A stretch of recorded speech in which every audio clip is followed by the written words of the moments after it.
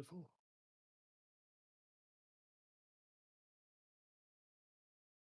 Okay, welcome back, folks. Seems like we are back from our technical difficulties. Apologies about that. And we're hoping we're going to be able to go live into the game between Bridgman and Augustus Caesar here in our top 16 at EMEA Continentals 2025 online.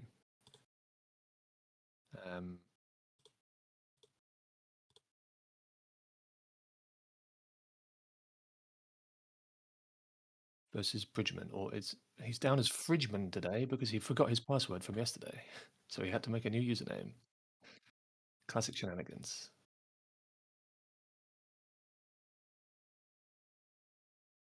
So we're playing, as I mentioned earlier, but with some cutoff, I think. We're playing our top 16 today, double elimination, except that it's in fact 2nd through 17, because Dav's the top seed had to drop, being unable to play today. So we have 2nd through 17th playing instead. And we're in the middle here of a game between Augustus and Bridgman, two big names of the European and global Netrunner scene, as people will know. They've both placed highly in and/or won Continental Championships themselves in the past. I believe Augustus top cut at all 3 Continentals last year, impressively.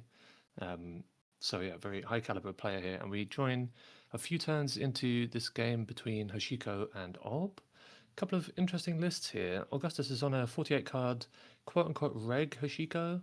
We've got Kiko, we've got companions, but as you'll notice, we also have Matryoshka, so porting in the popular breaker solution that Criminal have been playing a lot lately. Augustus has decided that's the best way to go for breaking ice in this particular Anarch deck. The Hoshiko also has a bit of spice in what is becoming a trademark for Augustus, which is the cheeky 1x Demolisher as a second console, to presumably for asset matchups.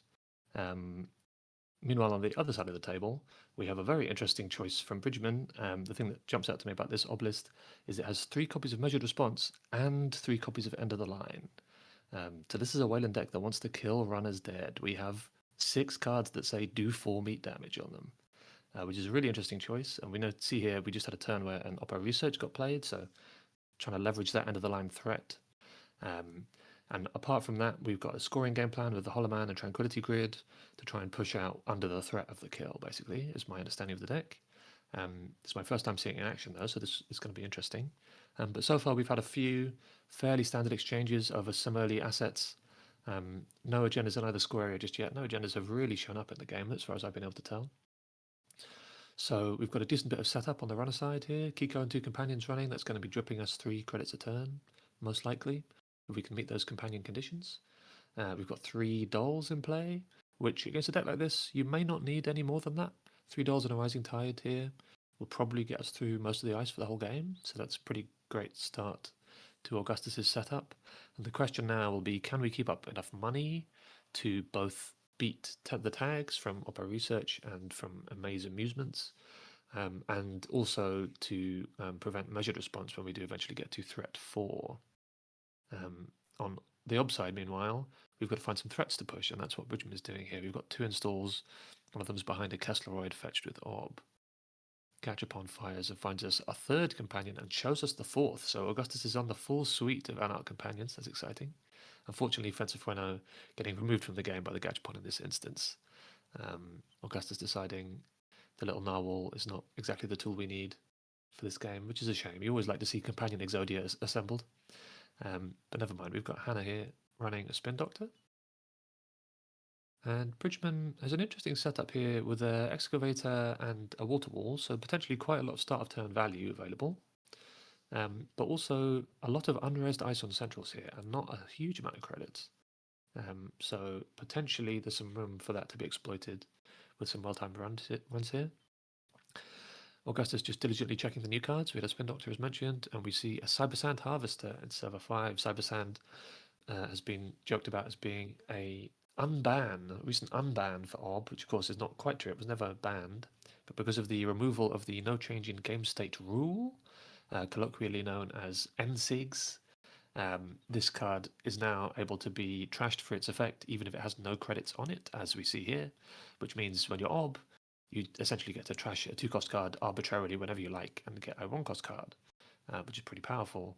Bridgman here opting for the Tranquility home grid, which is a very nice economy engine to keep pushing those threats, keep Augustus busy in the remotes, and not worrying too much about centrals, and then potentially maybe getting into range of a kill if they slip up. So this is seems like we might be settling in for a longer game here. What turn is this? This is turn somewhere in here. It will tell me what turn it is. Turn 9, I believe. We're going into Bridgman's turn 9, yeah, with no points on the table. So this is going to be a game that goes for a while and then ends all at once, would be my feeling. Two excavators on the table, so some redundancy there. Usually, as Ob, when you install the second excavator, that means you're going to get to stick one of them for the whole game. It's pretty hard for the runners with their modern runner economy to come in and trash two different full cost assets that aren't going to actually win the game for the Corp. But with the excavator ticking, that's a lot of options. Bridgman gets to search his deck every turn for whichever card per res cost that is most useful to him, and continue just creating threats on the board, which is going to be the name of the game because, again, what Bridgman needs here is for Augustus to be forced to think about what's on the table and not finding points in centrals with that twinning that we've now developed. Hannah here runs into Afshar, not its perfect position, but it's an ender on ice, and one thing that Bridgman might be looking to do here is just stack a few ender on ice, enough to try and force out some more of the dolls, more copies of Matryoshka, because with only two on the table, the kind of big downside of this breaker is you can only break so many ice in a turn, even though it can break any type of ice. So if we have a server such as this one with two ice on it, and then Bridgman's also able to present a threat where Augustus needs to run another server later in the turn, then that's going to be potentially difficult, depending on how dull limited we are, to coin a phrase. Here we see Cybersand actually used for its text, a rare thing. We're getting those 2 credits back for the res from this ice res. So, and interestingly, Augustus choosing to jack out, given that it's only a Cybersand in the server. And if you were to access, all that would happen would be that you would the Cybersand would get used, and a different thing would pop up somewhere else that you'd have to go and deal with anyway. So Augustus just conserving some credits here, eating the tag from the failed Hannah run, clearing that, setting up a nuka. And we're down to 15 cards in stack here of the 48 we started with. I'm just going to double check if there's an Ashen Epilogue in this deck. No, it doesn't seem that there is. So that's all the cards we're going to have for the whole game. Which potentially, again, with this game already approaching turn 10 and no agendas found, we could potentially be looking at a bit of a stall out. Running out of money, although we have companions to keep us going, but running out of cards is a big worry when the opponent has so many deal 4 meat damage effects. Sometimes doesn't matter how much money you have, you can still lose to enough copies of Measured Response if you have no cards left, and you have to try and pay every time while still contesting the board. That's going to be tricky. Bridgman, though, having a think here, presumably deciding what the best option is for these 2 back-to-back ob triggers. We're going to get one from trashing the Cybersand Harvester, and then we're going to sell something to Excavator. So the lines here is a really branching web of options for Bridgman. We could see any number of 1, 2, or 0 cost cards emerge onto the table here. Quite often a Spin Doctor. Once your Excavators are established, a Spin Doctor would be your go-to 0 cost. And with the Trank in play, that's probably the highest priority 1 cost card. So we could see a wall-to-wall, fetched another Tithe. This deck runs 3 of the 1 cost dice, the only 1 cost dice in standard, I believe. There's also a couple of other interesting splash options. We have an Amaze Amusements and a Hollow Man in the deck. We've fetched a wall-to-wall on the Tranquility Grid, yeah, very nice. And we get 2 credits back from the grid and 2 from the Harvester, so that's pretty good economic play. Drawing for wall-to-wall, and now we're going to make that decision about the Excavators here. But yeah, I mentioned the influence of this deck. So it's running a Hollow Man, so a nice fetch here. You could, for example, fetch the Hollow Man off this Afshar and immediately score an agenda from hand if you wanted to. Instead, we've trashed the wall-to-wall and looks like we declined the ob trigger. That's interesting. So we might have plans for it later in the turn here. Or we just didn't fancy a zero cost thing. Oh, I've just noticed there are 3 spin doctors removed from the game. In those early exchanges that we missed, all of the spin doctors have left the game, which is a huge difference to how the ob has to play the rest of the game now. That's going to make a really big difference, because that means no recurring measured responses later where it's threat 4. That means no more putting back the crucial assets at the right costs that you want to search for at the right time. And that means that potentially, with a bit of diligence, as we're seeing here, Augustus could run Bridgman out of every relevant threat that isn't an agenda. And then it's just a question of touching cards and stealing points. So, very interesting. That's going to change the texture of this game quite a lot and explains why there was no ob search off of the wall-to-wall there, because without Spin Doctors and with 2 Excavators already in play, there might not even be another zero cost in the deck. Yeah, a quick look. Seems like there's 1 more Excavator in the deck somewhere, but you don't really need the 3rd one.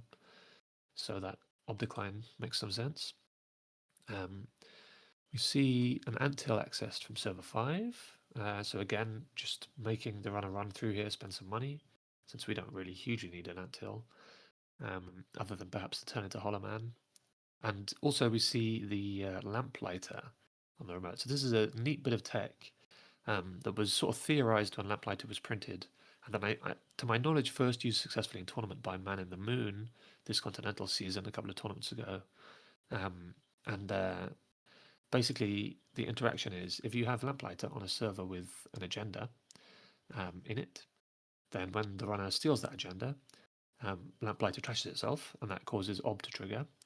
And all this happens while the run is still technically ongoing, even though there might not be any cards left in the server. So you get to search for a 1-cost card with the trash of a 2-cost Lamplighter, and the 1 cost you search for is a Maze Amusements, which conveniently has text on it that says, at the end of the run, if any agendas were stolen during this run from this server, you give the runner 2 tags. So it doesn't have to be there itself at the moment of stealing. So that means essentially that if there was an agenda here, then running on it could mean stealing it and having to deal with 2 tags immediately afterwards. So that's possibly part of the reason that Augustus has chosen not to contest this server here. Although, yeah, with a Hanno in play and 2 stone ships, you feel okay at your survivability for now. Again, all of that is dependent on how many cards you have left, and we are down to only 10. With a Gachapon installed, interestingly, which would be taking 3 more cards out of the stack. I'm not sure if that's something we're necessarily interested in here, but Augustus might be looking for something that I haven't thought of. Oh, and here the Hollow Man has arrived. Okay. The tentpole antagonist from the Liberation Cycle, a mysterious, many-faced virtual executive of some kind. I'm not up on my Hollow Man lore, but he's certainly an interesting, bizarre character and a very powerful Netrunner card. So we've fetched here at the start of turn, which means if this is a 5/3 agenda in the server, such as a Basalt Spire, or there's 1 of SDS drone deployment in this deck as well, then that could get scored straight away. But interestingly, we've clicked to draw once first. So not a 5/3. We're going to score on Azef, and that's going to get us an ob trigger by trashing Tithe in this case. But since it's a 1-cost again, we're probably not fetching a 0-cost with this ob trigger. Looks like Bridgman may have realized this and is going to reconsider that trigger. Scoring Azef always an interesting process. It's the only agenda that sort of requires you to declare that you're scoring it before it's technically scored, because you have to pay the additional cost. Creates some interesting timing, quirks, shall we say? Particularly in ob, where your trash itself creates another trigger, so you're resolving that trigger during a cost being paid. It's all sorts of interesting for those rules nerds out there, such as myself. But in the meantime, we're just going to have a think about what the most valuable thing to trash is here and whether we want an ob trigger or not. Again, as this game goes on, we've still not had any runs on central servers, at least while we've been watching. No res ice. Bridgman has a lot more credits now, so could res pretty much any ice on any of those servers. And Augustus's approach here, it's an interesting one. They were diligently checking every card in every server until this past turn. Again, presumably because of the Lamplighter Amaze threat. And that means that we're going to, presumably, after Bridgman's done some more thinking and drawing, we're going to get this score of the Azef. And then we're going to have some points on the board at last, which is important for a couple of reasons. One of them is, as this game goes on, it actually pushes us close to victory, both either by getting to 7 points or by just Bridgman maybe just being ahead when we get to time, which is starting to look like a distinct possibility, assuming one of these players doesn't just deck out and lose for that reason at this time. But also it pushes us closer to threat 4, which turns on measured response, of course, which you can't help but assume somewhere in that 8-card hand, Bridgman is holding some number of measured responses and end of the line, since there are, as I mentioned at the beginning, 3 copies of each of those big Haymaker meat damage cards in this deck. Really impressive commitment to shooting runners. So, yeah, in fact, I wouldn't be surprised if there are some copies of those cards face down in archives after that discard, because there's only so many kill the runner cards you can hold in hand, when you've also presumably got some agendas to hold. There's 8 total agendas in this deck, 15 cards left in R&D, 5 in HQ, and 1 in the score area only, so 7 agendas somewhere between those 15, 5, and the 4 face down in archives. We see the Holoman dealt with here, and also notably this remote drastically shrunk on Bridgman's turn because both Azef and the Lamplighter ability itself cleared ice out of the server. So now that previously discussed ability to potentially tax out the dolls, especially with the 4th doll on the board, is looking like it's probably not going to come up in this game. More like we're going to have to force Augustus to run multiple servers to tax out the dolls. But unfortunately, yeah, those 3... Sorry, go ahead.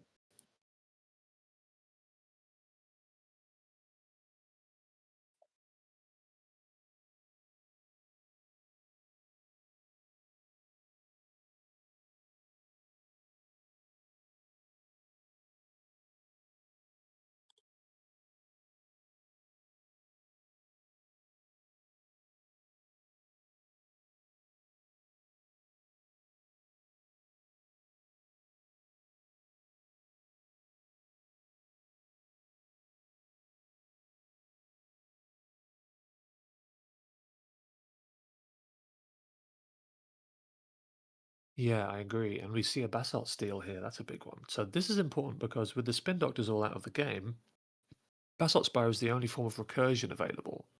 And I was just thinking after that Holoman got trashed, well, with that Holoman gone, how are we realistically going to score agendas in a way that doesn't result in Augustus just touching them on their way through server 5? Yeah, this is one way of doing it. If we're going to pick up either our scoring tools or in this case our retribution threats, our Opera research, to start punishing that with Basalt Spire. And here we go, we have a central John. So Augustus presumably thinking, well, I've stolen the agenda already this turn. I know there's an Opera research in hand that's going to get played next turn, so it doesn't hurt me to steal more agendas this turn.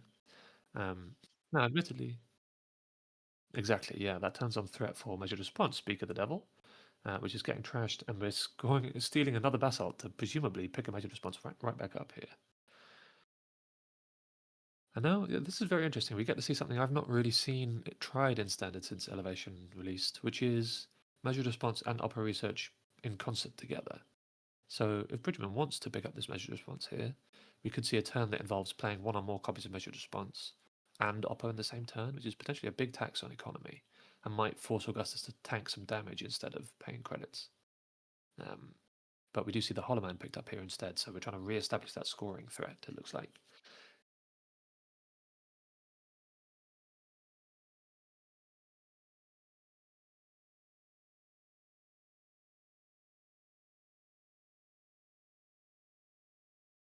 Yeah, absolutely. A big question here is, can Augustus close this game before those 6 cards in the stack get run out? Because once you're down to less than 4 cards in the stack, the Stoneship chart rooms cease to be as effective. So that's going to be the question. Unfortunately for Bridgman, with 6 points now in Augustus' score area and 3 twin encounters, 13 cards in R&D, 5 agendas in the game, reasonable odds that if Augustus needs to just Hail Mary onto R&D, they could do that. and find a way to win. So yeah, tricky game to figure out from here as Bridgman. Presumably, we're going to need to try and make some powerful kill threat cards stick this turn, and then go from there. Let's see what Bridgman decides to do.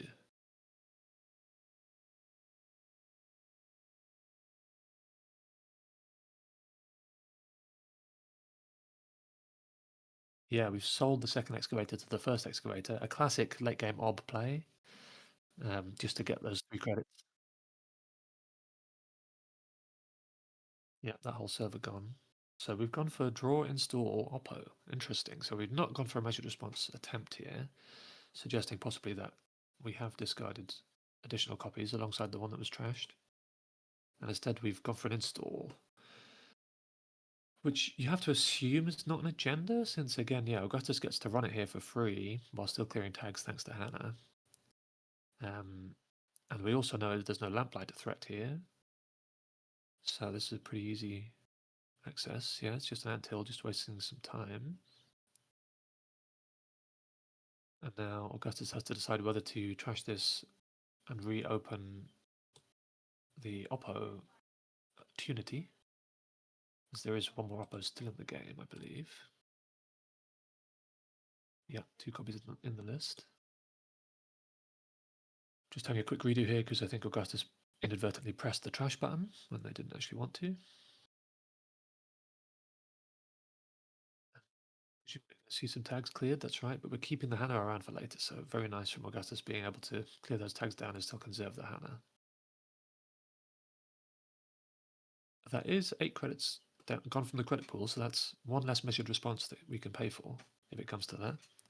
And it was a successful run, so with some cash coming in from that anthill and some cards, this might be the turn that measured responses start to get played.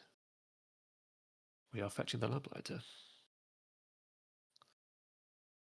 Trying to establish this threat again of the Amaze fork, but with only 8 cards in R&D, it's going to be tough to push this fork in a way that stops, yeah, and to stop Augustus from just finding enough points on the way. But here we go, measured response. We're going to drive by this skyscraper that Hashiko is hacking in and try and blow it up. And we'll see what Hashiko wants to do. Taking the damage.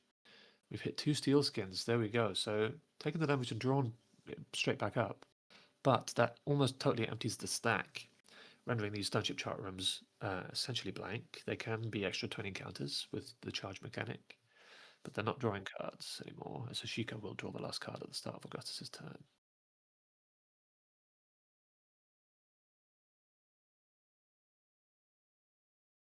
Unfortunately, with no 0-point agendas available, the Amaze Fork isn't going to do a ton with Augustus on 6. So we're just putting this here as presumably as bait. If it's an agenda, it's a bold one. We can just get in with Hannah and Dolls.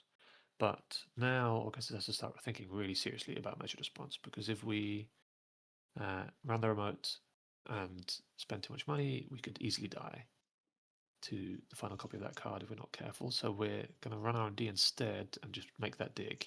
Try and close the game out here. 3 accesses. Miss. Interesting. So presumably that means we're probably going to go for HQ here as well, and or archives, because yeah, you've already made your successful run for the turn, so you're already vulnerable to measured response. You just want to get this game over with. So we're going to see 3 cards in HQ here, one would assume.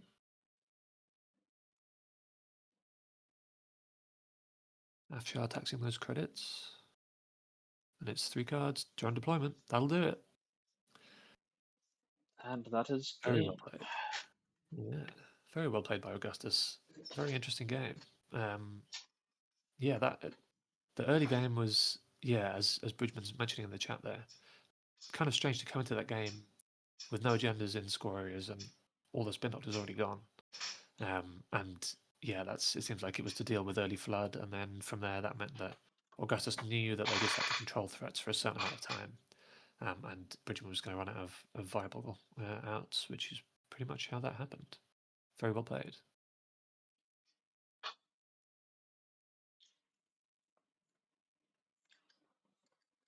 All right, well, I believe we have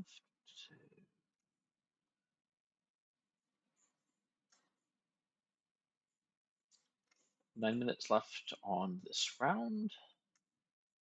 Would you Looks like like there was an to extension. I'm gonna try and try go and hop from in the one of beginning? these other matchups. Yeah, I mean, my personal bias would take me to the Torpedo Tyrus Rotom Appliance match, as Torpedo's a teammate of mine. All right. To be overruled, but I'll go and check if they're happy to be streamed. Excellent. There we go. Janet will load this for me. Interesting. Okay, game's still going.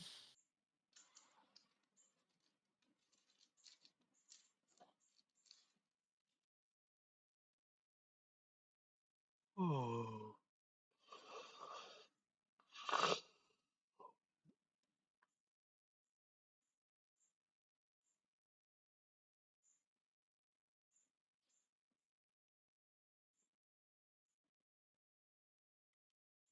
Just waiting on one of the players to confirm.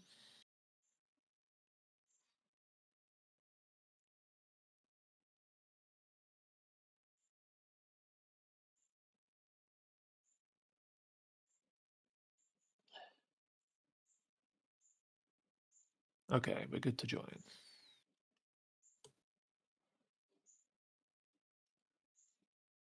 So we join in the middle of a quite dramatic board state here.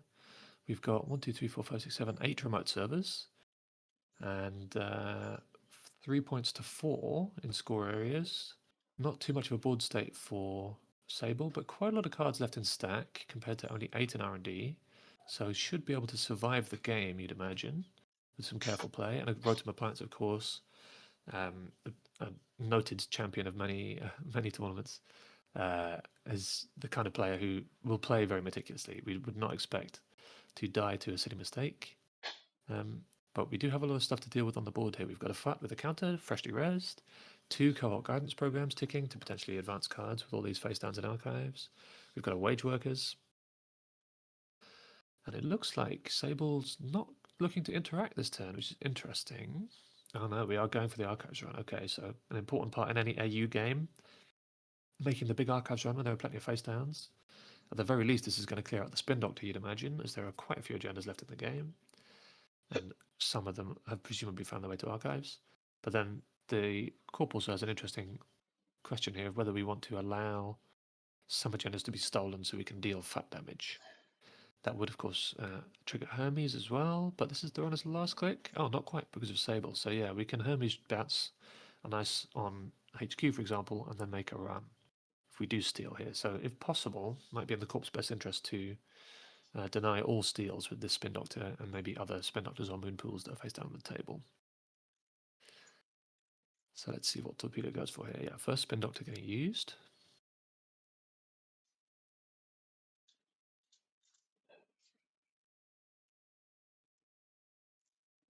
2 face downs going in.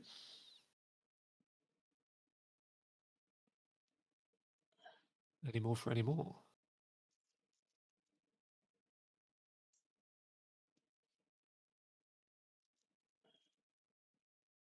Clearly thinking about it. Or trying to give the impression that they're thinking about it, maybe. So potentially Moon Pools. Other option here. Yep. Is another Spin Doctor being rezzed? Yeah, so that's card neutral in terms of how many cards we have in R&D. And that is no agendas accessed. Okay, so of the cards in archives, the only one of note is the petty cash there. So provide Torpedo with a couple of clickless credits on a future turn. But for And a now, bit of it's going to be ice. one more click for Sable. Yeah, one more click for Sable here to interact with the board if Rotom wants to. We have 7 cards, so we could try and touch this face down to server 4, for example, if we've not seen it already. Take a couple of fat damage, but still end the turn on a healthy number of cards. We could poke a central server. We're playing Bravado, so we're going to run something with ice. Maybe the fat, yeah. We're going to take a damage from this anemone and get rid of this fat. Notable that we have relatively few ice breaking options in play. We do actually have a Kurapira and a Revolver already in the trash, presumably lost to net Net damage. damage would be my Not guess. sure. Yeah, not sure how many copies of of the icebreakers we have in the deck, but let's have a quick look. Okay, it looks like we have, yeah, 2 of each kind of breaker. So there's still a second Kurapira and an echelon somewhere for Rotom to find. If this game even goes long enough for more icebreaking to be necessary, as I say, just the 10 cards in R&D, and AU can go through them really quickly if it wants to. If we decide to fire the egg ability here, I've seen that the would be 2 cohort more guidance cards on the board. program, but even cohort guidance will start running through these cards. Yeah, so we've elected to just get your credit from the Blood Hort and use 1 cohort trigger, so just drawing 1 extra card, or well, not drawing exactly, but digging through one card further into R&D. And now we have a petty cash for 2 credits and 3 clicks and 8 cards to do something with to represent some threats to this runner. With relatively few icebreakers, it might be that over-installing this cohort in server 1 is a useful option here, as the server that's hardest for the runner to challenge.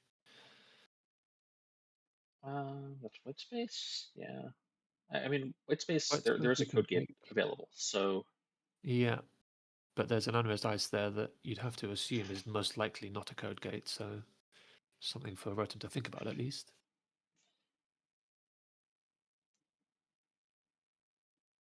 We're going for the upper research, okay. Big upper here. So there is a no free lunch in play, so we can clear these tags and still have a click if we want to. 2 clicks of it, one of those is a Sable run. The threat here, of course, being some kind of kill with end of the line, and there's also a scoring threat minescaping. now. There's face down cards. There's a card in archives. This could be a Regenesis setup. This could be a pre-install on a moon pool, something like that.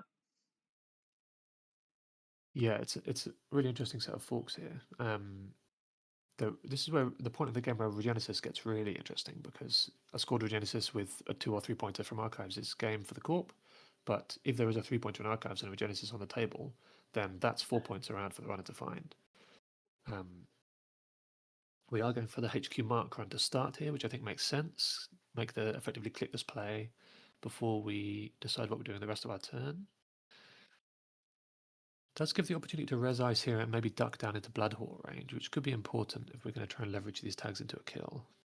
It But does, but again, ducking down there's credits could two agendas around. potentially close off some moon pool lines, or even some advancement lines Okay. just due to credit totals. Yeah, absolutely. I mean, yeah, we've still enough cards in R&D that we can happily just trigger our cohorts for more credits if we need to. We are seeing an anemone here, so this is pretty big. Gonna tax cards for Rotom here.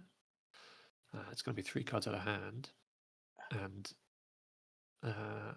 another card into archive. So if we hadn't already set up Moonpool or Genesis, we've been given another opportunity to. And presumably this is going to cost Rotom a click to click Nuka somewhere along the line here this turn. We see a fat resed, but only a white space accessed. So that's either communicating or bluffing that there are in fact agendas in HQ for the runner to come and touch. Now we have a TO joining, so that is time on the round. Very interesting. Time on the round. So 4 clicks left for Rotom, but Torpedo will get a full turn, which can potentially be used to kill if there are still tags on the runner at the end of the turn. But the runner is behind on points, so interesting. This is going to be a really interesting final turn here, as Rotom has to find points to not lose the game on time, but also has to try and do so in a way that doesn't leave them dead to end of the line. Should probably, while I'm saying that, just check that end of the line isn't already in archives. No, it is not. 1 Mindscaping is, but we have some number of Mindscaping and another line still left. Yeah, 1 more Mindscaping, 1 more end of the line available. So potentially quite a few damage if there are still tags on the runner left. Yeah, Rotom putting it in chat, exactly as we say. Got to find at least 1 point and not die. It's a challenge. And also, even if you do find points and manage to create a situation where you don't die, if that's a Regenesis in server 12, then you might still lose the game on points. So Very interesting setup here, and I expect we're going to see Rotom have a good think about this. But yeah, making the fairly obligatory Nuka click. This makes it much harder to kill you at least, and potentially gives you some options. If you find an icebreaker, for example, the barrier breaker to get us into R&D, that might be useful. Lots to think about here. And we have a class act decision to make as well. Okay, looks like that was a fairly straightforward class act decision. 3 more clicks and 4 tags, which we could in theory clear all of, but not likely to. With 5 cards in hand, we can't die at 1 tag, unless, well, we can actually with Bloodort in play. So there's a case for clearing all the tags, but then you lose on time. So we're going to have to risk at least 1 tag here. The question is, can we touch a point in this next click and then clear down to 1 tag and force the corp to have every kill card here to finish you? Or do we need to run a bit more to try and find those points and then I think it has maybe to be be trying to taking find the more damage? points, like with the cohort guidance draw and the AUCO draw. The corp can see basically, you can see a vast majority of the cards left in R&D. Yeah, we've got So 2 from cohort, 1 from mandatory, 3 from AU. Yeah, so we see 6 out of 8 left. So we basically almost guaranteed to find end of the line and mindscaping. Another approach, though, oh, interesting, class act. That's a big install. A clever overinstall on the class act. Okay, so this means we're going to end the turn on at least 8 cards now as it stands. Much harder to kill 8 cards. That actually survives Bladderwort, Mindscaping for 3, and end of the line. So we need to pull 1 more damage out of somewhere to make this happen. well, it is this Although anemone. Anemone is 1. Yeah. Interesting. So we're going to want to steal here and then draw a card. That's optimal. Axis end of the line. That's not a steal. And we see the Kurapira gone from hand. So Rotom obviously deciding that the click to install Kurapira not worth the chance of potentially stealing from R&D. Or maybe this is the bluff, the potential bluff of resing the fat, suggesting an agenda in HQ paying dividends here for Torpedo, making Rotom think that is the right server to run when it may not be. So now we're going to be at 7 cards at end of turn, which does die, we think, to end of the line Mindscaping Bladderwort. But you could go and just trash this Bladderwort here as your last action. That loses on time. Like you cannot crash the Bladderwort as your last action. That's right. Gosh, what a difficult board state. So it has to be just run and hope that the Mindscaping is in the bottom 2 cards of R&D. That seems like the position we're in. It has to be pick Archives or pick Server 12. Yeah, we've picked Archives.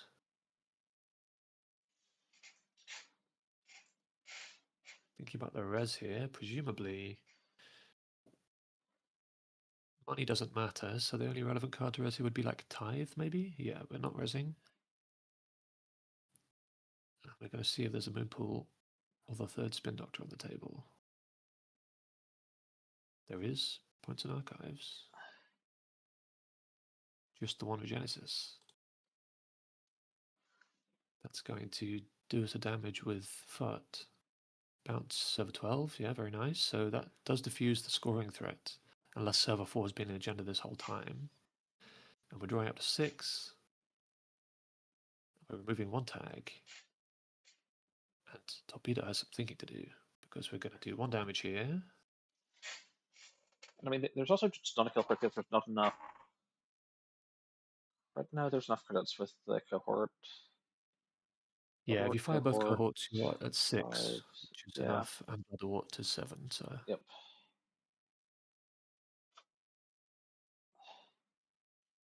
So unless, just double check Mindscaping's in Archives, but I think there is only 1, yeah.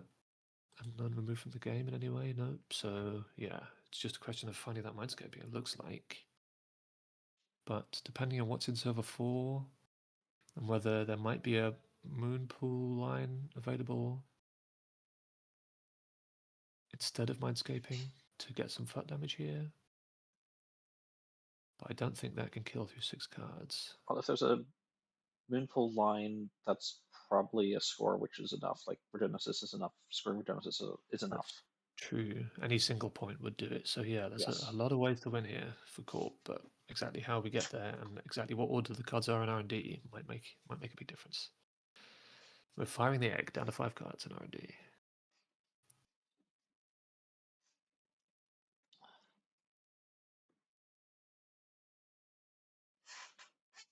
We're firing cohort down to 4 cards in R&D.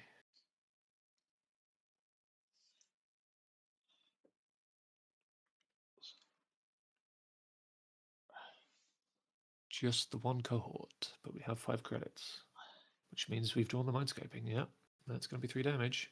And end of the line, credit perfect. Wow, what a dramatic final turn. Very exciting. Notable there as well that at 4-4, with Torpedo being our 17th place player who got into the cut after Davs had to drop. 4-4 would have lost on time, so yeah, it had to be kill or score there, and we did get there. Very dramatic. Exciting game.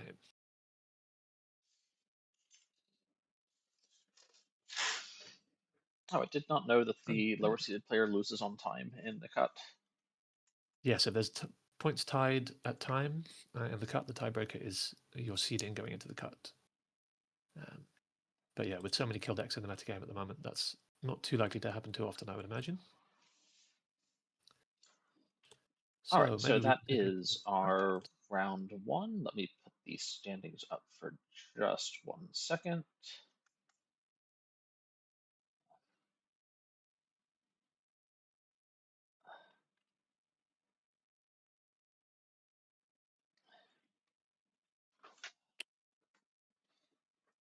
All right, I've got the bracket up for the moment.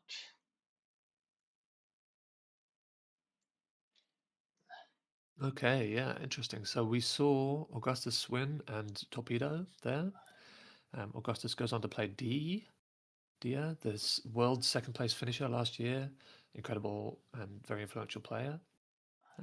Who beat Not Again, another quite influential player from the West Coast, I believe, who tends to post particularly interesting and provocative decklist write-ups. And then Ziat, of course, everyone's favorite Netrunner travel writer, as won his game. We have the big Unit 3K and beating WoW Warlock. Experimental Data Core beating Source, Prof Wacko beating Chunky Seal, and Bucket Hat Ben, a friend of mine from here in the UK, beating Sunponis. So that gives us our next round. So nobody eliminated just yet, just in case you're not aware. Double elimination is, as the name suggests, a format where you are eliminated when you lose 2 games. So nobody eliminated just yet, but these players down at the bottom of the bracket, Rotom Appliance, Minstrel, Bridgman, Not Again, Source, Warlock, Chunky Seal, and Sempernis, are now on their last life. So if they lose another game at any point, they are eliminated. And for 4 of them, that will be happening in this very next round, and we'll be down to a top 12 from our 16. Mm-hmm. So are there any matchups that are catching your eye here? Oh, well, let's have a look-see. Having watched Augustus already and Torpedo, I think, shall we go to an elimination game, maybe? Sure. We could Let's catch watch some players Source while they're still play with us. Warlock. Yeah. I think Warlock is always an interesting player to watch. A friend of mine and co-conspirator in the great Eternal Breaking at Worlds 2023. And also the format lead for Eternal these days. And as you might imagine, brings some of that kind of high octane creativity from that Eternal format into his standard deck building as well. Part of the legendary trio of Italian players that have really shaken up the competitive scene and the deck building scene for Netrunner in the past few years, along with Tuno and Koga. And yeah, always a pleasure to watch Warlock play. And Source is another UK player, just one of the loveliest people in Netrunner, in my opinion. Big fan of Source. Always good to see him do well. He's on the team, relatively new testing team known as Scrubs. And while Warlock is a tiebreaker, of course, one of the leading members of that testing group. So a big battle of new versus slightly less new testing groups on table 11. I think that would be a nice game to watch. Excellent. If you want to hop in and check for us. Yes, that is.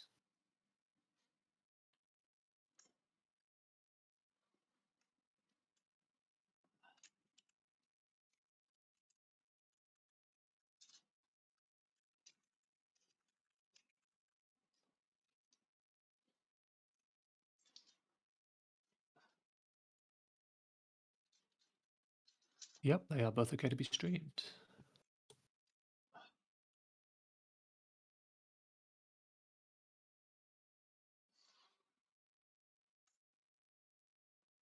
So I'll just crack into the deck lists here. So we have another Hashiko vs. Ob game, but quite a different Ob from what I'm looking at. Yeah, so this is very exciting. This is an Ob variant that we've seen very few players actually bring to tournaments recently, but did have a very deep run in the hands of Ryan Bant-Wins at last year's EMEA in Bergamo, Italy. This is Mutually Assured Destruction combo. So the basic principle here is as follows. Mutually Assured Destruction is a card that designed by Whiteblade, a champion card. It's full cost triple operation, so it costs all 3 clicks. It says trash any number of rest cards, give the runner 1 tag for each card you trash this way. But of course, because it takes 3 clicks, it's hard to do anything with those tags. So what the Ob deck will do is it will play, first of all, a Nano Management to gain a click, so it has 4 clicks. Then it will play the Mutually Assured Destruction, leaving it with 1 click left, and trash a number of cards, including either a 4 cost or a 3 cost card, which means with Ob, you can fetch either Bass Chiraboga or Wage Workers. Bass you can then pop to immediately give you a click, so you have 2 clicks left, or with Wage Workers, when you then play End of the Line to leverage all the tags you've just given and deal 4 damage, you'll get a click for that being your 3rd operation of the turn. So either way, after doing all that, you have 1 click left for the 2nd copy of End of the Line for an 8 damage combo, which all it requires is, well, quite a lot of credits, 14 credits I believe, and the right number of res cards on the table.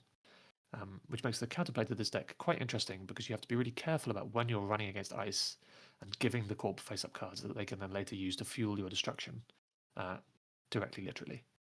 So yeah, it should be an interesting game for Warlock to navigate. I do think Warlock is pretty experienced though at dealing with these kind of kill combo ob decks again from Eternal, and from Standard, where I believe Warlock was one of the few players who played the 70+ card Ob deck from last season, which was also playing Mutually Assured Destruction, but in a slightly less combo-y fashion. So yeah, we'll have some experience here, and it'll be up to Source to try and leverage potentially some misdirection to land the combo despite that experience. Just taking a little look at the list here of Warlock to see if there's any relevant tech. So we do have 2 copies of Stoneship Chart Room, which with both of those in play, you then effectively have a hand size of 9, so the 8 damage combo does not kill you. So that's pretty important. And that would require some other kind of interaction from Source. Something that Ryan Bat-Wins did in multiple games in the cut at EMEA last year was just fire the combo twice. It was just do it once, do some damage, force out the stone ships, and then shuffle back the pieces with Spin Doctor and go again. Interestingly, another addition to this deck, though, that I don't think was in those older builds, is that Source is playing a Reaper function. So if we fire Reaper function at the start of turn and use that to fetch Wage Workers instead, and then combo off, then we can in fact do a 10 damage combo, which would kill through 2 stone ships. So that's something that Warlock is going to have to watch out for. Now there's also a potential angle in that the full combo does generate a lot of tags, and occasionally there are lines where you generate too many tags or the runner is too low on credits, and you can just kind of spend the clicks. Like you force the stone ship pops and then ship turn again. If there's not Yeah, the for sure. economy to sit through the tags. Yeah, absolutely. Yeah, that's the sort of intended quote unquote use case for mutually assured is to give a lot of tags past the turn and then see what the runner can do about it. And that is still an option here as well. That is still something this deck can do, but it does require a lot of res cards, which again will to some extent be within the runner's control of how many cards get resed here, based on how much running we're doing.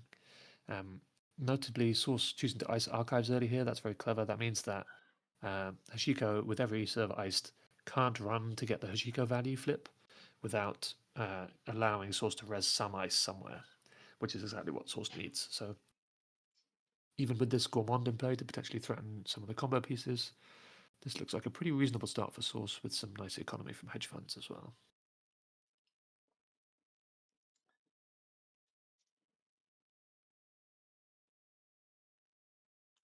No, on that, But we I've are not been seeing a run tracking here. the evolution of the Mad Combo lists, but I remember them historically being relatively light on ice, just because as the corp, you don't have a lot of control over when your ice is run, and Mad Combo really needs res cards, if I recall correctly.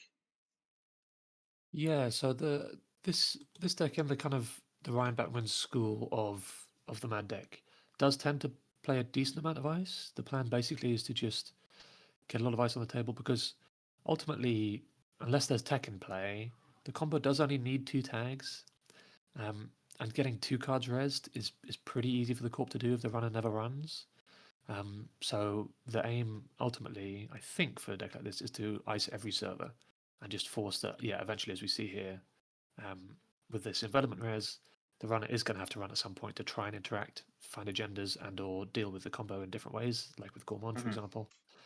And that will result in cards getting resed. So yeah, now we have the 1 resed. And if we make a bit of money and that card in server 1 is a card of the right cost for us to trash, then that could, we could be seeing the combo within 2 or 3 turns from now. So it is potentially quite threatening, but we do need to get that money up first as source. So that's something to keep an eye on as the runner here. And yeah, just checking the uniced servers is diligent. Yeah, Spin Doctor seems like the most likely. Spin is a nice one for preventing the Hijiko flip. But yeah, you just do need to make sure you're checking those uniced servers because if you let a card that was resable sneak through that you could have interacted with, that could potentially be the difference between winning and losing. Another barrier on centrals. Good ice draws from source here into the icebreaker draws of Warlock. So no Fractor as yet in evidence, and barriers on HQ and R&D. Nice place to be as Corp. The fabled 1 credit res on Maskarovka. Also, that notably is a 3-cost card res. So if that sticks around, I'm not sure if Warlock has any ice destruction. That's something to look for. But if that sticks around, that is the combo potentially online. Just all we need is credits and, of course, the right cards. Looking through, I'm not seeing any ice destruction in the list. So yeah, that Maskarovka is going to stick there for as long as Source wants it to. Meantime, we're converting the envelopment into a Winchester, slightly better HQ defense, and we're just using pivot to go and fetch a mutually assured destruction. This is something this deck does that almost no other pivot deck does, which is it never really uses the mode of pivot where you also play the card at threat, because first of all, we're not really getting to threat, we're not squaring any agendas, and secondly, we just need to put the right combo cards in our hand and have them sit there for a little while. So that's what we've done. We've put a mutually assured in hand. There's a threat here, and we've got yet another barrier. This is really unfortunate for Wild Warlock. Making some appropriate, I think, pushes to try and make the corp spend some money and maybe get to some of those trashable cards. But just barrier, meaning that we're not getting in anywhere. Maybe Oh, archives will get us archives. there. Bit of a think from source, wondering how much to spend.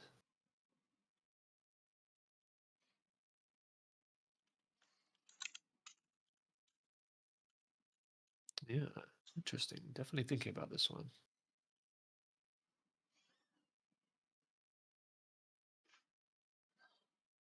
Let's see what other kind of economy is available to source in the list. We've got the extracts and the hedge funds that we've seen. There's 1 regolith, 1 wall-to-wall, and 3 anthills among the assets. So that's where our cash is coming from, basically. But this thing that hasn't been rezzed in server 1 for basically the whole game kind of suggests that it might be one of the combo cards. It might be a Wage Workers or a Bass or the Reaper function even. Which again is going to be important if we need to kill through stone ships here. We decide to let them into archives, so oh, very nice. And then playing the pinhole after we've already got our Shika flip, but now we're going to see if we can actually still get have our cake and eat it too by forcing the archives res. If we want to protect server 1 here. More thinking for source.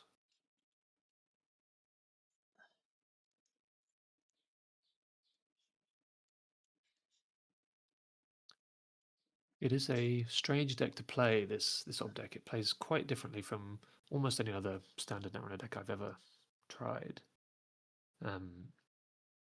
Just your priorities are really quite different to what you'd normally be looking to do in Hmm. a game of Netrunner. You're mostly not installing remote servers, but the ones you do install are really important usually. Um, so yeah, there's a big decision here about whether to protect whatever this is in server 1. No, we're not raising it. Okay, we're going to let it go. And it is the wage workers. That's big. So that's one fewer piece of the combo available. We can still execute the combo because we have a full cost in play and we have Bastia Boga in the deck to fetch. But of course, we still need a few more credits to be able to do that and the right cards. But if Warlock is able to find the Bass as well, then you get into a position where Source has to find a spin before they can execute the combo, and things start to get a lot more dicey. Yes.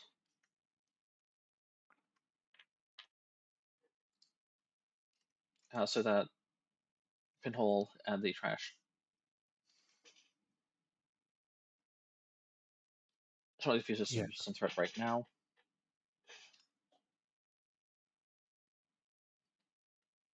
And then I think notably one other Warlock. thing is if there's not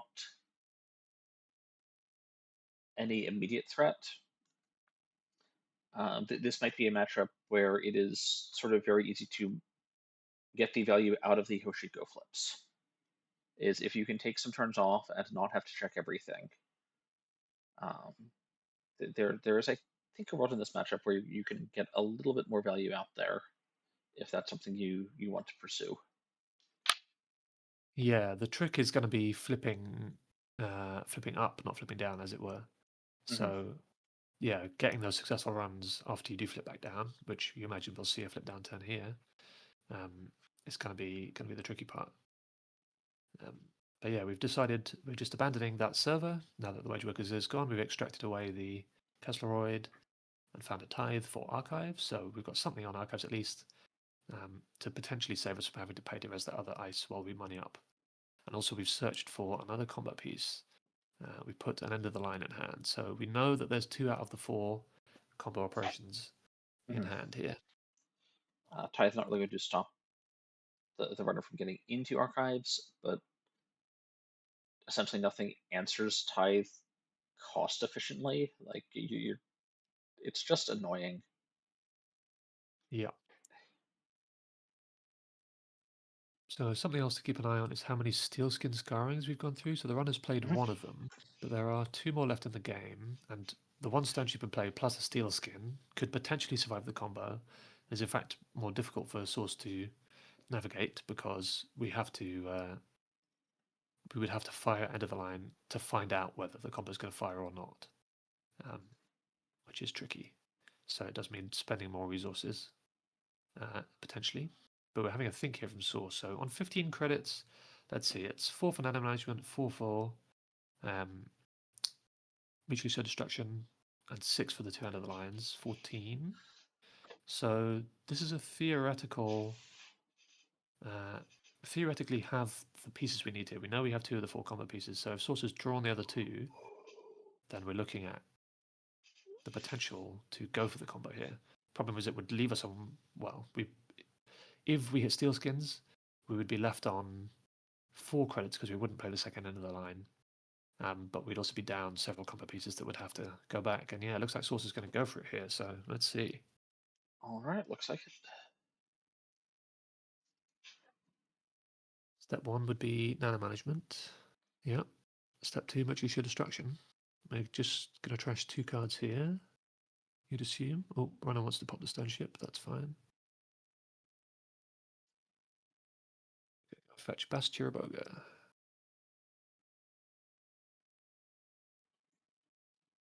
There he is, the man with the hat.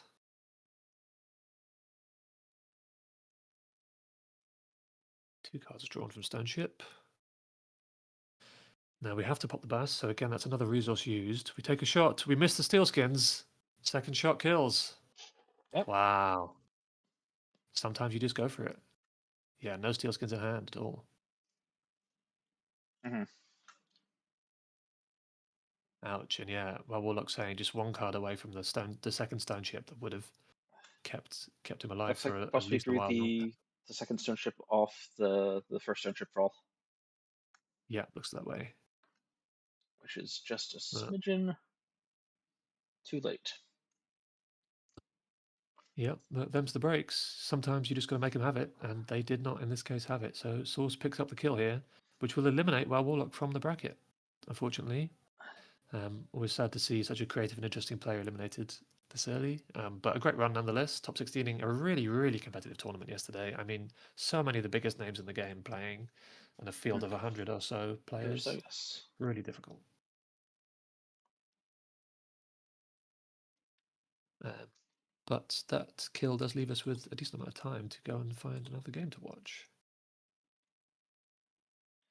So Indeed, let's and you still see. have looks like all of the other 7 games outstanding. Amazing. Okay. Do you want to see another elimination game or a top bracket? What do you call it? Yeah, Yeah, let's bracket keep game. going with the elimination games. Okay. Shall we?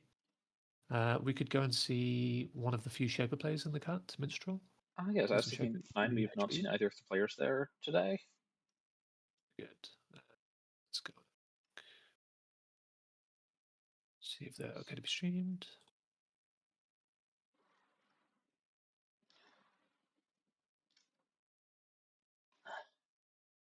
Yep, they're all good.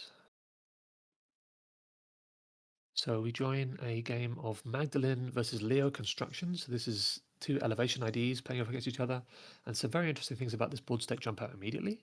Firstly, the corpus on just 1 credit Mhm. and has no ice on HQ. We've assembled the complete Shaper Shaper U. U. Yes, the colloquial term for this exact board state where you just put loads of ice on R&D in your remote server and you don't worry about HQ at all because you're not worried about Shaper doing anything horrible to you there, and any agendas you draw, you're just going to put straight in the remote server. However, saying there's There's only 3 1 ice on credit. each of server 3 and R&D is technically true, but seeing as 3 of them are unresed and Freedom Appliance has 1 credit, these are not terribly difficult servers to run through, especially R&D. Yeah, so you'd hope that whatever's just been installed in server 3 is some kind of economy card.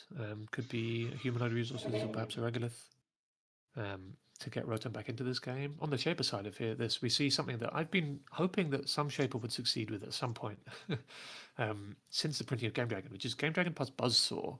A really nice little combo. It gets you through something like this Mick, for example, and many of the other powerful 4-strength code gates that are being played in Yes. standard at the moment for just a couple of credits, really cheap. And with the Palangi in combination, as we see here, it can also go through other kinds of ice Mhm. and maintain its strength throughout the run thanks to the Game Dragon ability if we do end up boosting. So a really efficient way to break a few pieces of ice here. Here also just But seeing as with you say, we my might need. favorite visual eye catchers with the Tower of Hosting. We have the Muse that's hosting the compilation that it has in turn grabbed a seamless launch. Yeah, I understand why they didn't allow Muse to host more copies of Muse. I think that's a sensible, balanced decision. But it is a shame that we don't get quite the same demon stacks as we used Yes. to back in the Leprechaun, Degdeer days. I do think this seamless launch is mostly just going to hang out on the compilation and just stay forever out of the corpse reach. Yeah, again, you're not expecting there to be agendas in HQ generally based on how the corp is playing. You're Yes, expecting them to just with end this up in the Shaper remote. U, I expect them to just flow through. I'm happy to just keep the seamless someplace where it can't be, for instance, spun back by that spin doctor hanging out in server 5. Absolutely. Yeah.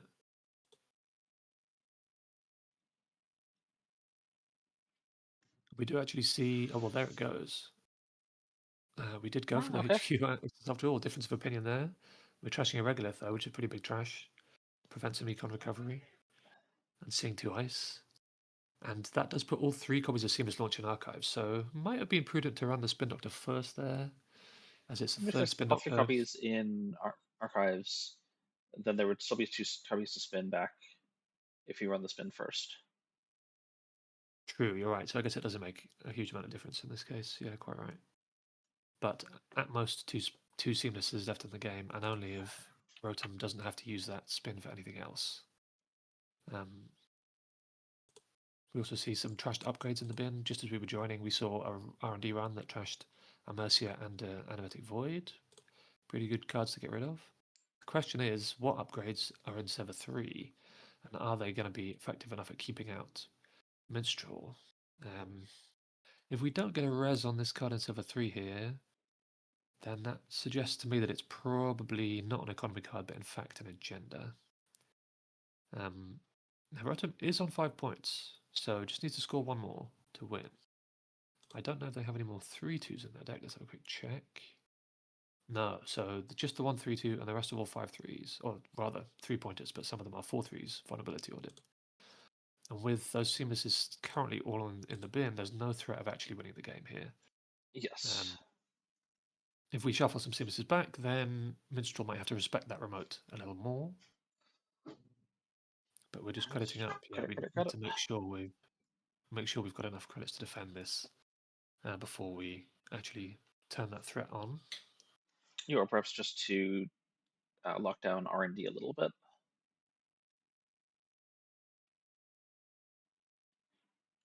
There is one pinhole threading in the Shaper deck list, and we've not seen it yet, not in the heap at the moment, so we could see the pinhole played on a key turn to clear out one of those upgrades in Server 3, hopefully make accessing the server a little easier.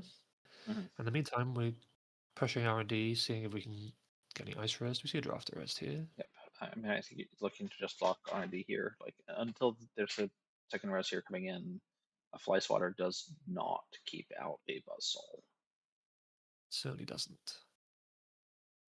Oh, we did go for the Palangi there to save a credit and some revolver counters on this drafter. Potentially just wanting to use those virus counters before another Fly Swatter shows up and clears them anyway. Use them for Fly Swatter, also just use them up, and then the Palangi is free to Symbol Chip, is free to spec work, is free to sell to Knick-Knack if there's a Knick-Knack in this list.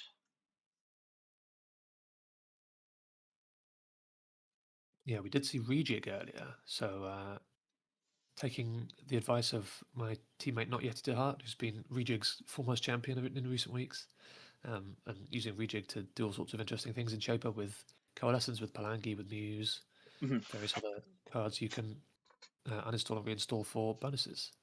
There are 2 copies of Knick-Knack in this deck, it looks like, but not yet found them. We do see a cataloger though, so this is some actual more significant pressure on R&D.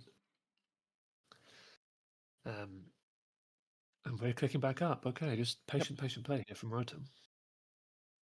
Although with this cataloger, I'm certainly thinking about whether I want to clear out the Spin Doctor first. Yeah, absolutely. And also maybe whether 8 credits off the Fermenter is enough. Yeah, if we've not been drawing agendas as Rotom here, then we could certainly consider purging, given that we're clearly happy to wait around here, making credits. Waiting around and purging 10 credits off the board would also be pretty effective. Let's see if Rotom goes for that here.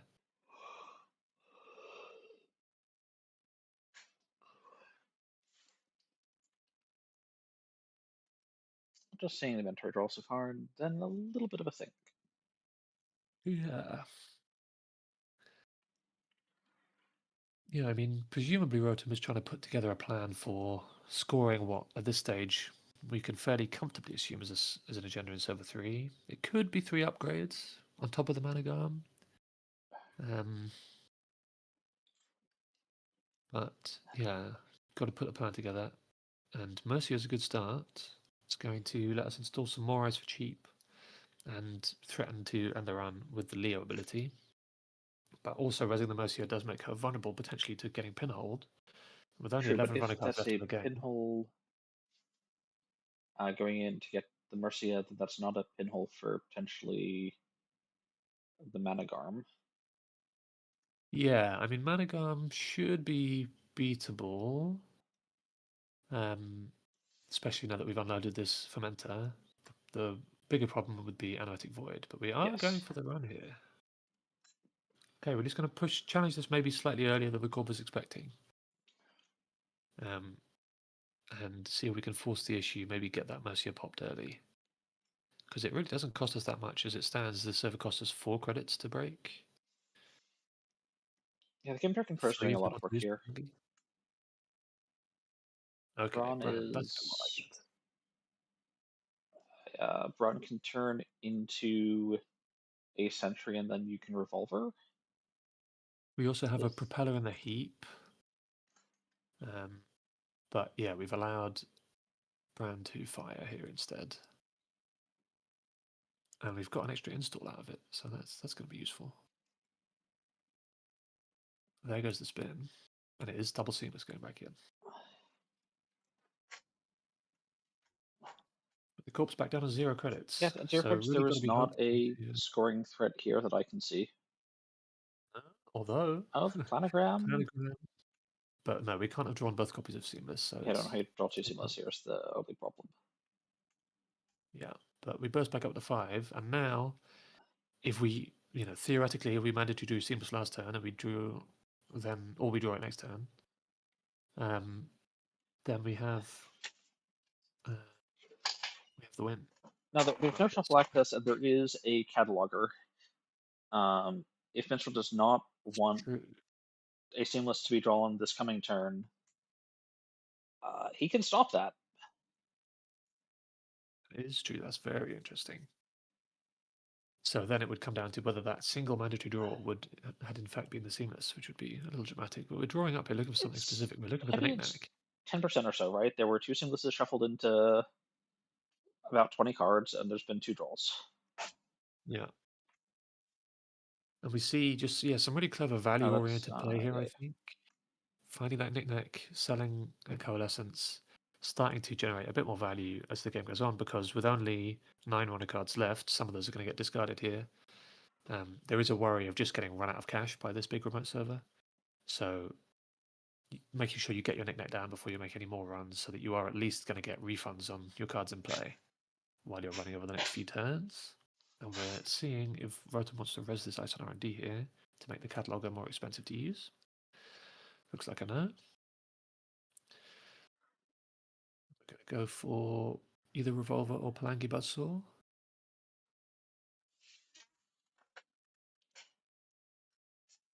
Just spends Revolver counters, that makes sense. And we break Fly Sorter for 1, and we get to use Cataloger to, as you say, deny the possibility of drawing Seamless. Oh, never mind. We're just going to access. Very interesting. Okay, just accessing to 6 points. But that means that either the card drawn last or this next card could be a game-winning Seamless if there's a vulnerability audit in the right here. Of course, it's possible the card in the right is the last send a message, which would make this a good bit trickier, as you need 2 Seamless.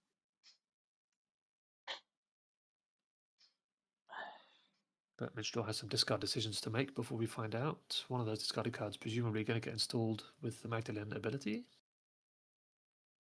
We do have 1 MU impressively despite this huge rig, so we can install a Propeller and draw our last card. Which is also a good method of challenging this Brawn. Makes server 3 look a lot more challengeable. Yeah, absolutely. And it means we can challenge it without having to use that symbol chip straight away or spend a ton of cash, so we get to conserve our symbol chip. For the Leo various... run, when you're bounced out the first time and have to run through the Brawn again. Yeah, exactly. We can then reinstall Propeller.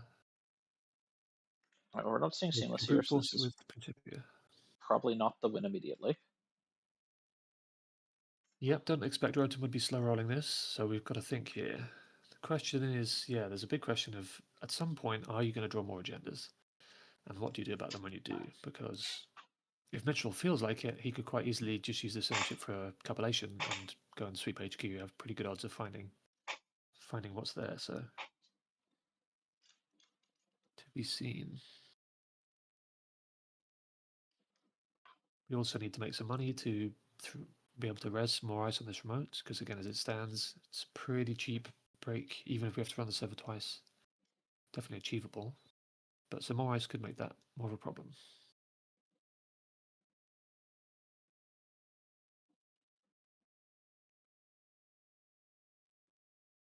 We also know now that with all of the runner's cards drawn, the one pinhole is in hand and is going to sit there until it's needed. So probably we can just use the pinhole to trade for a remote run by either clearing Mercia or by clearing a void, which would Mhm. essentially you pay 1 credit instead of however many the remote costs. Pretty good exchange. Yes.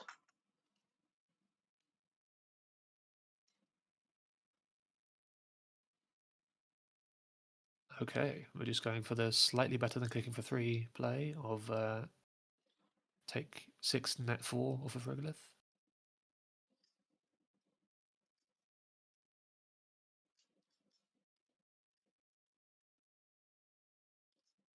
But now with Netrunner 6 points, that catalogue becomes a double threat of it's both digging 4 to find the last point, and it can prevent the seamstresses from being found. So yeah, it looks like that's what we're going for here. We're selling the Principia, the Big Apple, for 4 credits when it came down for probably just 2 or 3. Mhm. 21 credits and a reasonable rig running here.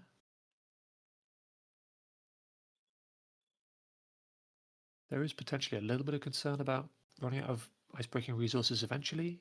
There's only so many propeller and revolver counters we can make, and Palangi counters. So that is And I true, but I don't think know. that is also sometimes a little bit sort of overemphasized. Like playing a normal breaker speed, especially now that we're out of the like cleaver buzzsaw double turbine days, you run out of breaking eventually because you run out of money to break with. And Yes, that's true. and Yeah. credit does not keep up when servers are. Ooh. Well, never mind. Yeah, we're definitely not going to get to that stage. It was just a vulnerability audit in the top 4. Yep. So a nice clean catalogue win there for Minstrel. And that will eliminate Rotom Appliance as well. Unfortunate. And Again, a Minstrel will pair of advance on. that caliber. Yeah. But this is the kind of highly competitive top 16 we have here. Even such story champions as Rotom eliminated in at the earliest possible All right, and it looks stage. like that was actually the last game still running, so we should be done with round 2. Amazing. So I'm going to put our standings back up for the moment, and then hopefully remember to turn our standings back off when I'm done looking at them this time. We lost the first 5 minutes or so of round 2 to be still looking at the standings.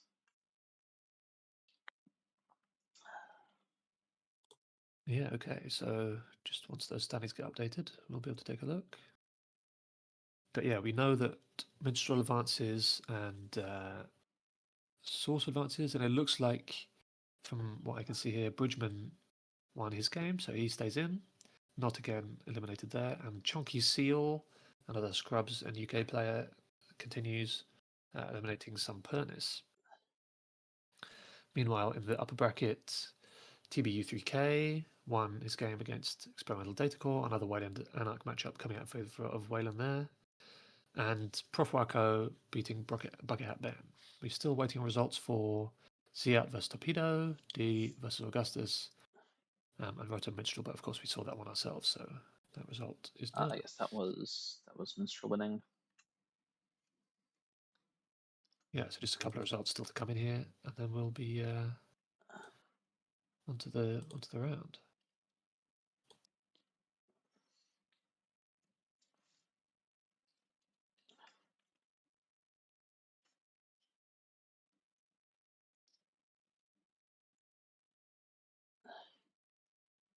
So one of the things that gets interesting as we continue through the double elimination bracket is that if you lose early, you end up having to play more games overall.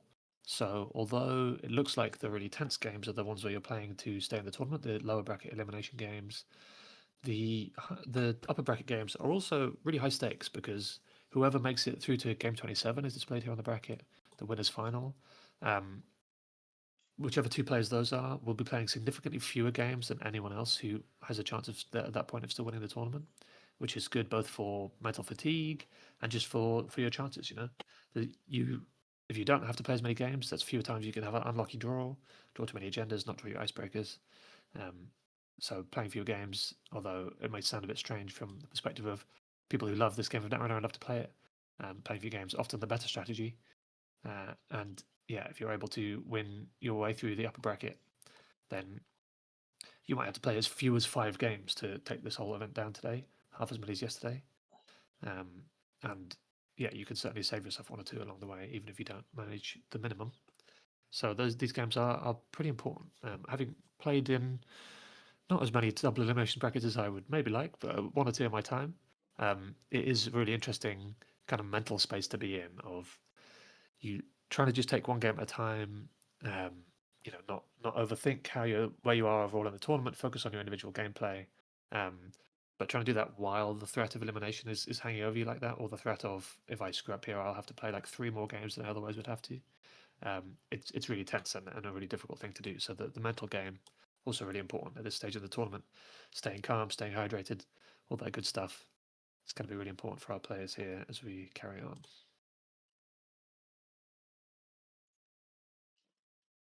Mm-hmm.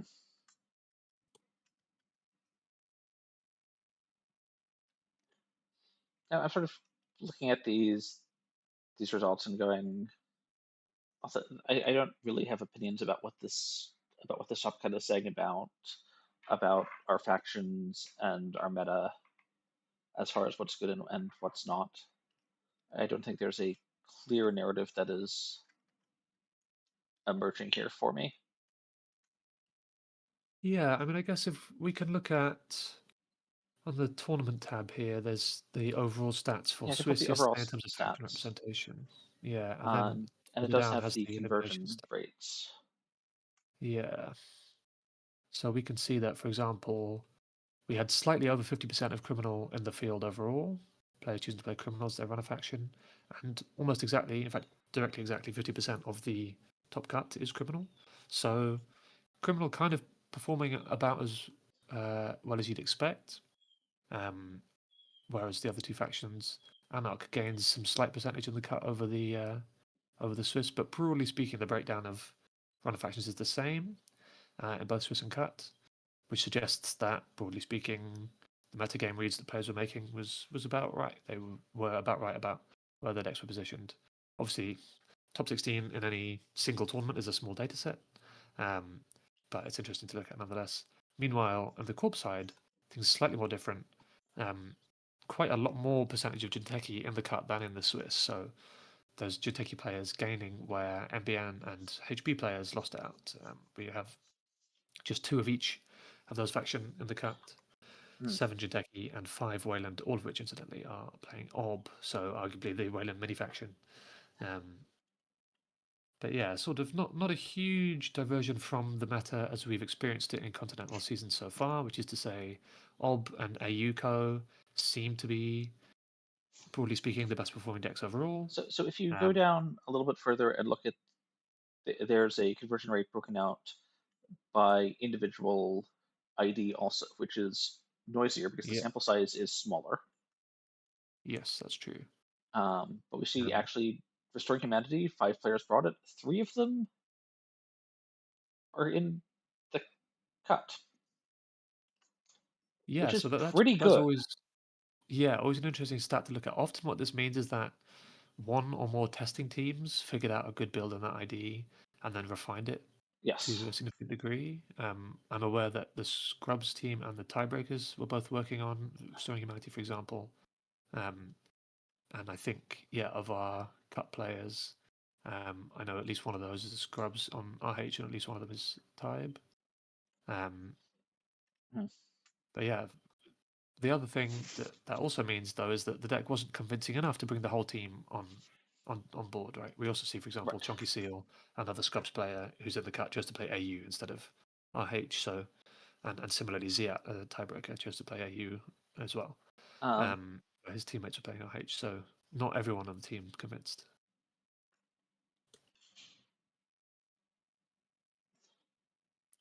yeah. Looks like we have the next round's pairings. So we've got two Excellent. Wayland criminal games in the upper bracket. Augustus and Ziat were the two to triumph out of those upper bracket games. So D and Torpedo enter the lower bracket along with Experimental Data Core and Bucket Hat Ben to play the four players who won their games in the lower bracket last round.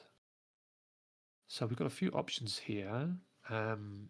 We could get an NBN game. We've not had an NBN game yet. If we watch D versus Source, well, there are quite actually interestingly all of the Shaper players in the cut playing Shaper this round. So there's Shaper options and plenty of Wayland as well. I can see what NBN's doing. I don't think we've seen Yeah. any NBN. Actually, for me, I don't think we've seen any NBN this tournament, even including my stream running yesterday. So, Well, we'd better rectify that then. I believe there's two NBN IDs in the cut. We had an Epiphany, but that Epiphany's already been eliminated, unfortunately, Sempernis. But an impressive run with the underplayed ID, so that'll be interesting to look at that deck in more detail. But D is playing Nebula, which is, broadly speaking, overwhelmingly the most powerful and widely played NBN ID in standard at the moment. A few different strategies you can employ out of that ID, but we'll take a look at that list in a moment. I'm just going to check if they're happy to be streamed. all right.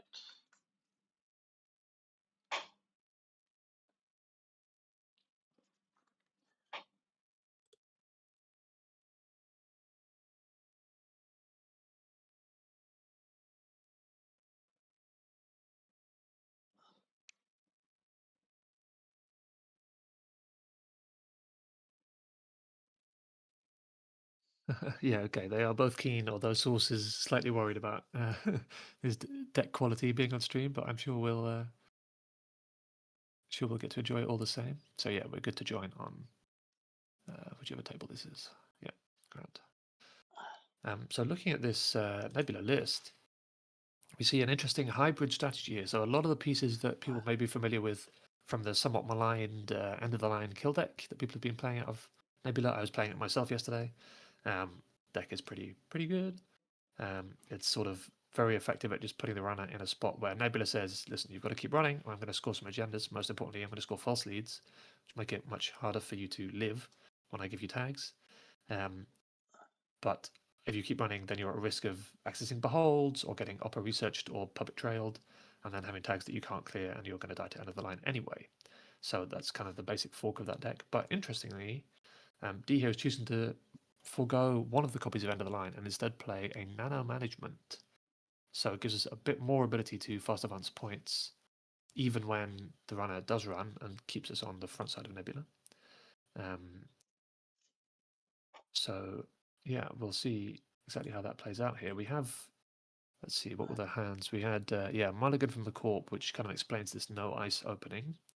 But we did get two econ cards to start with, and then a card on the table, which is always an enjoyably dramatic thing to do as Nebula, because the three-way fork of, is this a Spin Doctor, which you should probably ignore? Is it a agenda that you probably want to take this early when you can't get big oppoed? Or is it a Behold that you really don't want to touch? Is a really difficult kind of forking decision for the runner here. Fortunately for Source, he's had the first test of his deck come up negative with Muslia not finding him a run event or icebreaker on the top of the deck. So it doesn't get the free draw this turn, unfortunate. But Muslia tends to be a deck that is just packed full of money and run events that give money. So we would presume that with a kept hand, we're going to see some economy. D just Mhm.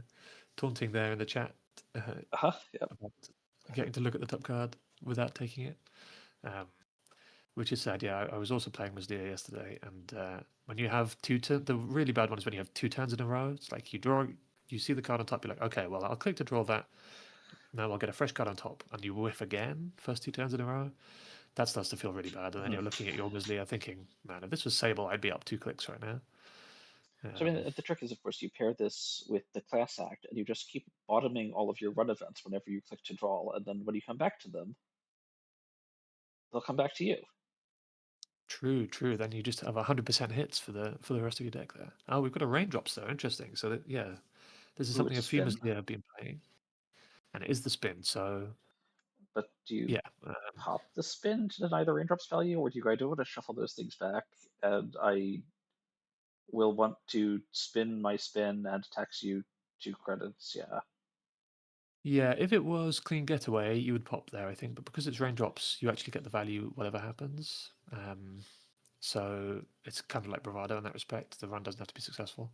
So oh, behold access. Never mind. So the behold wasn't on the table, but it was in hand. That's very entertaining. That is going to leave us Behold tagged in the turn here. Um, is Now, paying the 4. notably, yeah, paying the 4, and we're taking 2 tags.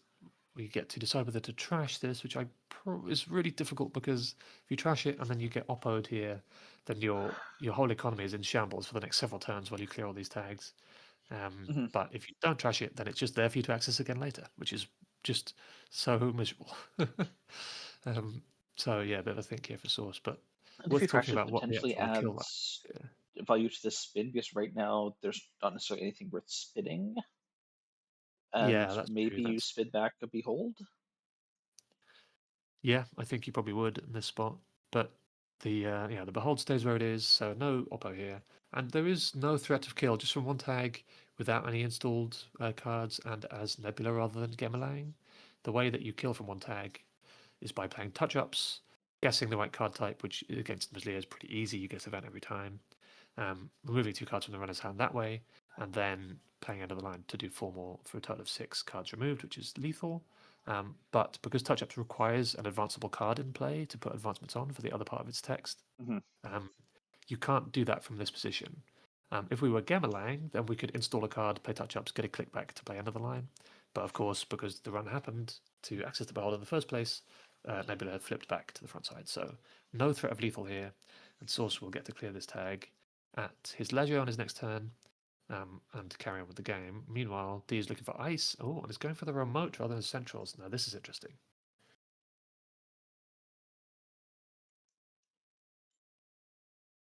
This is something I've personally been really uncertain about when I've been playing the Nebula deck, is whether and when to go for remote plays like this. Because obviously it means that if the runner wants to, they can just flip you down um, at no cost, and that's fine. It doesn't really hurt them at all, unless they find Behold, of course. Um, and But if they let your remote go, then this could just be a way to score a false lead, for example, without having to worry about being flipped and fast advancing. Um, so yeah, really interesting fork here actually, especially with Source in a slightly precarious economic position.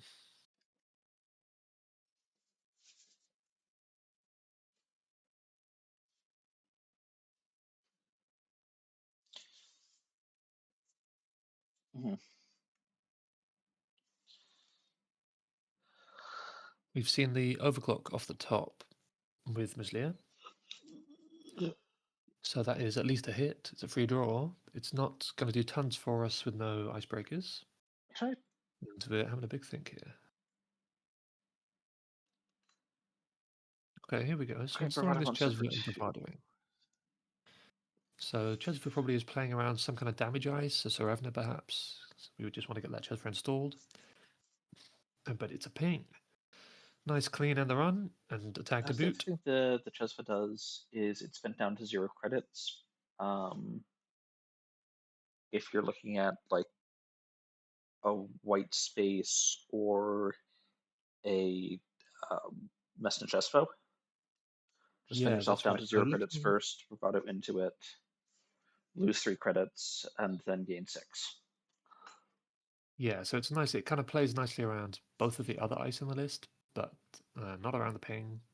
Um, so the only ice in the deck are, in fact, the 3 we've discussed. We've got 3 copies of Mr. Chesvo, 2 ping, 2 Serevna, and that's it. So Hmm. slightly fewer ice than some of these other decks are playing, but ping is good enough to score false lead behind, as we're seeing here, and that might be D's choice to play the small barrier from Gateway that a lot of these decks have been cutting, just because it doesn't go on centrals as a taxing ice quite as well as some of your other options. But yeah, here doing its job nicely, getting that false lead scored, which is step 1 towards a potentially lethal outcome for Yes. source here. Drawing a Carpe Diem, that's a bit nicer as unconditional economy here on this board state. You can play it on any central if you want to, whichever gets rolled for your mark. We're going for the clean getaway instead though. A bit more precision here and not having to run HQ, which is the silver where we know there's Behold. Right. See if D wants to pop the Spin Doctor here first to deny potentially 2 accesses. Although, no, I tell a lie. There's no more clicks, so we don't have to worry about that. We just get to access and flip. Running last click there, slightly risky. Again, Behold or Tomorrow's Headline could have given you some trouble, but we get away with it this time. I And mean, of running course, last with click is full only speed slightly scored, risky, but is it riskier than not getting the flip back? yeah, and that's the big question, right? That's part of what is difficult about playing against Nebula is it's really hard to ever know when is the right moment you have to flip them because often the only card you really care about them having if you leave them on Gamalang is false lead. But if they have it, it's really bad for you. And if they don't have it, you'd ideally prefer not to be running and not risking getting tagged. So yeah, it's a real difficult decision space, and Nebula will just continue to play those operations, get itself on the flip side, and force you to make that decision every turn. All Although right, transfer you wealth see off the top. transfer, yeah, transfer wealth off the top into an open HQ. It's appealing. It's a 6 credit click. Denies the corpse some money, which will matter if Nebula needs to res 2 or 3 more ice in this game, as they often do, plus play a big oppo at some point and some end of the lines. That's a lot of cash. So taking 3 credits away at this stage could be impactful down the line, but of course it does leave you with a tag that you'll then have to clear immediately for risk of getting false leaded. With an unres dice on the table, we are representing a potential kill from 1 tag now. If that's a Master Chesvo, then even when you're just Nebula and not Gamalang, touch-ups can And there is can still, I believe, the Behold in HQ. true. So that does make the transfer a bit less Yeah, so while appealing. there's no ice on HQ, HQ is not exactly unprotected. Unprotected. Yeah. So yeah, we opt to play the Carpe Diem, we rolled Archives, decide not to run, which makes sense. Don't need to open ourselves up to public trail unnecessarily. And we just play some setup here instead, get our first Matryoshka down to start breaking ice, hopefully in the near future. Use that overclock maybe. Oh, here's a touch-ups though.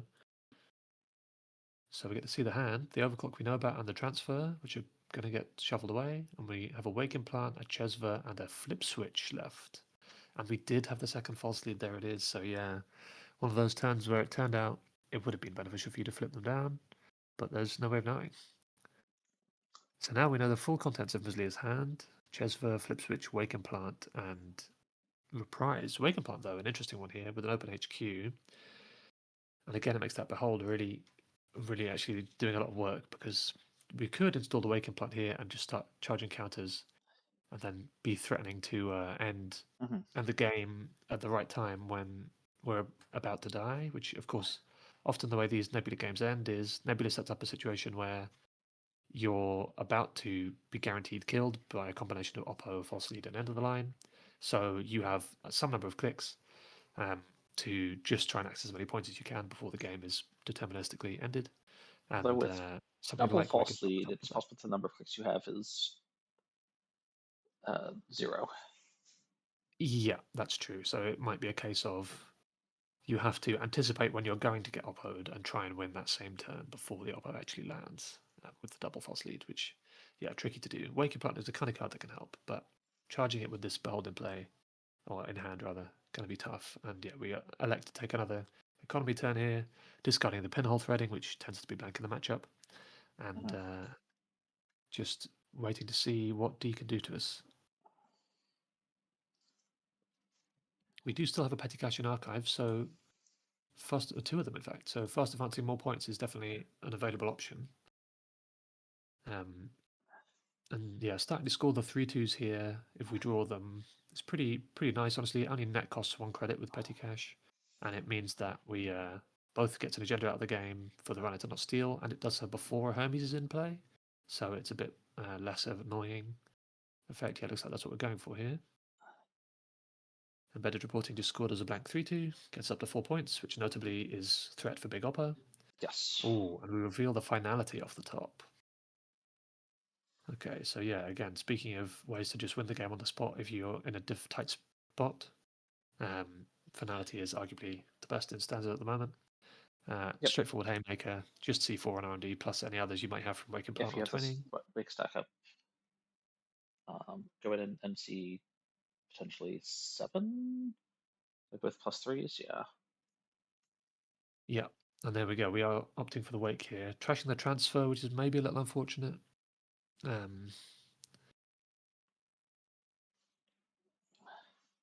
Redraw. So we're setting up to wake next turn. And yeah, the thing I guess really you want to do here is if you run HQ first click and hit behold, then you get to at least clear one tag before they can false lead you, because false lead requires the runner to have an even number of clicks to be used, because it Yep. can't remove one tag. No, sorry, one click.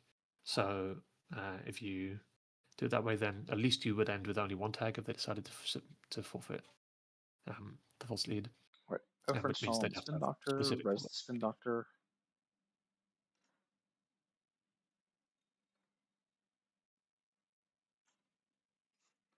This is a nice little optimization. This kind of delays the decision on what to shuffle back for a little while.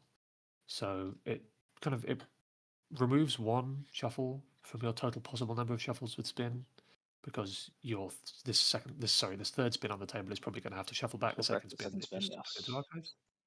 But it does mean that you can wait a bit longer until there are more impactful cards and less cards in R&D Mm-hmm. for when you want to actually use those spins and put back the cards that at that point you really need. So it's just a minor optimization, but that's the kind of thing that these top players are thinking about. On top of that, we get to draw some cards and then play a clickless planogram for 3 credits and one more click to get us back down to 5 cards in hand. We'd really like an ice here as Corp, I think, to just get that HQ covered for the wake. Especially if we've been drawing agendas, which is definitely possible. There are next big things in this deck floating around. So I will say the one thing about showing the third spin like this is that it potentially gets more awkward to develop other servers into the threat of pinhole,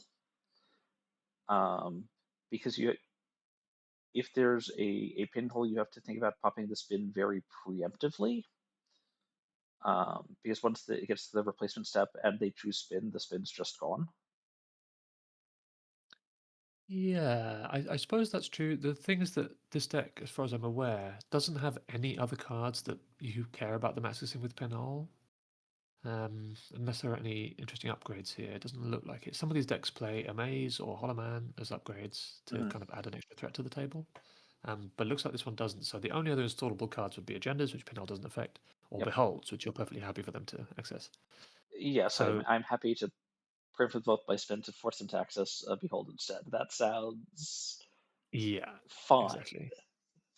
The one texture though that this spin doctor play does create is we saw the draw up and discard 2 here, which sort of suggests potentially a bit of agenda flood.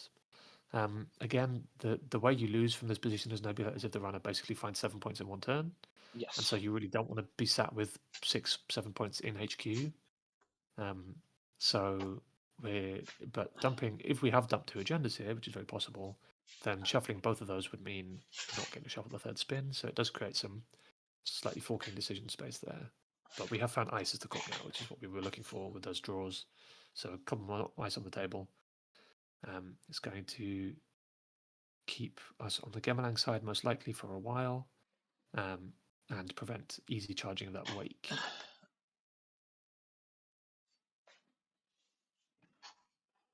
Meantime, Source has drawn an overclock, possibly the same one that was shuffled back before, and is going for a transfer. Okay, so this is basically guaranteed to land with Matryoshka, can break anything, but depending on what this ice is, there might be some consequences, especially if it is Sarevna.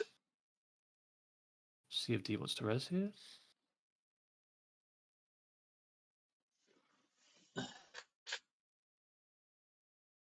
Or just try and let the Beholden HQ do the work for you, also an option.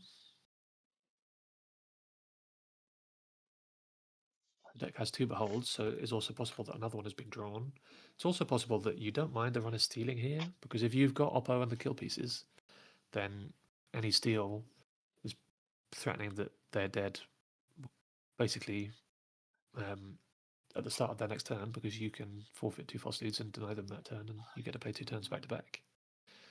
Okay, we just seen the end of the line, so that's a pretty reasonable outcome. We got a transfer landed and a wake counter at no cost for the runner. So that, yeah, optimal there for source, optimal access luck.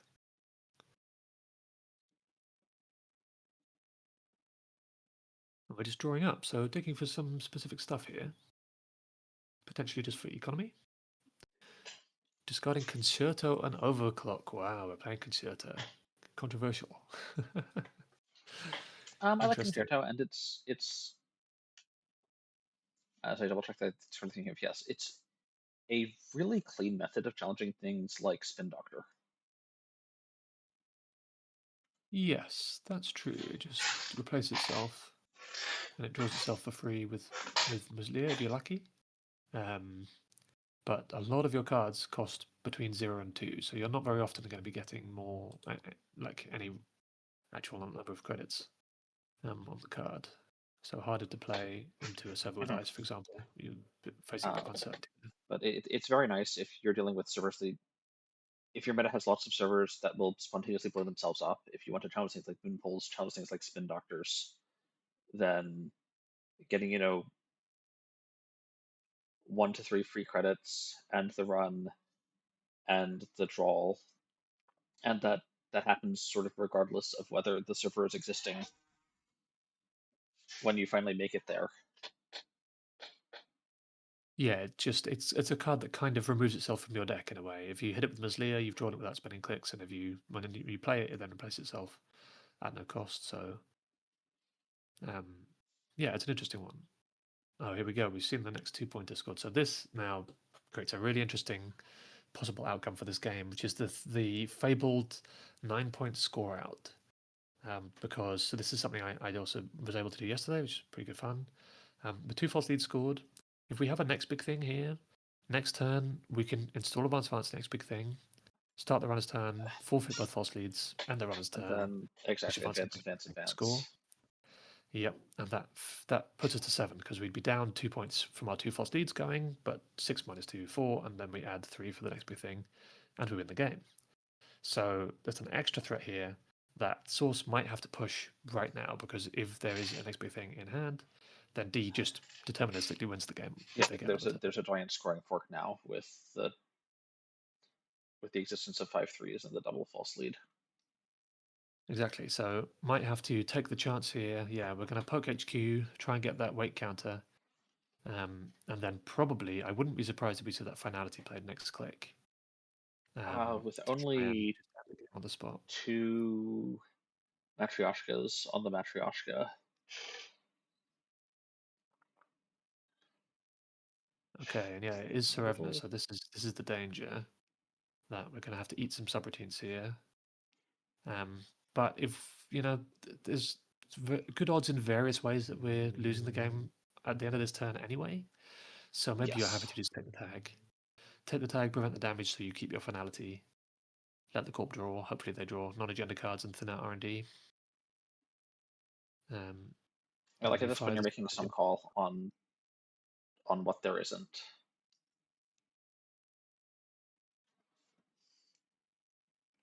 The corp's credit total also important here, because if we break this with Maskarovka, then the only thing that actually keeps us out of R&D would be double Master Chesfo. But as it happens, that would put the corp all the way to 0 credits, which would actually end their potential to win the game on the spot. Yes, I mean the scoring out threat takes 5 credits because it's a full 5 manual advancements. Exactly. And the kill threat would take a decent bit more than that, because we have to resolve Oppo, touch-ups, and end of the line at minimum. So a minimum of 7. And yeah, we're preventing the damage. It looks like taking the tags, giving 2 cards, flipping, accessing petty cash. Okay. Now we're clearing the tag. Interesting. So yeah, we're gonna see if D wants to force the issue here, which I guess makes sense. You can wait here. The scoring thing doesn't quite work so well if there is only one false lead in the score area.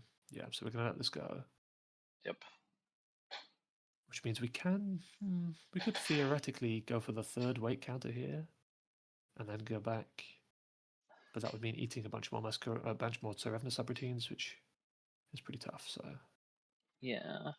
And like if you take the net damage, this should choose the finality, which is not worth the weight counter.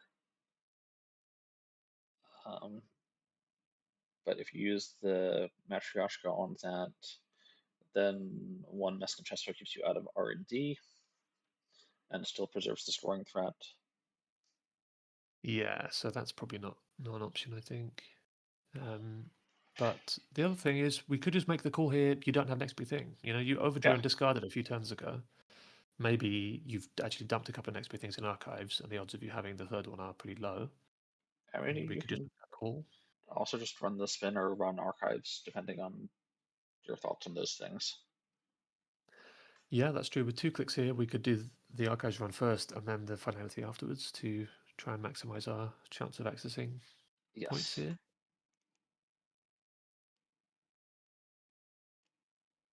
But yeah, definitely one to think about because there are a few different outcomes which would result in this being Source's last 2 clicks of the game.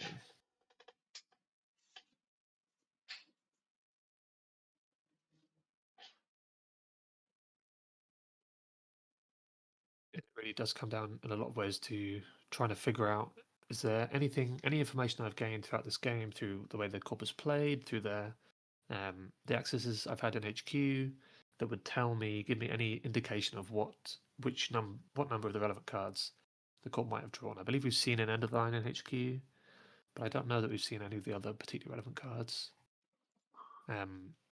So you have to really kind of dredge up what's happened in the game so far and try and make a read, because this game is how fast this game ends is going to come down quite a lot to what the corp has drawn.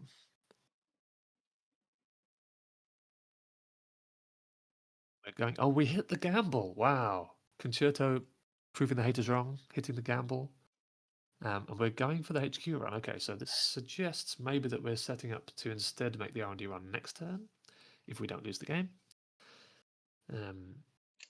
And getting to free roll this run thanks to hitting the best possible target on the top of the stack with the Concerto. Pretty nice. And it also draws it so that it's not there for Muslia either. Yes. Like we see a touch-ups. Concerto is sometimes fire and sometimes it's kind of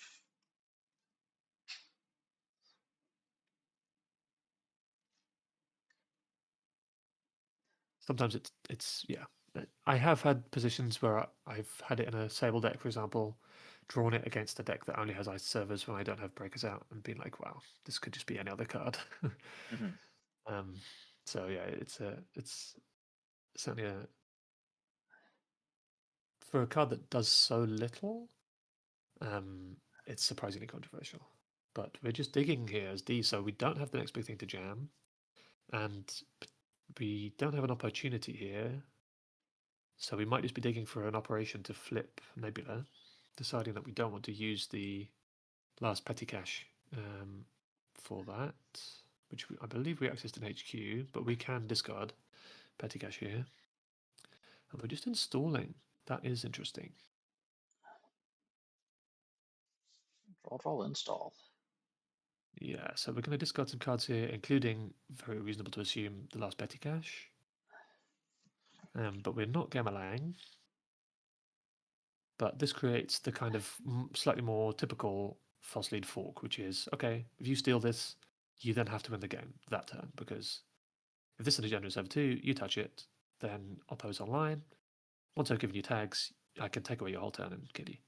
So you're going to have to, once you've touched this General Server 2, try and end the game pretty much immediately. And if it's tomorrow's headline, that gets even more complicated, because then that opens up potential single false lead lines. So you might only have 1 click left after you've touched it. And of course, it could just be Behold, and blow this whole thing open in a different way. Yep. It's also still only on the 2 match gotchas right now, which means between ping and I believe potentially a double Master that is 3 hard ETRs, even if resing 2 Master would take D down to 0 credits.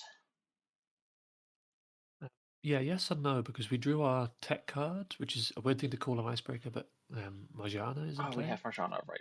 That So can we break can actually the break ping at the ping, premium rate of yes. 2 credits. Yes. Um, and yeah, it's not a tech card for this matchup. There's no Samaximoons in evidence, but it does turn out it could potentially be relevant on this board state. Could be relevant on the sports set, actually. You are correct, yes. Yeah, but we'll see. Yeah, it was a choice to install it earlier, but presumably had something just like this in mind, where the question is not what kinds of ice can I break, but how many do I need to break in this one turn.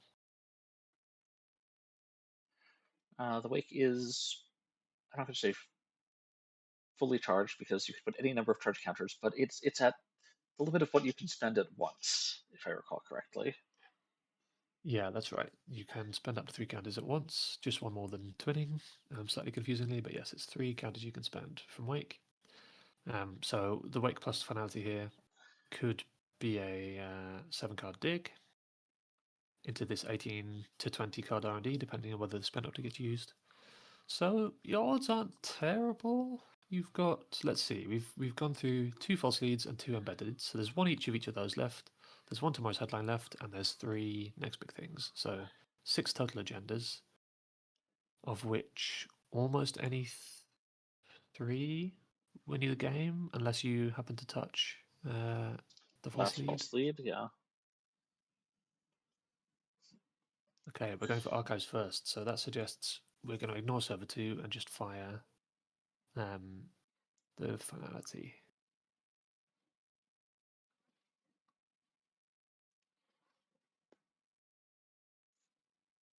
Shuffle's predictive and unseen. Okay, so not going for the last spin. We've decided the game's not going to go that long, and there was only 1 agenda in archives. There is a Behold discarded, so that's good to know, and a Public Trail and an Oppo. So a few of the tagging cards out, but still at least 1 copy of each of those cards remaining. And here we go, we're firing the touch-ups. Hail Mary. But if we hit less than 7 points here, then we're pretty much deterministically dead. Especially with only 3 cards. 4, 5, 6. Wow, 7 cards seen, no points? Oof. Okay, well. Yeah, even D is in shock. Well, that's a weird one because that means that you're not actually dead because you can't be oppoed. And you still have enough Yeah, credits that you can't be public trailed either. you can. But I mean, you might there's still be still a threat of a deterministically dead score. to. Like, you have to challenge server. Like, there's still the giant problem with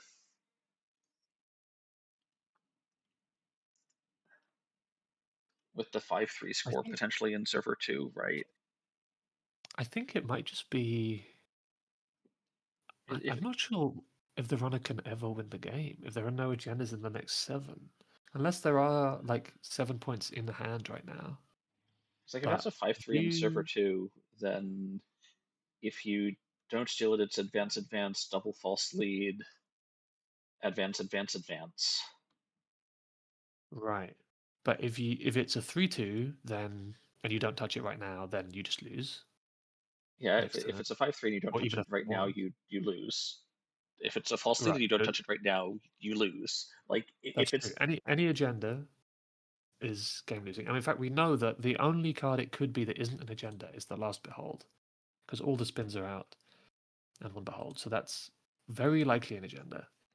And if we touch it, we have 1 click to find 4 to 6 points, and then we get oppoed and lose the game But anyway. there's no So way I to think it find might 4 to 6 be. points in There's HQ no way. in 1 click. There's no legwork. Yeah, no legwork in the format. I think it might be deterministically dead. Yeah, Dio is saying this is definitional endgame. It's like this has to be. Yeah. I don't. I Yeah. think it's possible I'm missing something. I think this might be the rare case of a of a 0 outs run a game? I've came for that spin doctor. I guess that's already counted for. There's false lead. Yeah. Yeah, false lead. Yeah, we see the GG. Assuming we have the oppo in hand, I guess the correct thing, yeah, is to actually run this, and then if the corp happens to not have oppo for some reason, then you don't actually lose. Now that doesn't seem very likely, given there was an oppo discarded already that we know about, suggesting another copy. True. Yes, it's there needs to be an event in hand for this to resolve. But I think we know about an overclock from earlier. Is that true? Oh no, there's an overclock being played. Concerto's been played. We had Chesver, Flip Switch, and something else in hand earlier. It was the Wake, so we don't know about any of those anymore. Yeah, so I don't think we know that there's an event in hand. So Yeah. Presumably it sounds like D doesn't have both ends of the line, so D needs to hit with touch-ups here unless they top deck end of the line on their second turn in a row.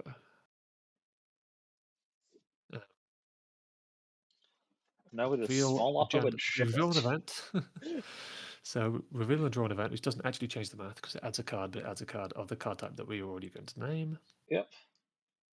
If we'd revealed a dull there, that would actually maybe have helped you. Double false lead pop. It's the Turns back touch-ups. over. Name event.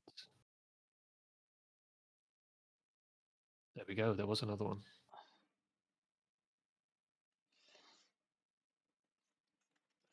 GG.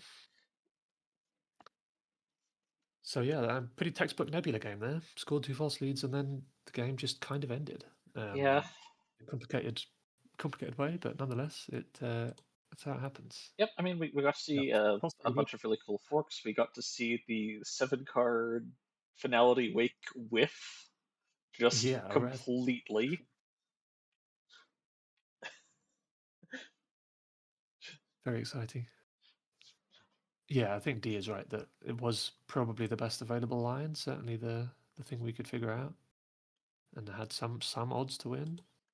Yep. No, I think it's the line to go for it. Just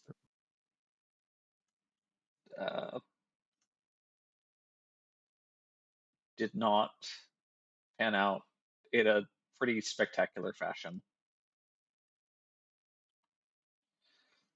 Yeah. All right, and with that, it looks like all of our games have resolved for round 3. This was round 3, I think. It was. And yeah, it looks like they have. And we are waiting for some reports. Okay, so we do know some of our eliminations. So that was an elimination game for Source, unfortunately. Always sad to see Source eliminated, but a really great run nonetheless. And repping the Mad Ob deck and Lesser Seen Corp. So that was very interesting to see in action. Torpedo Tyrus prevails over Chunky Seal. That's an EA Sports victory. We take those. And Bridgman continues in the lower bracket as well, defeating Experimental Data Core. So that's 3 more eliminations we know about. The result of Bucket Hat Ban and Minstrel still to be reported. And in the upper bracket, we have Augustus advancing past Ziat in the tiebreakers team kill, and TBU3K advancing past Prof Wacko. So both Wayland wins over Criminal there in the upper bracket, and that gives us an upper bracket finals of Augustus versus TBU3K. So one of those two would advance to our grand finals at the end of the day, and the other one will wait for the lower bracket to pan out. So both of them have earned themselves at least 2 games they don't have to play by winning that game. Meanwhile, once we have this last result, we'll know who's playing on in the lower bracket. And yeah, it looks like it was Minstrel came out on top over Bucket Hat Ban. Bad Luck Ban, sad to see you eliminated. But Minstrel with that Magdalene deck that we saw on stream earlier, continuing, and is now going to play Bridgman, while D, who we just saw with that comprehensive Nebula victory, is going to continue to play Torpedo Tyrus. And that, I believe, will be our next round alongside the winners final we mentioned. So that means that all the players left are players we've seen on stream so far today, apart from TBU3K.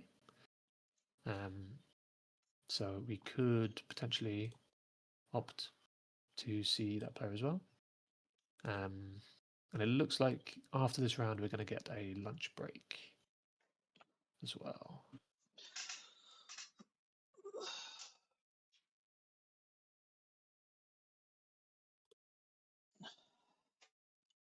All right. So I mean, if we're looking to see the players that we haven't seen on stream yet, that'll be the upper table, or we can continue to watch the lower bracket to catch players while they're still with us. What falls Yeah, to I you? mean, I'm sort of torn. I think in a way the Minstrel Bridgman game might be the most interesting one in terms of decks that we haven't seen so far. All right, then that sounds good.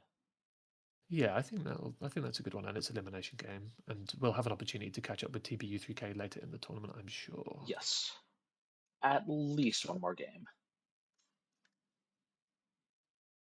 looks like Minstrel's last game was pretty long, so it looks like they're just taking a quick break before that game gets set up. But once they're started, I will go and check if they're okay to stream.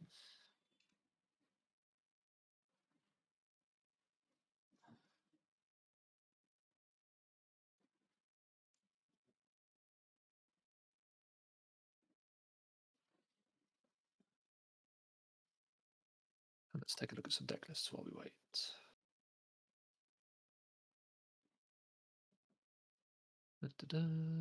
Bridgman. So Bridgman is playing Restoring Humanity Minstrel is playing Restoring Humanity into Bridgman's Lat.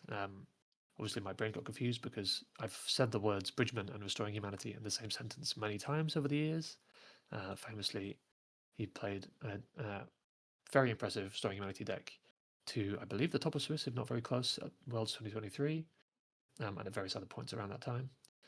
But in this case, he's running as Lat, playing a pretty straightforward looking lily pad Lat deck, with most of the kind of cards you'd expect, spending influence on Clean Getaway just to get that economy.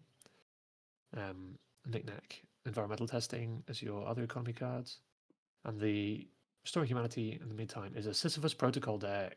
Ooh, interesting. So this is, for the most part, going to be a scoring deck, not a kill deck. But maybe not scoring in the platonic ideal of the scoring deck idea, because it's using Sisyphus to grind the runner through the big sentries and code gates over and over again, and tax out their money that way to guarantee the scores with your Analytic Void server. So yeah, it should be an interesting one. Bridgman definitely no stranger to playing with and against Glacier RH, but beating Scored Sisyphus is always a tricky thing to do. So we'll see how that game pans out. Still waiting on the table there. Just the players probably taking a quick break to relax and rehydrate and all that good stuff. In fact, I should do that myself. 1 second.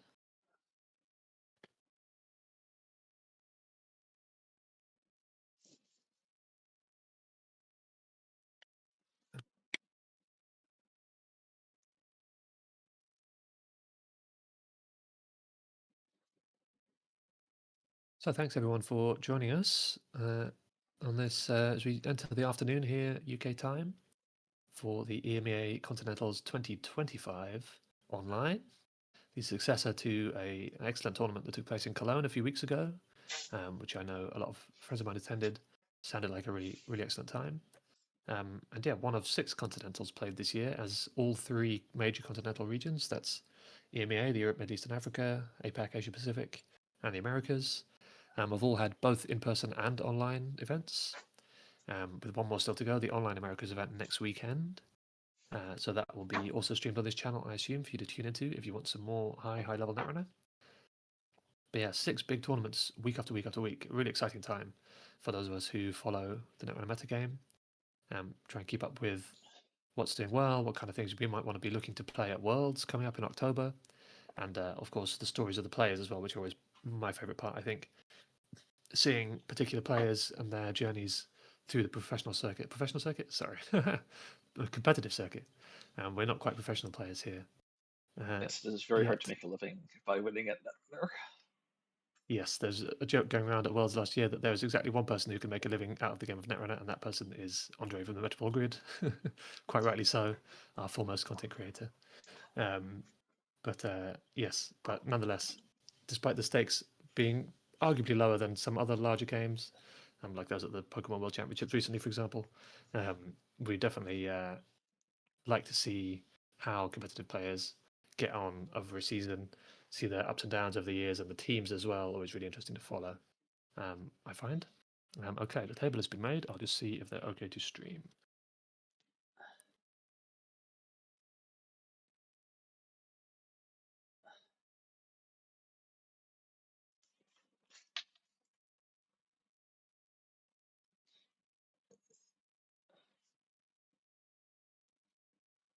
Just waiting on confirmation here.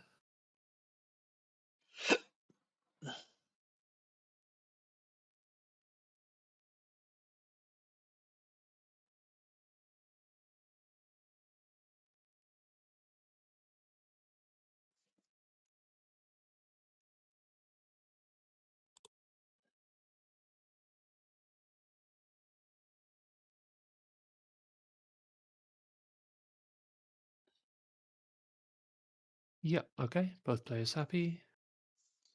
So we can join. All right. And it So yeah, is Minstrel on Restoring Humanity versus Bridgman on Lat. exactly, yeah. And one of the things that's going to be key to look at here is what exactly the sentry and code gate breaking solutions are for the runner. Because if that Sisyphus does get scored, they're going to have to be breaking the sentries and code gates over and over and over again.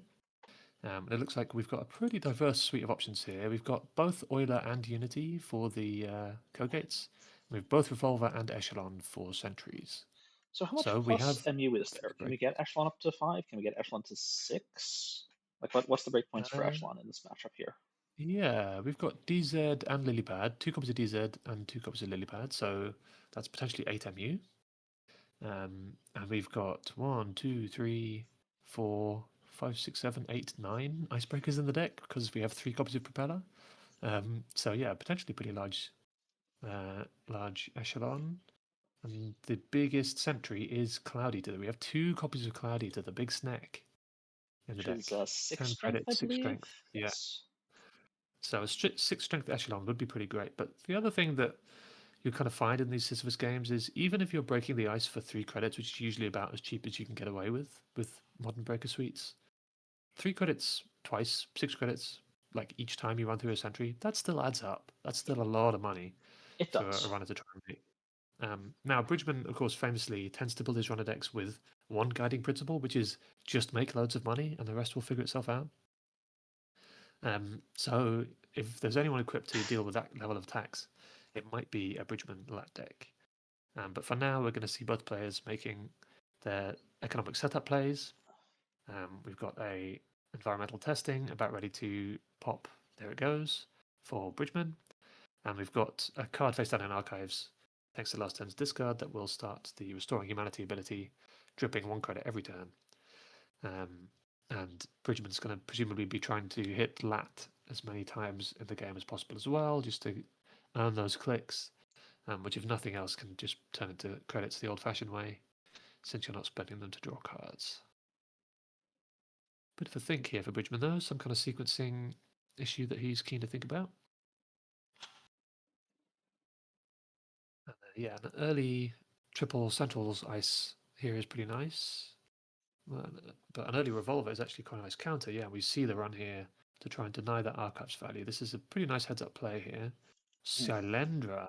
Oh, hello. Okay, this is very interesting.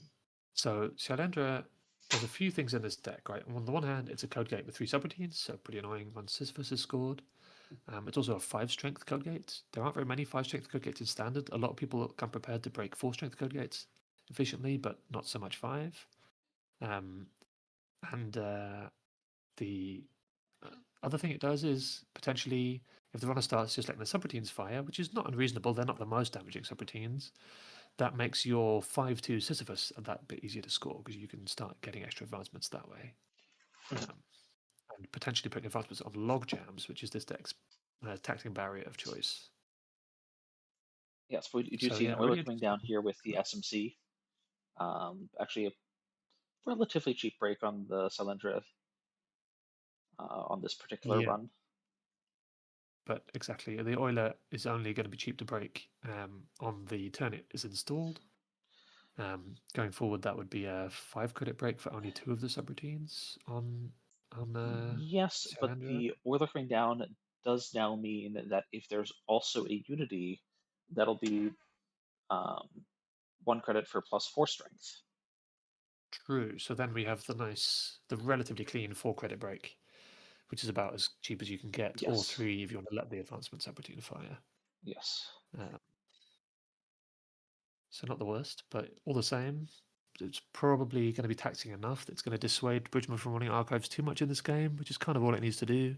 Just securing that credit every turn. It'll probably pay Mhm. for itself and then some, I'd imagine.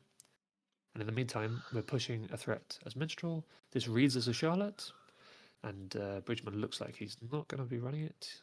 Maybe. Still got a click left. And a lot of tools already for that. Things are coming out in quite a nice order here. We'd like another environmental testing fairly sharpish to get that money back up. But apart from that, we've got breakers, we've got card draw, we've got symbol chips for our toolboxing effects. Yes, money For is more still a little tight, but other than that, full breaker speed. There's breaker of each type. There's a symbol chip to rebuy some of these limited use breakers or do shenanigans. It's Shaper. Yeah, and we've talked a bit about, the way that the Corp wants this game to go, which is we score a Sisyphus early and then we start taxing the runner out. But of course, scoring a 5-2 agenda early is no mean feat. And yeah, one of Bridgman's potential best approaches to this matchup is going to be to actually just prevent that from ever happening. And so we're going to address this right here by running this advanced card in server 1. Do have to deal with another Surrender, and we're going to go for just burning the symbol chip to optimize Euler here, and that gives us the 3 credit break.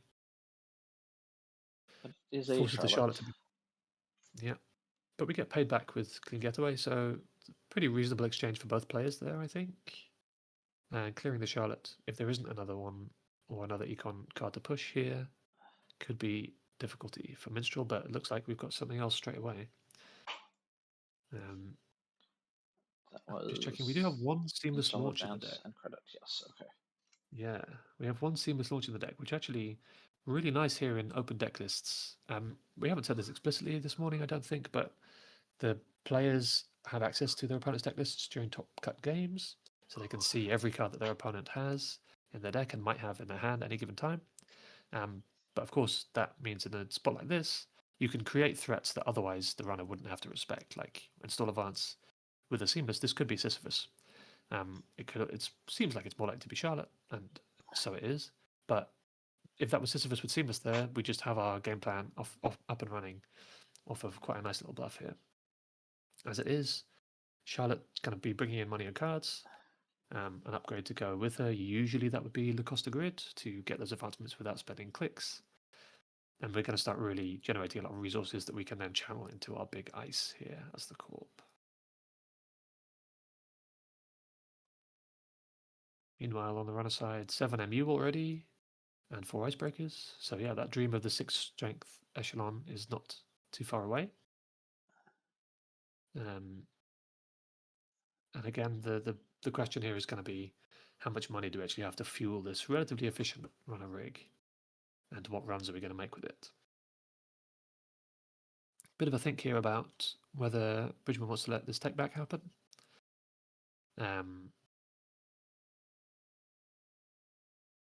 I have some experience as a judge, and I think, probably allow this take back if I were called to the table, but the players need to work it out first between themselves and decide if they want to call a judge. Not for us as commentators to intervene or attempt to pass judgment, certainly. So we're just going to see if Bridgman wants to talk about this with the player or call a judge, and we're going to allow the undo to go ahead.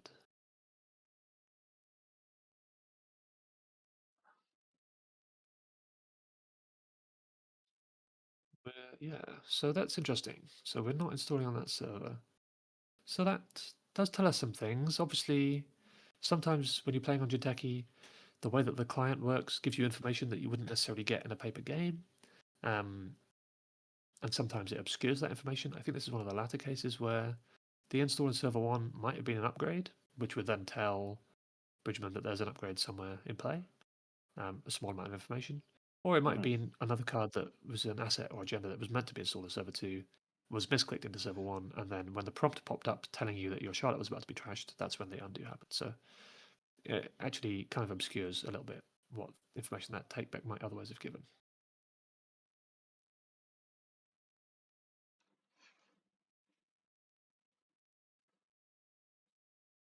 Second propeller coming down here for just the lily pad draw.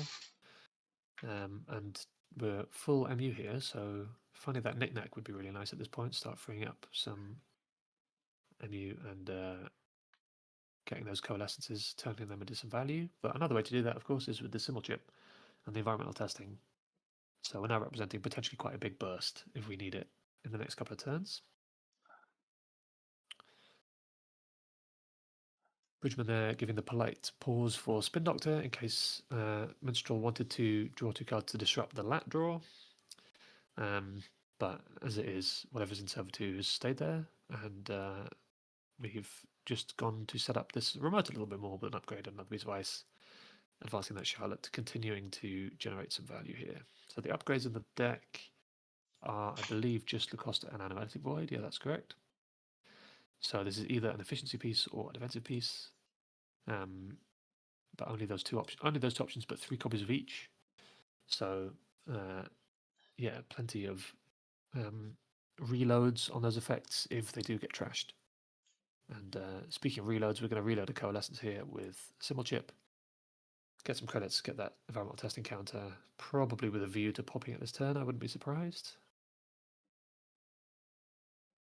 I know in previous metagames, when he's built Shaper decks, Bridgman has been a big proponent of the idea that symbol chip is an economy card and can and should be played as such. You know, it gives you those 3 credits into the bargain on the install, and it, yeah, with coalescence it can make even more than that. So see him using it here while he just sets up, and he does have that 6 strength echelon that we discussed. So Cloud Eater's getting broken for the best possible rate if they do Although get you still have rezzed. to deal with the auto counter attacks the turn it's rezzed, and it's still 6 credits, so you know it's not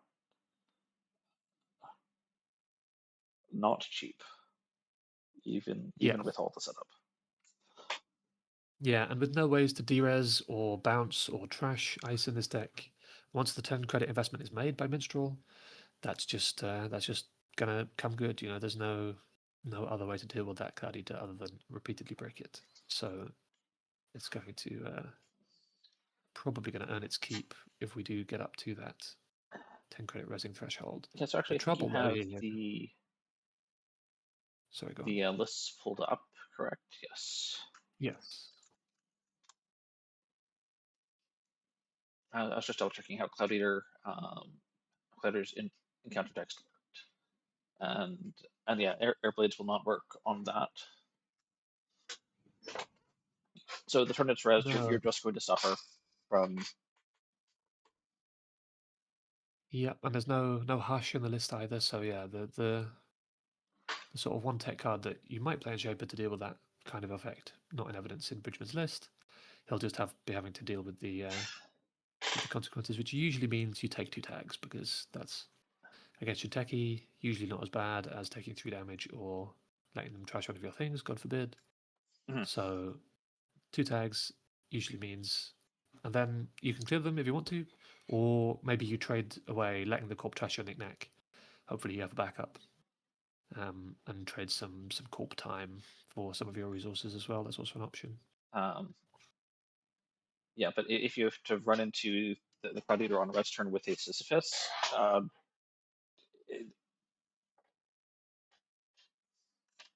taking 4 tags is rough.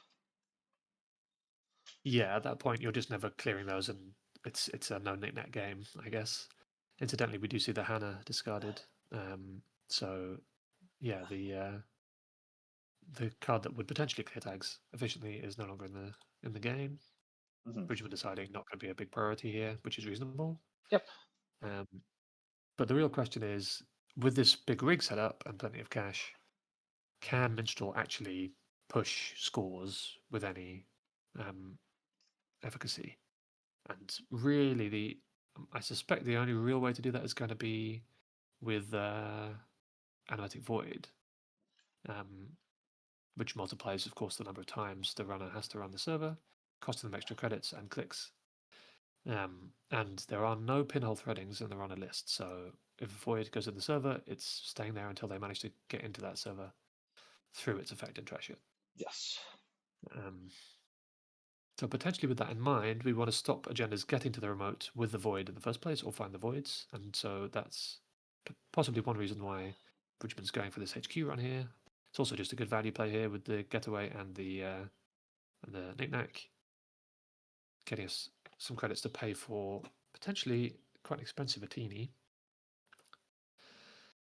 Again, with Euler not having been installed this turn, that's not the cheapest, but we're going to take the compromise option of letting Atini Fire and make just us paying the pay 6. credits. Yeah. Yeah. So yeah, given that it would cost 1, 2, 3, 4, 5, it would cost 7 to fully break. So yeah, it's more efficient if you don't want to take damage to allow the teeny to tax us here. And we access a logjam from HQ. So another big ice on the way. Yep. Another place to Two dump Sidewinder propellers. counters, potentially. Yeah, true. 2 propellers loaded. The logjam won't be too much trouble for you the first few times you run through it, but if you have to run through it too many times, that could potentially cause some issues. 3 more clicks here for Bridgman. Some thinking to do. It's more than enough credits to res at least some of this ice.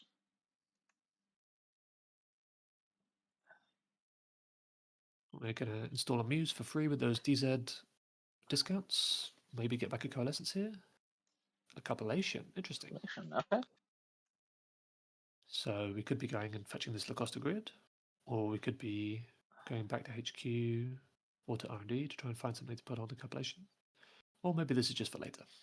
It does draw us our card with Lilypad, so it's fairly efficient play. However, we're using it. No, we're going back to HQ.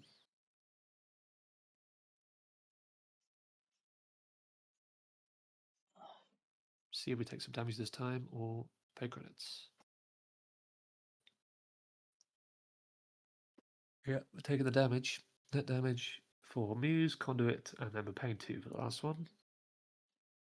And we're hosting the Seamless launch. Wow, good find. That is the only copy of Seamless launch in the deck. So keeping that out of the way with the cups, pretty nice. But Oh, I think the cup is going back getting in. So, popped here. yep, seems that way. And we're paying through the Atini this time, popping the cups, and just sweeping. Fairly confident, we think, that there's some agendas in HQ, which statistically seems likely. We've not seen any yet, and we're halfway through the Corp deck almost. That's We fine. found a Sisyphus. There Sisyphus. it is. I think That's that good. is the primary thing Bridgman was looking for here. Is Agreed. Yeah.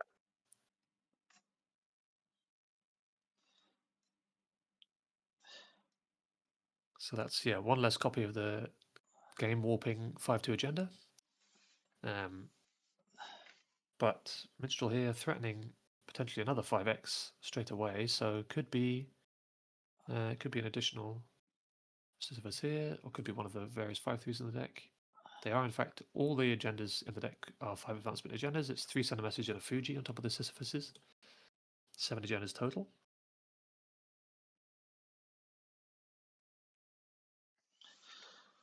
yeah, so there's certainly big ice to res cheap with the send a message. And that is a And it Sisyphus was the score. Sisyphus. Wow, really nice draw. I wonder if that came off of the Charlotte Rip at the start of that turn. Mm-hmm. That was the perfect time for it. Really, the one window you had where, for the rest of the game, Bridgman's going to be poor as he had to stop to click up for that sure gamble. And now, that score is going to change this game a lot. So now these 3 5-strength code gates we saw res, which are already costing quite a lot to run, are going to cost twice that much if they had the first code gate or sentry encountered at the turn. Yep. And the same applies to any other sentry that we might see, like Cloud Eater, as discussed before.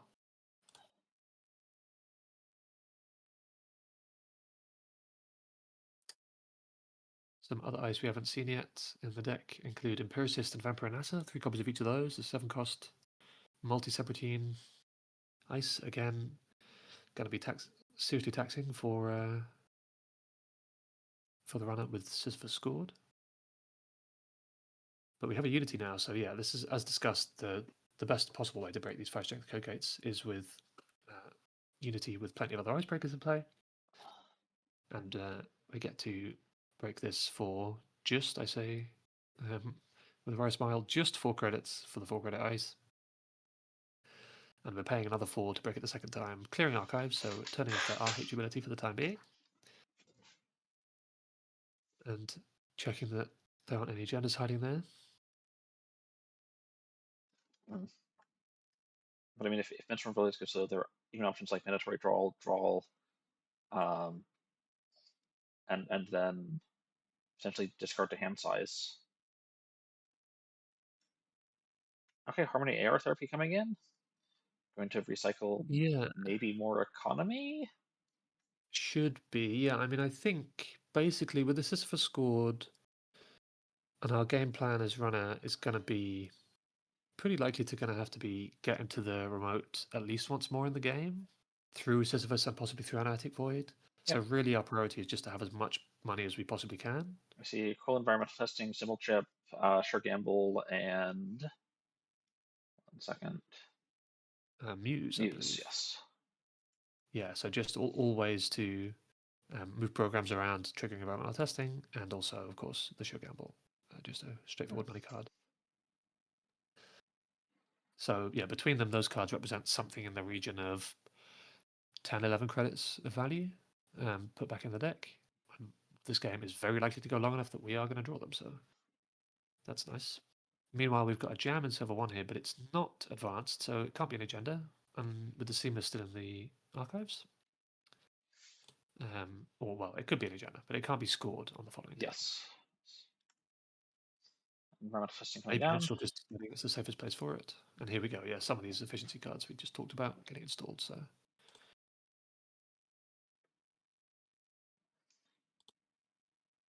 Yeah, really, the whole of the runner's game at this point is about making credits as efficiently as possible, and then trying to contest one of the pushes. Hopefully, you can be threatening enough that it's going to take the corp a while to be confident that they can score, at which point you hopefully R&D would have thinned out a bit and you can potentially find winning points elsewhere. But yeah, this is going to go down to the wire. I think this is going to be a close contest depending on where exactly the voids end up being, Yep. So I mean, we did see how bold the Mitchell is with the agendas. one calculation earlier. Is there any sort of big multi-access that Bridgman has access to, Yeah, or so is we've it got just one looking at conduit. singles? No, we've got one conduit in the deck on top of the compilation. That's the The conduit multi-access was, option. I believe, trashed earlier. Yes, the conduit is currently in the heap. There we go. So, but we've got 2 more symbol chips still to play. So that can definitely come back at some point if we decide we need to see a few extra cards on R&D. Yes.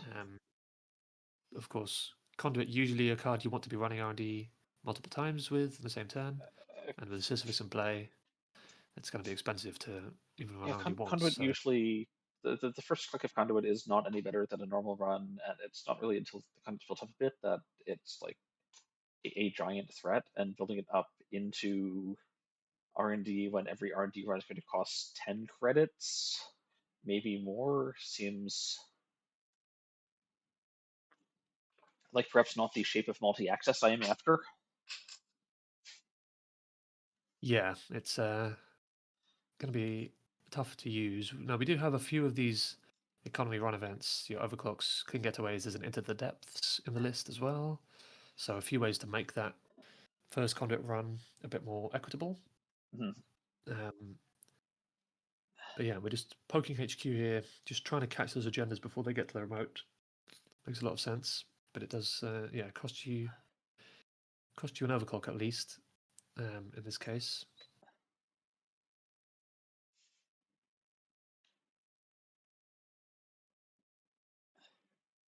And I'm curious whether this server 1 card is an agenda. You'd sort of expect that it is now that it didn't get res last turn, so if it was the third Charlotte, you'd expect a rares.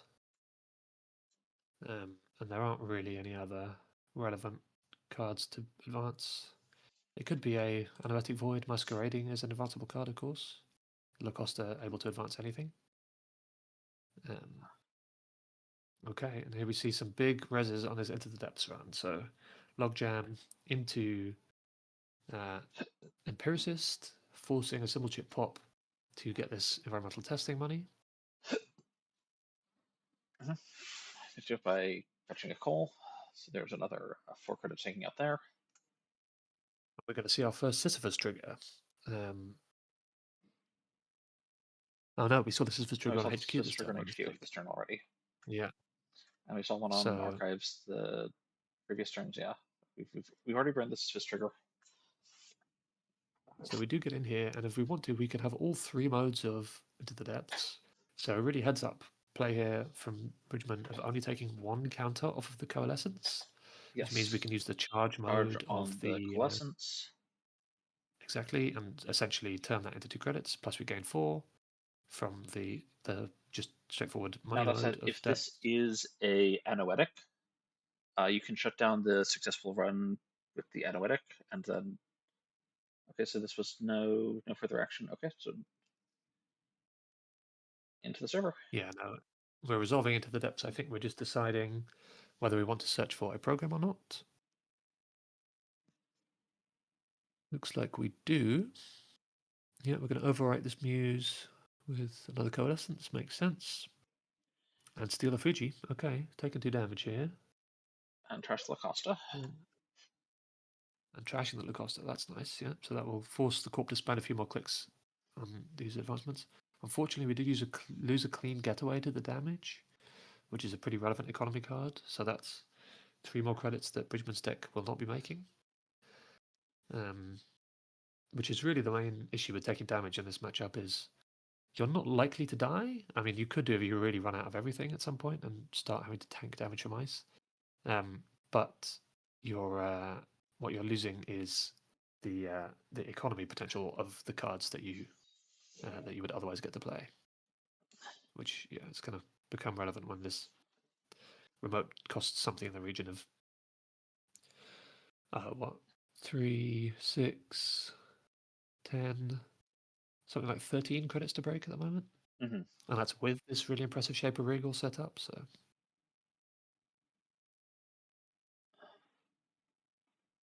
interestingly, we have the upgrade on R&D, and that logically should only be an Analytic Void. Could, I think, technically be a Lacosta that is bluffing as a Void. I'm not sure if Lacosta has a remote server only restriction. I don't think so. But at any rate, most likely a Void. Lacosta is remote only.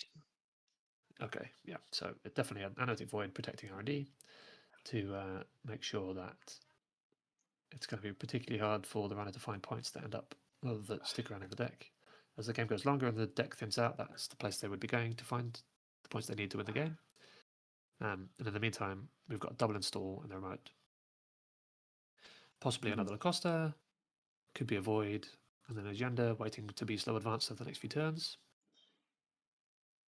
Also notably, we had quite a heads up play here of advancing that Logjam for the 5th advancement counter. Yes. Which is a very neat choice here because it means that each run through is now going to cost 3 propeller counters rather than 2. So it's going to tax out those propeller counters that much quicker. Which will then mean that this rising tide is going to have to start breaking the logjams manually using credits and further tax the credits on each run through the server. Although as the propellers get potentially trashed, the rising tide will become more efficient at breaking the logjam. That is true, yeah. Yeah, that's an interesting interaction I hadn't thought of. So yeah, once these propellers are empty, we can start setting them to knick-knack and boosting our rising tide. That does make the echelon less efficient into Cloud Eater. True. Wow, yeah, lots to think about in this shape of rig.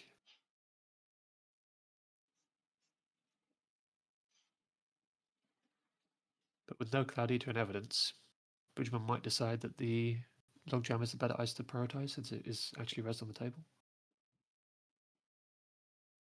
And yeah, doing the thing when in doubt against Glacier, click for 4, and hopefully you can make the right runs once you need to spend that money. Bridgman does only need to access one more agenda to win here. All the remaining agendas are at least 2 points, so Yep. And it's it's before with the lat lined up also, so you know the free Proco click. yeah, that's true. But now this looks like a pretty clear push. We're advancing. We've got what looks to be Void and Lacosta. Could be 2 Voids, theoretically, but with 1 on R&D, most likely Void and Lacosta. And an advanced card. Could be the 3rd Charlotte. This would be a pretty powerful bluff here to tax the runner's credits. But equally, if it's an agenda, threatening to score with the Lacosta advancement plus 3 next turn. And if that's a sender message, which is most likely to be at this point, 3 of those remaining, then a nice big res on R&D as well into the bargain. So we'll see if Bridgman wants to have a go at this. As discussed, we reckon the server is 13-ish credits to run right now. And yeah, Bridgman thinks that's too rich for his blood. He's going to just take a setup turn, let this score happen if it is indeed a score, send a message, gets the Impressive res, and now it's going to come down to the last push that Minstrel makes and whether Bridgman can contest it. Analytic Void, of course, requiring multiple runs on the server, but would be at most 3 because RH can only hold enough cards to trigger it twice unless we manage to get a Spin Doctor to play. So, yeah, pretty. It is always theoretically possible to break through this Void server. It's just a question of whether we can actually make enough credits to do that. Instead, yeah, we're going for the compilation. So we're saying we think we need to find the game on HQ rather than winning on the remote. And this might be game right here. Seeing 3 just needs to find 1 agenda out of these 4 cards. Hedge Fund, Analytic Void, gets trashed. Petty Cash, no, big whiffs. So yeah, that Void on R&D was not a bluff. Most likely, unless Mitchell has got very lucky here and the last card in HQ is an agenda, most likely all the agendas are remaining in R&D at the moment. And we've got something like, hard to estimate exactly how much money this shaper has left, but all our gambles are gone. We've got 1 more coalescence somewhere. We've got that 1 testing on the table. And that's going to be about it, I think.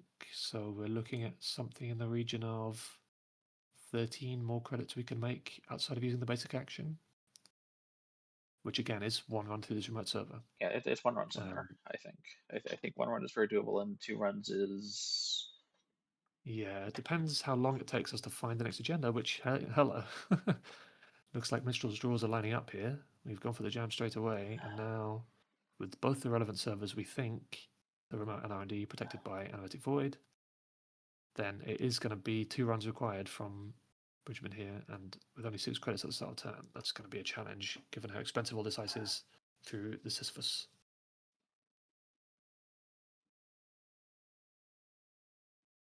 But I expect we'll see him think about this here. Got some math to do. Figure out exactly how many credits he can make, how many clicks it's going to take him to make them, and where his runs need to be if he can get any accesses at all.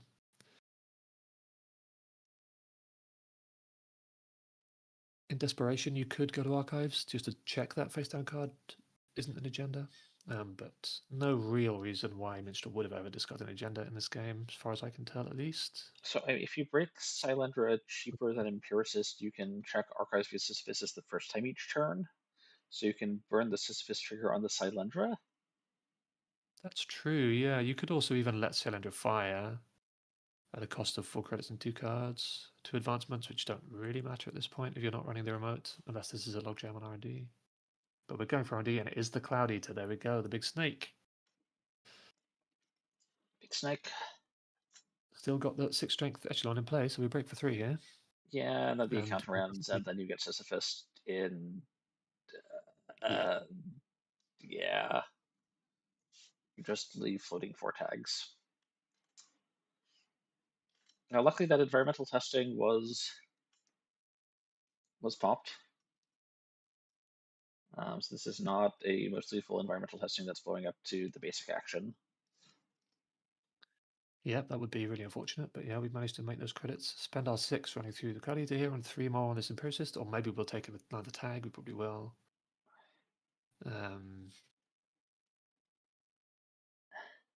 Considering whether to continue, yeah, so now we have to do the math and figure out, can we actually get back in here through this void that we assume is on R&D? Well, it's definitely void because there's nothing else. Like, it's not a Lacosta. It must be a void. Correct. So, yeah, and you sort of have to break the first subroutine on Empiricist because Actually, how if many you are voids are on the continuing. list? Are there 3 voids on the list? 3 voids, 3 Lacostas, yeah. Okay, yep. Is all the upgrades. So definitely void. Oh yeah, there's the 1 void in archives and the 2 on the table. Yeah. Guaranteed here. And then yeah, so if you do continue, you have to break the first subroutine on Empiricists to stop them from fixing the top of R&D. But you could, in theory, ignore the tag subroutines on both ice and end up spending just 4 to get back in. We've gone for breaking all of it though. We don't want to take the damage here. Gonna let this void fire.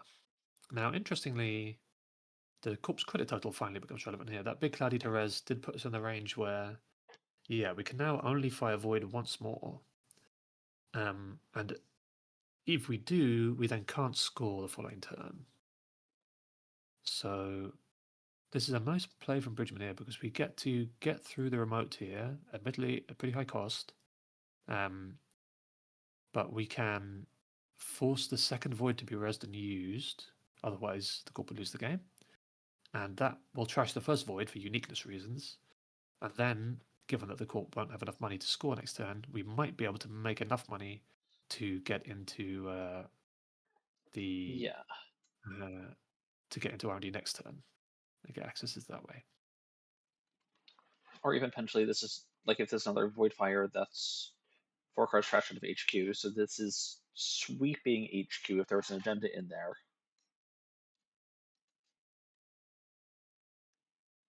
Yeah, I mean, I think fair to assume that there wasn't, given we set it a couple of turns ago and saw 3 or 4 and missed. But it's definitely possible, and that does open up archives as a line if it comes to it. As it is, we've got, yeah, we went from big credit totals on both sides just a couple of turns ago down to 2 credit and 1 respectively. Not getting lapdog this turn. No cards in stack, no cards in HQ. Nothing to draw. There's no way Bridgman is clearing 4 tags. It's just not. But I guess with Minstrel all the way down at 1 credit, this knickknack might stick around a turn. Yep, seems most likely that it will. Now the question here is, did Minstrel top deck an agenda this turn? We have to draw up to make Void real. We have to click for a credit. Oh, it's Charlotte. Whoa. Oh my word. Okay, that changes things. That gives us the credits we need. But you need to draw again to make Void real. I get to make Void real. Unless this is Spin Doctor, which it could be. But if you don't draw here, you're basically telling Bridgman that it's Spin Doctor, yeah. And that means that unless the Seamless is still in archive, so there's no way that this is a winning score. Yeah. So you can just take a turn to money up here as Bridgman. There's no win. You could also, try and force the void again this turn just to keep those cards down, keep putting cards in archives. But you've only got so many runs left in you. Let's see if we go for one here. But of course, if you run the remote and it is Spin Doctor, that's pretty tough. So, okay, I'd rather not run and then try and set up for 3 rounds. 3 rounds next turn. I forgot to think about time on the round. So that means this is going to be the corp's last turn, and we know the corp can't score. So who's the higher seed? Let's go back to the standings and double check. Higher seed coming in was Minstrel was 14th, was 9th seed, Bridgman 14th. So yeah, although the Corp now will not get another turn, so cannot score, they just have to Yeah, Minstrel's hope 9, that Bridgman's Bridgman can find 14. an agenda. So just to repeat for those who may have missed it earlier, in the event of a game that goes to time and ties on points, the player who's awarded the victory is the one who was the higher seed coming in from Swiss rounds yesterday, which in this case is Minstrel, our Corp player. So basically, Bridgman has to touch an agenda. We know almost for certain that the card in server 1 is an agenda. It could be a very smart spin doctor bluff, but it's not a Charlotte, can't be a second Lacosta, and the voids are all accounted for. So yeah, Bridgman's going to have to do a But think are there here and enough figure out. credits to get in? Like, that's the... Right, I mean, we get to void once, so getting into the server, and in fact, we don't have enough propeller counters to break this 6 strength logjam with propeller, so you'd have to break it with It Rising has to be Tide. broken with Rising Tide. I think all our substitutes are accounted for, But we can yes. potentially sell one of the propellers to Knick Knack. It's not clear Yeah, if this is better than just selling Coal or Amuse. yeah, it depends if you're going to be running it twice or if the new ice on R&D is a barrier. I don't think getting into R&D is... I'm looking at something like...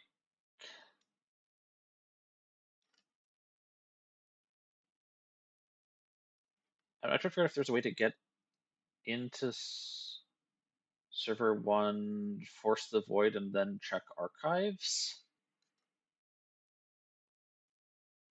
Let's see. So we're looking at if we sell the propeller, let's say for argument's sake, then logjam is 6 to break with Rising Tide. Empiricist, then I mean maybe you can let them fix R&D if your plan is to run remote and archives.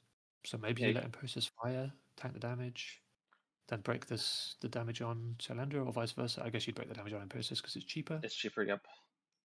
And like you So can like let a the very Cylindra minimum between advancement 7. fire, that doesn't matter. Yeah.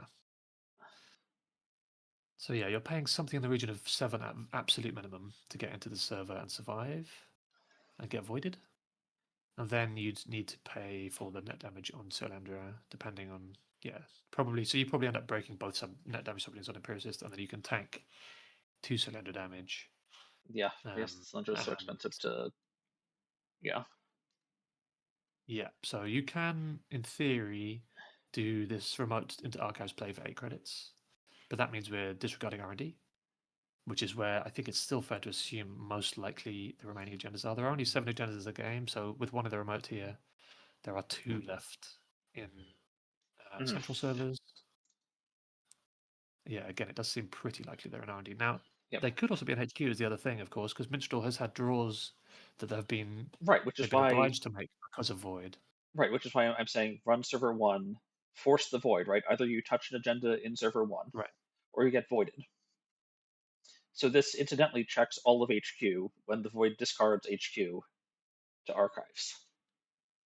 Right. But it checks none of R&D, It whereas checks what none of you could R&D. do instead is see if you have a line to check one of the 2 cards in HQ and also check R&D.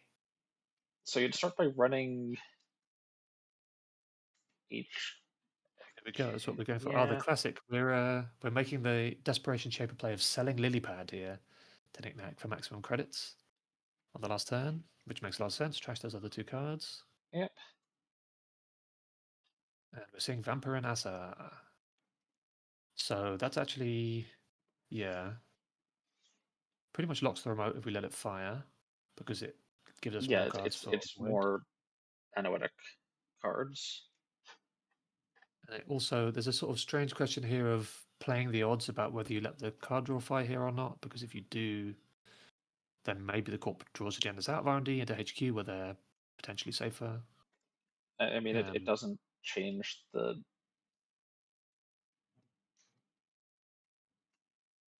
odds It's one of those from... things that, like, right, statistically it's no difference, but practically what actually does happen might change It'll things here. either So work or it we don't have won't, but yeah. the odds of it working or not are... Yeah, it's statistically arbitrary, but they have to you have to make a decision. And yeah, we've Breaks decided all. to break all, which is pretty reasonable, I think. Since you want to be breaking some number of the subroutines for sure. And So now Sisyphus actually, um, I mean, I guess you just fire it for. you spend your last credit, right? Because Oh wait, this, yeah, yeah, you spend your last credit here.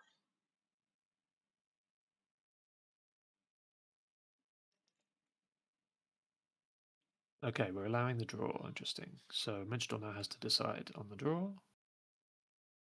Presumably this is because we've done some Sisyphus math and decided, decided Yep. that we can't spend the credits, so now we're going to spend credit on Sisyphus. See what happens with Vampire NASA this time.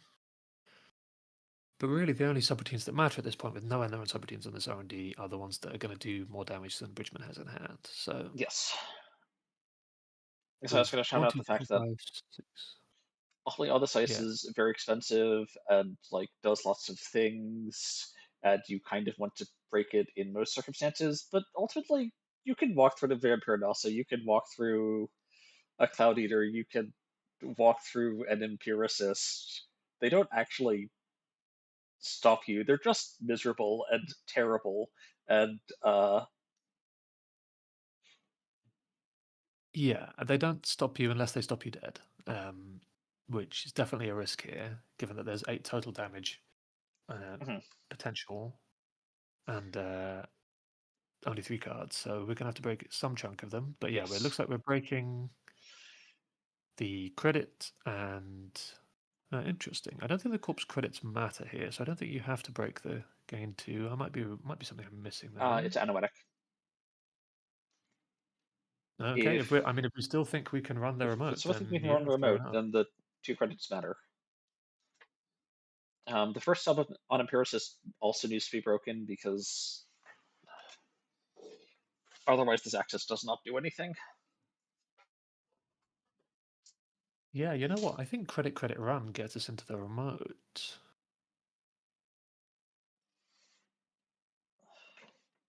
If we jack out here, yeah. Because it costs 7 to break. Since we didn't sell Propeller, it costs 7 to break Logjam. And then we need to break 1 net damage subroutine on the way in to not die. Which is 8 total credits. Yeah, then Wow, we've is this going to be click and credit perfect? burned the Sisyphus trigger. And the game comes down to, was this a Spin Doctor bluff? Because if this was a Spin Doctor bluff, my word. Empiricist, you break one of Yep, the so we get you break the damage subs, and then yeah, and these all Silencer fire. fires. Get advancements and damage that don't matter. And we're, last click of the game, last credit spent on both sides. We can access this card. Send a message. Send a message. Holy hell. Wow.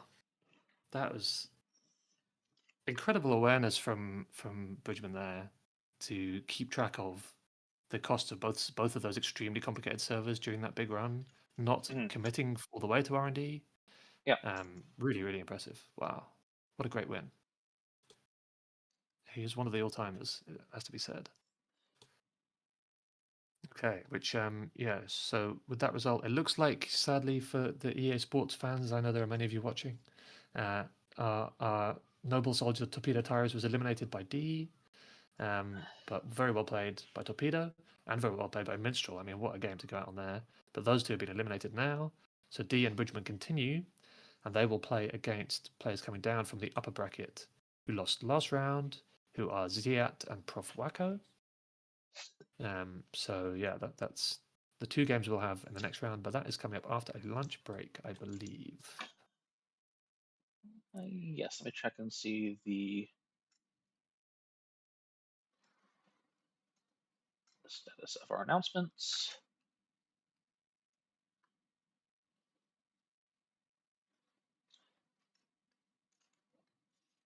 All right, and it looks like there is food break, and that will be over in about 30 minutes.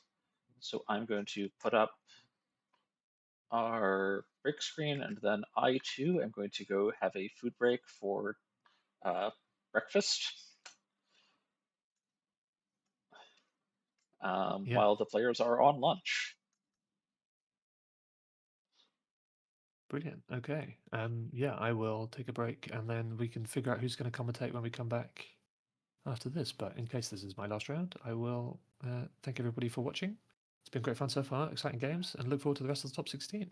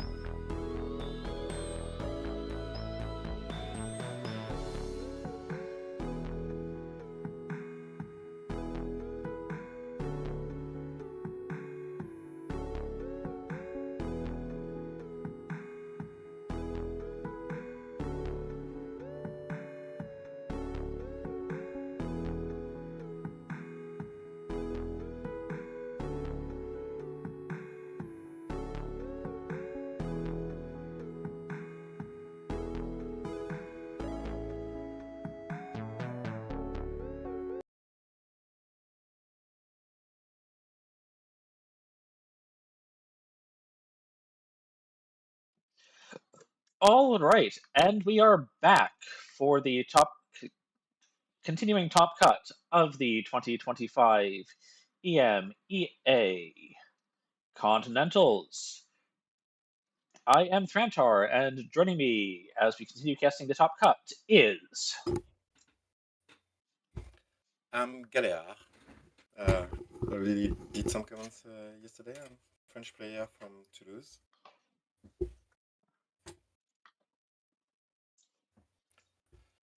And we have just finished off our lunch break, as this was the EMEA Continentals. And pairings are up, and people are creating lobbies as we head into round 5, I think, Sure. maybe 4. Yeah, it's 1-5. Round 5. Only 5 players left. So there's 2 games going on. Lobbies have already been created. We have Deer versus Porfuaco, Bridgman versus Jet. All right, and are any of these matchups catching your eye that you want to see?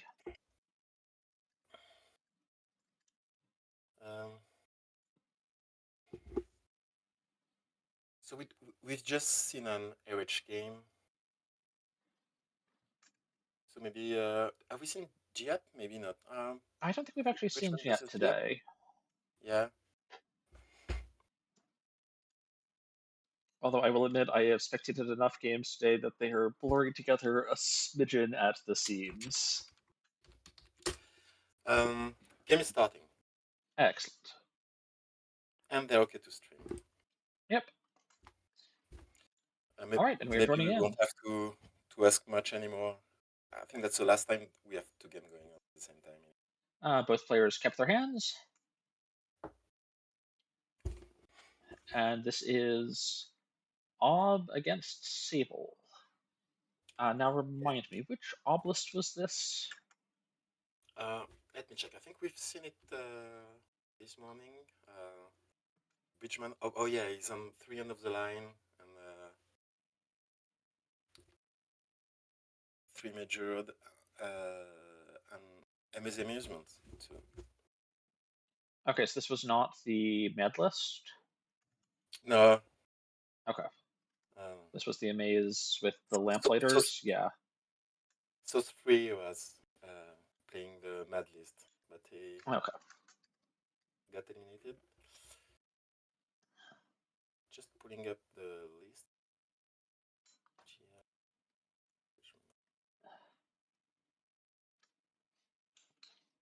Right, we see a little bit of development here. Yeah. Masquerade scans the remote classic. Only one credit tax on the fate check. Pretty good for the corp. Mm-hmm. And a lamplighter being seen on HQ, which is a little interesting. Because there are some more guaranteed setups for the amaze with agendas in the remote, but you can still find agendas in HQ. It's certainly also a traditional place to find agendas, but the setup with the amaze is not quite as reliable. But the combo still works on centrals because Lamplighter is trash only if an agenda is stolen. So, and you can put it in the central server. It does, but there's not as much control that the runner will be hitting the agenda on that run. So you can't necessarily set up a combo off of it that is a reliable execution the same way.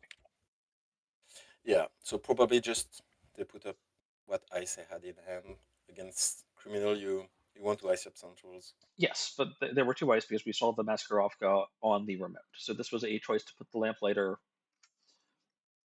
on the HQ and the Mascarovka in server 1, which is a bit more sturdy at protecting the anthill, right? It's a hard ETR.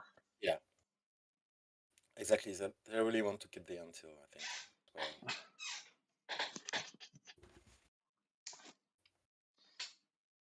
And deciding that the tempo of putting the Lamplighter on HQ and getting that res and getting a little bit of tax, perhaps a little bit more value than saving it for combo play. So Jet's drawing hard later. with Nuka, but only on 1 credit. Carpe Diem.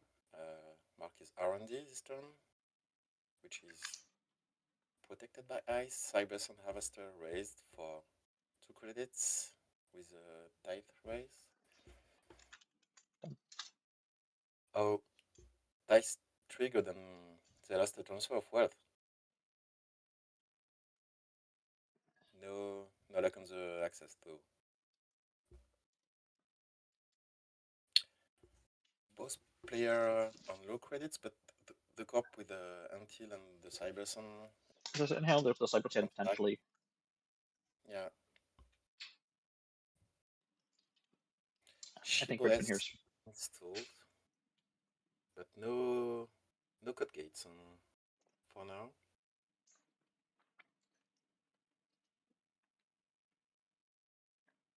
And another Nuka.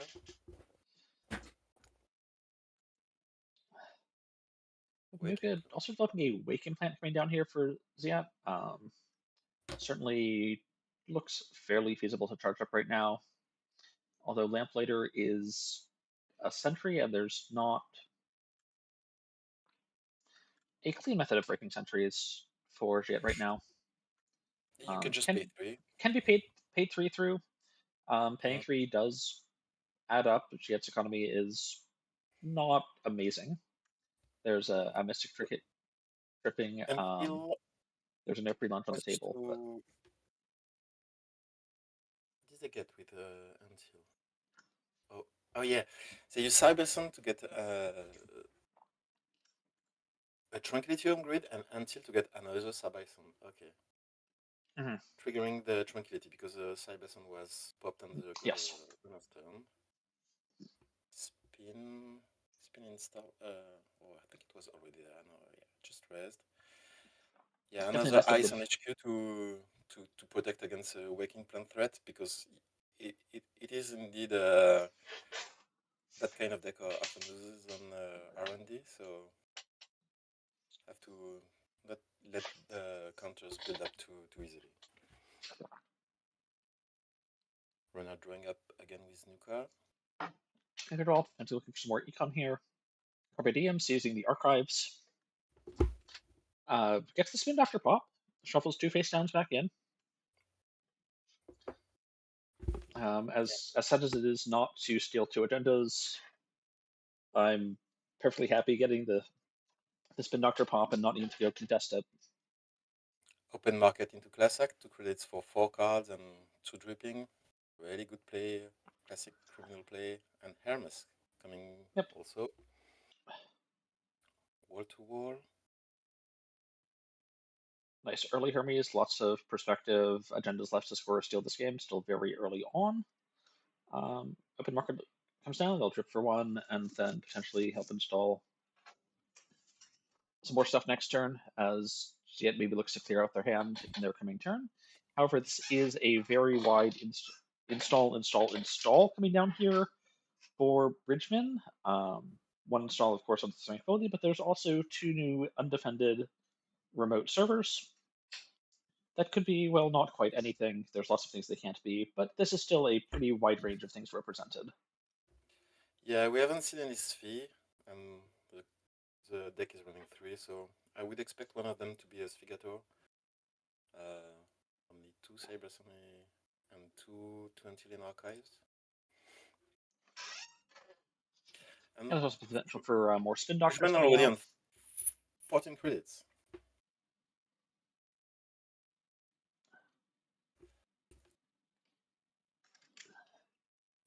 Strong start from the co-op. But good bot state from the runner too, even if their econ is a bit tighter. Yeah, the econ for the runner is definitely a bit tighter, but having the Hermes down is good. There's a breaker down. Okay, here we have a clean getaway coming in. Setting it at archives. Not willing to risk the chance of another spin doctor on server 4 or 5. Another no free lunch. Well, with the cop is on 2 Oppo and 2 Oppo research and 3 end of the line. So those end of the line no free lunch Certainly, these prepaid no free Very lunches can be. And one of the remote was a Sphigator, called it, and the other is a wall-to-wall. Yes. So as it turns out, shipping the clean getaway into one of those would have been safe, but Okay, always a little bit of a hard call to make.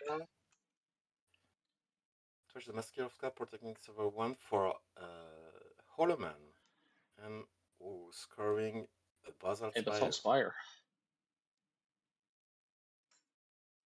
Spire. Hermes bumping back second S and HQ. So I see a couple discards here. Yeah, two cards to discard.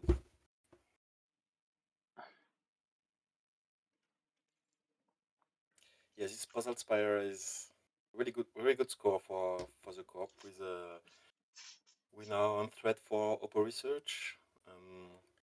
Those counters can be very useful to ditch double end of the line or double measure response with only one copy in hand. Yes, but I mean, there's also at this point, and these cards are pretty safe because there are the Basalt Spire counters, and there's enough credits for potentially another push onto this Tranquility Home grid with the Hollow Man standing by to add some advancements there. Yeah, let's see how Jet does deal with that. On 6 credits, open market with a lot of drip economy, draw up. Oh, Revolver has been installed too. Mark is HQ this turn. Yep. Okay, it is a transfer of wealth into HQ. Do you pay 3? Oh, no, you use Revolver. Yeah, It's just saving 1 credits. Oh, but it only cost one counter. Yeah. Yeah, but you don't have to break the one sub also. Yeah. So. Indeed. Yeah, one credit can make the difference. Probably good. And also, since a lot of the uses for Revolver are either for 2 sub or 3 sub things, using one counter is sort of free because you have 7 breaks and mostly spend it in increments of 2 or 3. Yeah. At this point, they need to optimize their economy. There's only one Revolver and one common in Jet's deck. Okay, Maskirovska, access from HQ. Wake gets a counter. Now on 10 credits and 1 tag. Yeah, and certainly finding an ice here is not terribly surprising. There was, of course, the ice that was just bounced back from the Basalt Spire score. Pinhole for the Holoman, I guess. I'm expecting Hollow Man. Yeah. Indeed, yeah. You have to deal with this, clearing the tag, and installing a second class act with open market money. They've drawn half the deck already, the runner. Yeah, so I suspect that Ziet has access to a Kurapira or whatever his factor of choice is, whenever he's ready to play it. Yeah, two Kurapiras in the list. Not playing mutual favor. Just a lot of draw. Two Boomerang too, we haven't seen any yet, I think. And the corp has used Sphi to trash the wall to for fetch second Sphi. Yeah, okay. Again, very healthy credit total, 13 credits, but only not that many ice installed. It's looking a little not entirely safe to push things right now. Another ice cream back down on HQ. This is possibly the Maskarovka again. Might be. Yeah, with two transfer left to to transfer and the runner's deck, that second ice and ice cream makes sense. One on R&D and still the working opponent threat. And jamming also a card in server 1 on the Tranquility, gaining credits. Mm-hmm.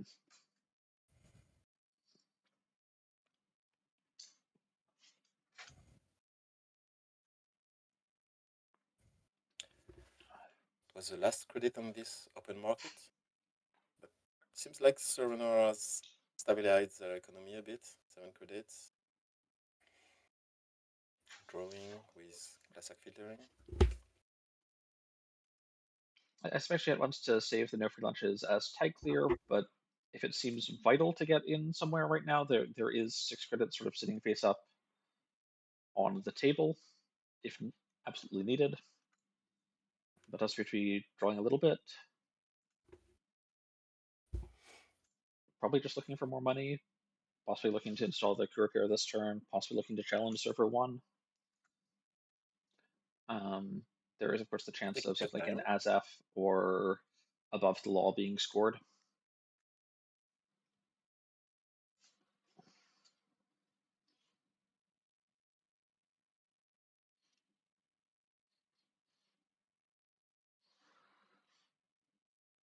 Gambling for 5 with Mystic Credit. Boomerang installed for the new HQ Ice. And Bravado into HQ. Yeah, and I think that ice is probably the okay. It is Afshar. Afshar is pretty annoying here. Yeah, it's a really good HQ Ice. It's a really good HQ ice, and it also interacts really Credits. favorably with a couple things. So that costs 5, and we'll pay back. Yep, but I suspect Jet might have. 5. Yeah, I suspect Jet might Yeah, have been that's hoping it great. was the reinstall in the Maskarovka here in HQ, but it is the Afshar. Does suggest that the outside ice on R&D might be the Maskarovka that we've been following around for a while. Yeah, maybe. And Azef has been stolen from HQ for Crit Neutral Run. Yep, Hermes so is this is the Amaze Amusements coming in off the Lamplighter to go and add 2 tags to the steel. So this is probably going to burn at least one of the no free lunches, clearing the tag. And here's the Amaze. Oh yeah, in HQ. Okay. Yeah, came in off of the Lamplighter on the steel. And it is a Spin Doctor. That was a remote ice that got bounced. Okay.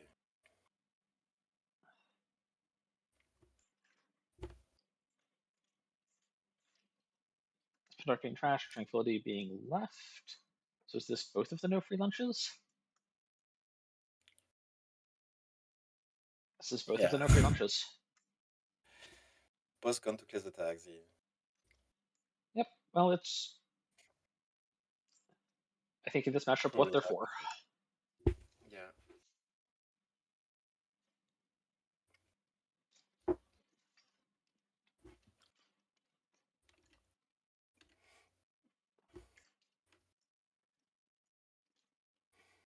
Yeah, there's only 2 in the deck, so no more kill takes. There's a blade, but it's not for this matchup. Though with the Lamplighter trashing itself and then the ice trash in server 1, we're seeing a sort of lack of ice protecting Thermite right now. Face Vigator Zvi trashes Amaze for the third. amusements. Very funny. Look, when you're done with your theme park, you just install giant excavators everywhere. They're basically interchangeable. Only 1 used, but that's money on demand. Any on any turn they can get 9 Yep. credits. At any turn, pull up your board, get 9 credits. And the Bridgman using Basalt Spire counter for Holoman. Okay. Icing up HQ and the server 1 and jamming. And install on Could server it 1. be the Holoman? in the remote. It can be the Hollow Man. That's my guess. Nuka for 3 Um, cards all of these and like a space classic German. investigators are, on the one hand, a very like easy and safe place for Jet to throw face-up run events if necessary. But at the moment, so is Archives, and it doesn't really matter whether there's one Yeah. Sphigator or three Sphigators, as long as there's something face-up that you know is not spin.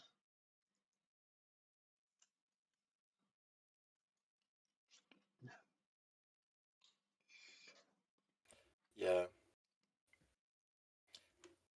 Yeah. Could be used for Clean Gateway, but as you said, there's also Archives.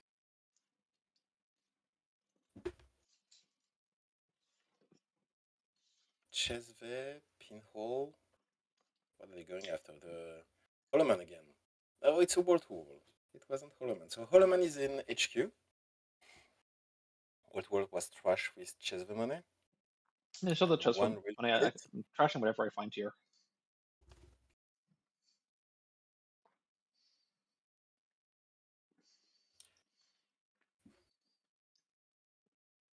Sphigator trash at the tithe. Finds another Sphigator. Nope, never mind. It's a Spin Doctor. Spin. The second one. Oh, and the third one is in Archives. Yes, there's a Spin in the Archives.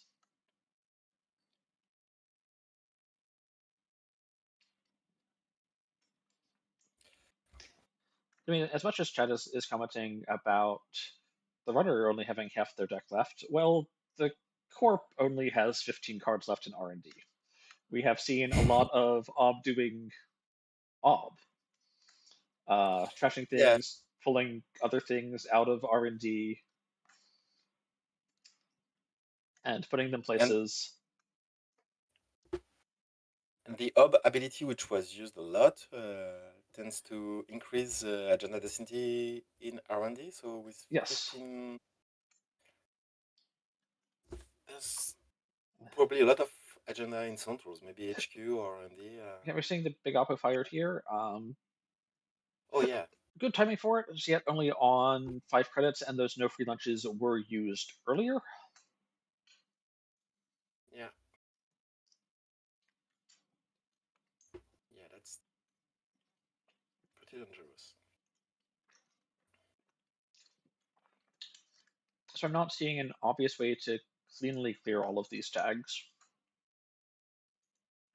Yeah, if you had the Baya bands, I think maybe like you could. if there's a Bahia bands into especially They, Valentina, they're not, then they are not on Baya band, so that yeah, that's or tricky. Hannah like off of a Bahia bands also works, but short of that, I'm not.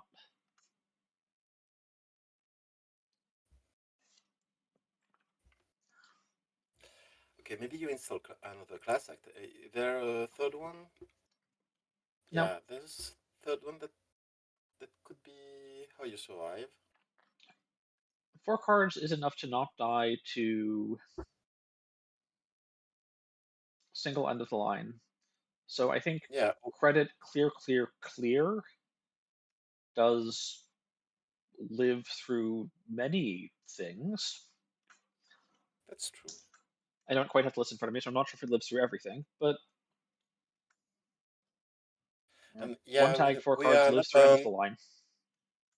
threat 4, so measured response is not a threat yet. So that yeah, clearing 3 could be the play. Instead of clicking for a credit, if you have an icon event with 2 credits on Mimi, that could be even better, but that brings you down to only 3 cards, so maybe not.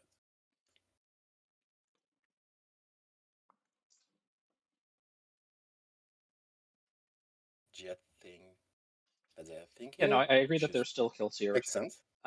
especially with And Azaf. they click for nuke.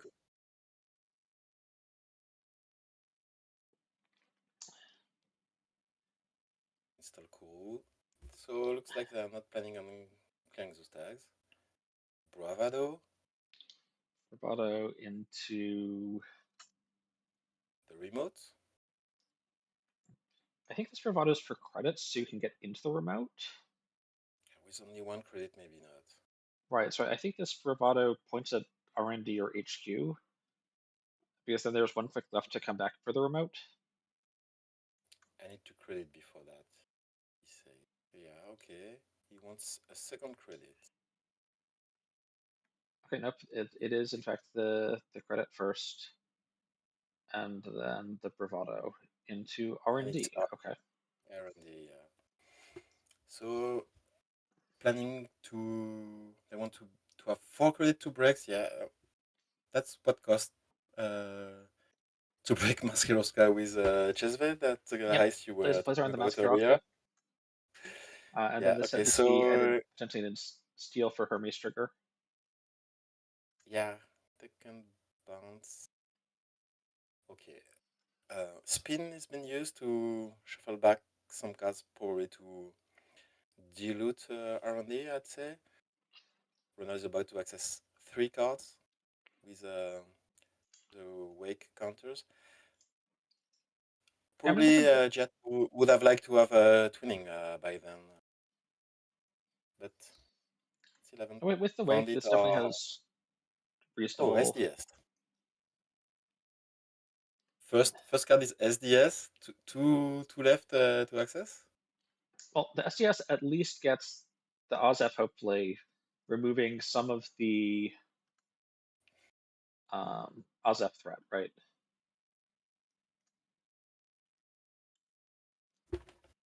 But it is just the SDS going to 5 points, and I think 5 points is okay.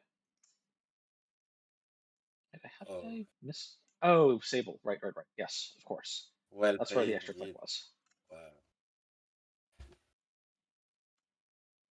Very. Oh, Bridgman saying he got greedy. Maybe. Too risky with Azef on board. Yeah. That was really tight last turn from Jihad. Yep. Yeah, he gambled.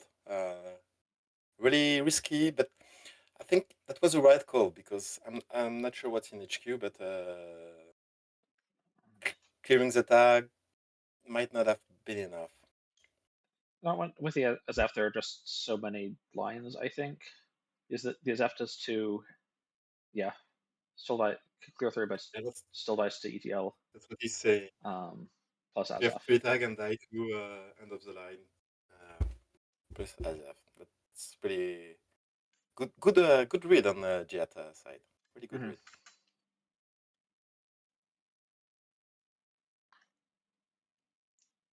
Benjamin saying that maybe he shouldn't have jammed the Azef. That was a greedy line.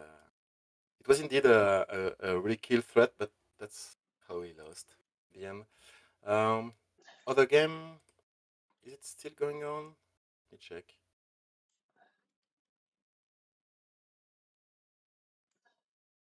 It is 4-2.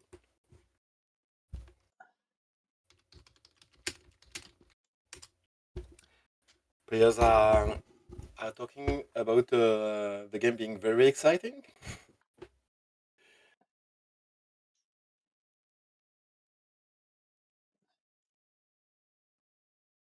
Okay. Yeah, you can come in.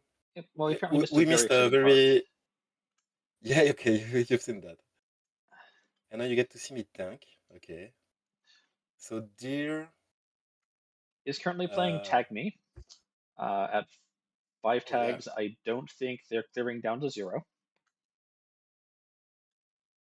a lot of cards removed from the game. All 3 spins and all 3 petty cash. Cool. I have all 3 petty patches gone, all 3 spins gone, and also a moonpool is gone. 3 face down servers. Okay, dear is running R&D, protected by Phonetria. Yeah, but Carmen is for 2 with pretty Carmen. good at dealing with Phenutria. Indeed. Only 2 credits and 1 payback with Penny Shaver. No Chesve.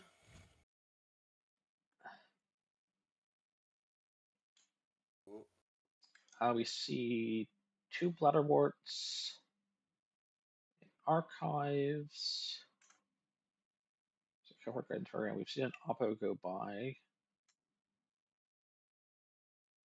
Okay, it's another cohort res.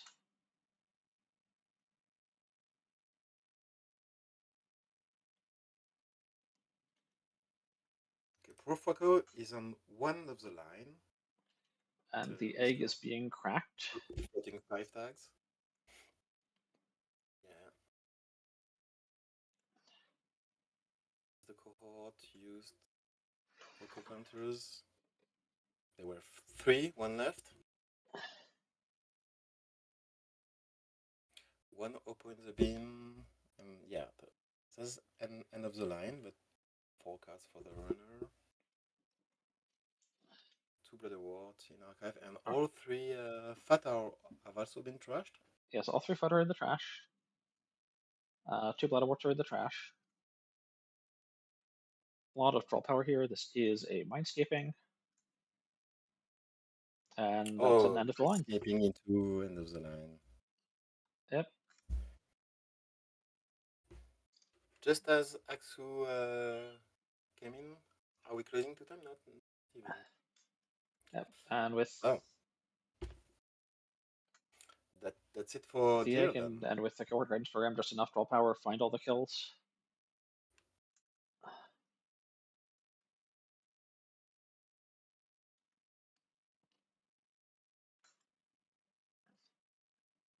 Profac I certainly looked at in a pretty good spot, but with D at 4 points, just touch Fuji is always an out. Yeah. That could have.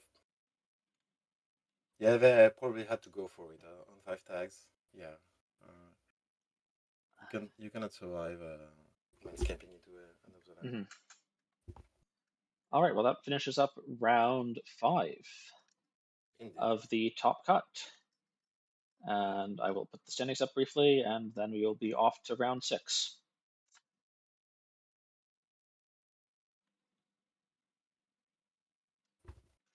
So round 6 will be Giat against Profoco, I think. Yes. And then the winner of this match will face with TBU 3K. And the winner of that will face Augustus Caesar. Yeah. Indeed. So 3 or 4 games left.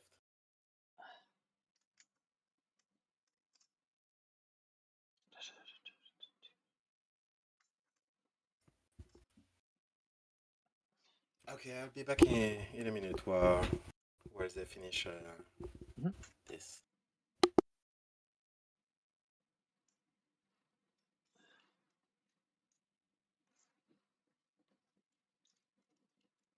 It looks like the players are taking a minute or two before we start.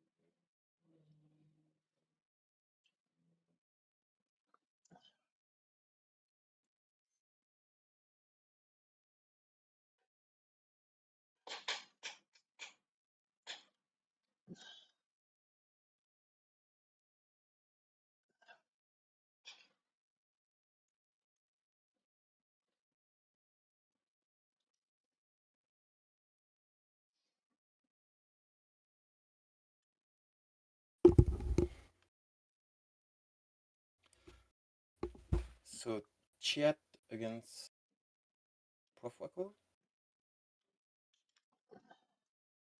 Indeed, and the lobby is up, so I'm going to switch us over to looking at this lobby. Already?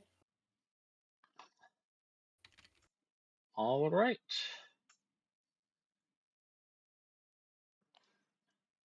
We are once again seeing Ayuko against And Sable.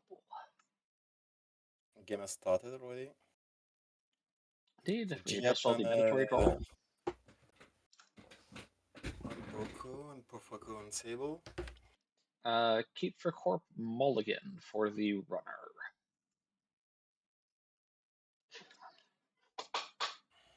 SNHQ and then 2 new servers. What are they? Cards. Come find them. Come see them. Find out. Nah, just clean getaway. Clean getaway R&D.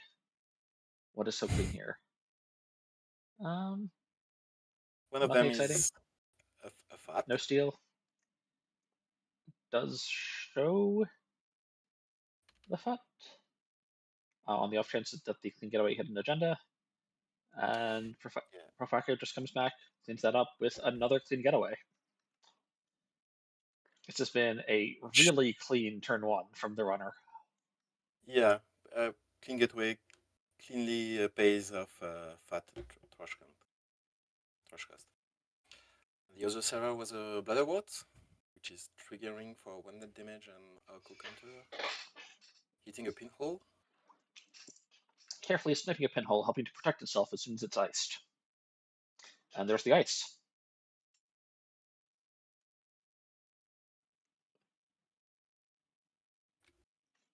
That pinhole hit on the net damage from the Bladderwort is actually pretty annoying here, honestly. A pinhole. Yeah, Profaco unhappy about the pinhole hit. Because pinhole is just I just want to pinhole this Butterworth right now, and that's not a thing. Pinhole's gone. Often used to trash fat too. Yep. Especially nice when you have chase way up. Yes. Yes. Using the Chesva credits to go trash in the remote is a very nice and fun interaction. And Profaco playing again the open market into class act combo that we've seen earlier. And checking some 4. So Chiat is on 3 oppo, 1 end of the line, and they're playing Sea there. Also. So,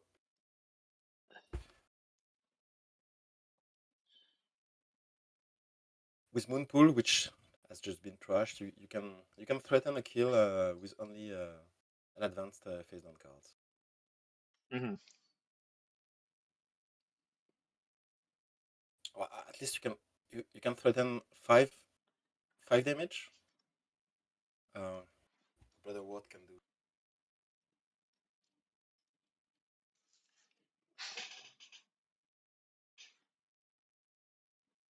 Two new servers and click for a credit to be at 3. Just enough to trigger Bladderwort or raise any money. Exactly, like these insults like being thrown down, quits keep ducking back below, get the Bloodwork damage. Brother HQ. After a draw.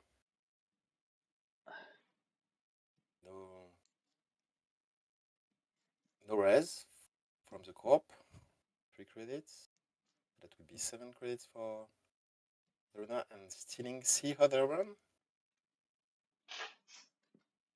We just saw how they run. It's with Bravado into HQ. Yeah.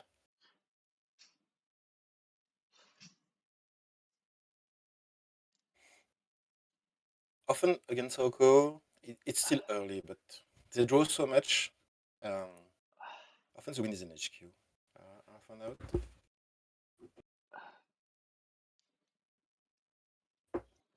But still Yeah, to very much the case where the agendas have to be somewhere, and yeah.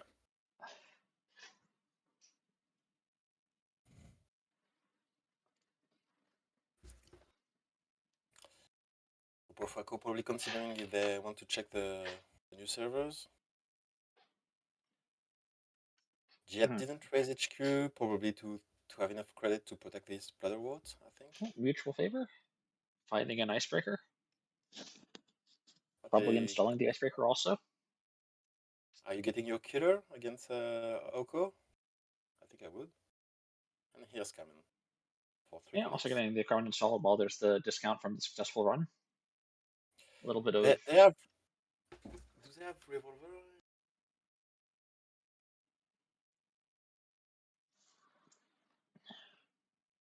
Yeah, there's one revolver, but they went for the Carmen. Oh, no, that's gonna be useful. Air blades protects against yeah. net damage. Nothing else can just prevent some net damage when you steal anything really. Yeah, during runs. So when you steal, when there is any money, and it also denies Yes. Oko counters, which can be really important. Well, with deep dive on hiatus, it's a little tricky right now to steal not during runs. Happens much less than it used to. Oh, yeah. And say, okay. Cop, cop is rich now, or maybe not. Oppo, okay, it's a small Oppo, only on threat 2, and raising a fat. But on 7 credits, maybe you're not too worried about the bladder wart anymore, unless you let them raise ice. Yeah, if there's no ice to res, like what's more expensive? There's Moonpool. That's only 3. So 2 tags, 9 credits. Probably the safe play is clear tags, trash fat. Okay. That's a fat trashed. Two in the bin already? Yep, there's 2 in the bin. No Yeah, spin but doctors I burned don't yet, care. so they can come back for. Yeah, that's trashing cards while leaving the spin can sometimes feels bad, but Oko is trashing so much. The spin are under pressure. There are often agendas in the bin. Even Moonpool Yes. also helps protect them, but Yes, you can only spin 6 things, and if you need to spin 8, well, it's too hard getting spun. Pick your least favorites. Petty Cash played from archive and Oppo again, and another fat. Profaco isn't happy about it. This one is iced.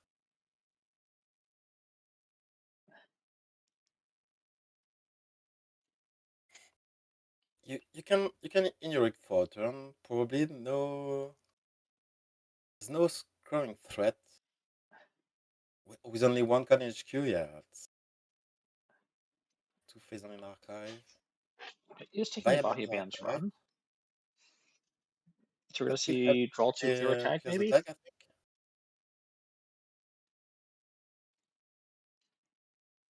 Draw 2, clear a tag, yep. Steals a And sting. there's And we 3 get to see the damage. Airblades, yeah. Okay, Yep, Ablaze yep. completely used up on this steal. And yeah, and Oko on the 0 counter. So I think that's really, yeah, that's quite a tempo swing to not lose 3 cards and deny 2 counters.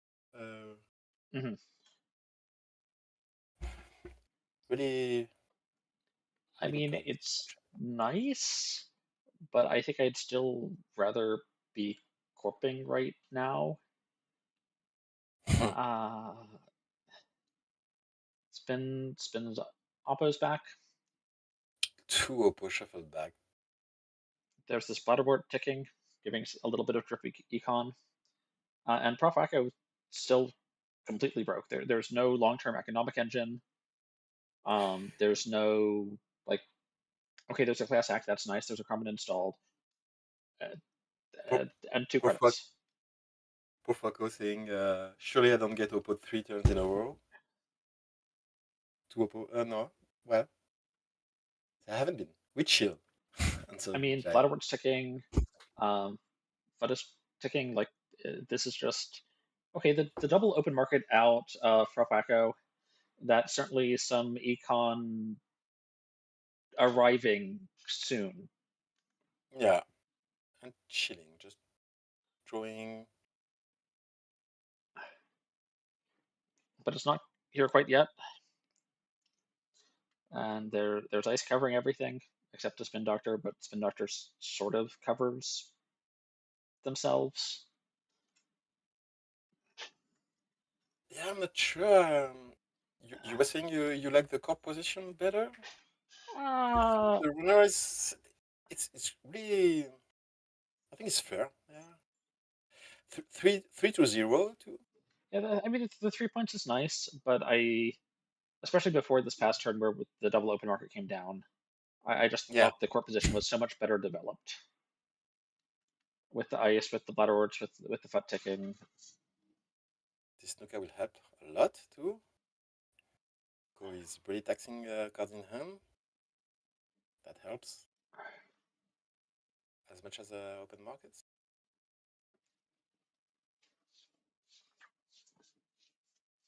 No, I do think Jant has had some relatively lower tempo turns these past couple, and this has given Prof Wacko a chance to sort of build some econ back up, draw some cards, find more breakers, Copying, and not running the mark, which was HQ, and then just installing you.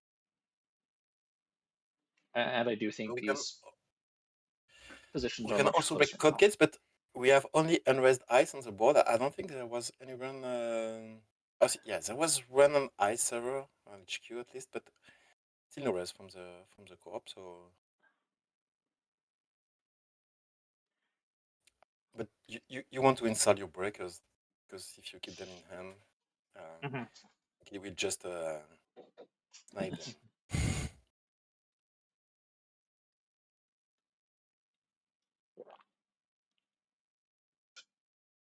Fat on 2 counters now.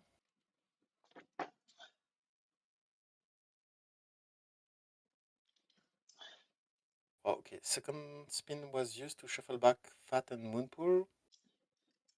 Oh, so because of third spin Mm-hmm. now installed.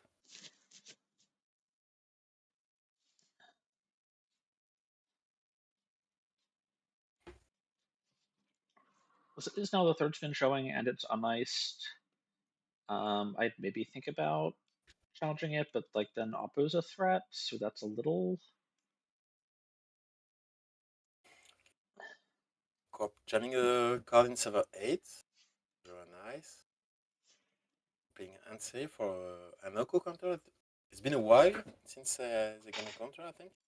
Regent's threat is calling Prof Wacko.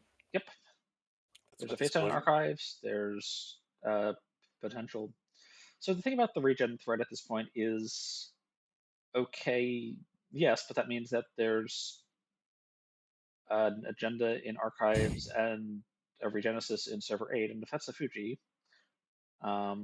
that's 4 points. 4 plus 3 is 7. Now, granted, there is a spin to protect the potential Fuji in archives. Yeah, in this boss set, do you run the spin first? So to force the co-op to is it to shuffle it back? Oh, Valentina instead. Nice. Getting two the clear attack with it? Where they So tag? it's either clear a tag or gain 2, no tags. So electing the Okay, yeah, rebate. no. Oh yeah, Um, I forgot about this text. but No tag, but so again two Profwacko, because we are on thread 3. Okay, and then gambling. yes, Profwacko is perhaps anticipating that there will be tags in the future, which I think is a very reasonable. It's Tattoo Bola. Ooh, Yeah. 2 icebreakers, but unfortunately the wrong 2 icebreakers, and the barrier will end the run. So they called the Regenesis threat, Regenesis threat? Well, there's the Regenesis portion. Yeah, okay. So and there's the threat portion. That was a good call, but they didn't act on it.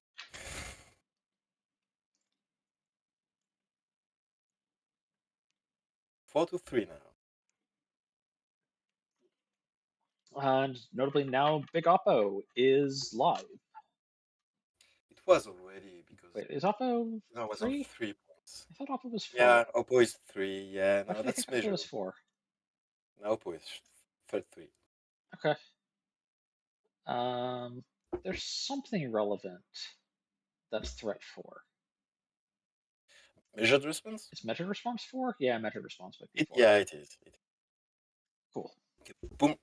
Boomeranging the Tatubola to deal with the fat. Deal with the fat, exactly. So it looks like they haven't found the Kurupira yet.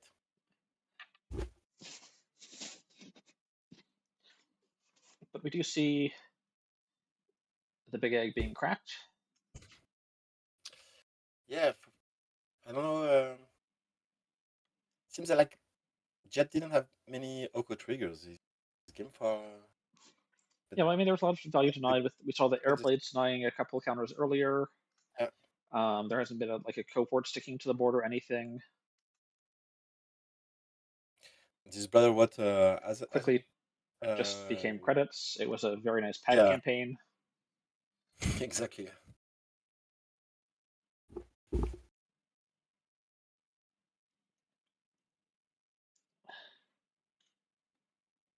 And while having a bunch of money is not the end of the world necessarily, this is going to go support, funding that Big Oppo, funding maybe some Moonpool action.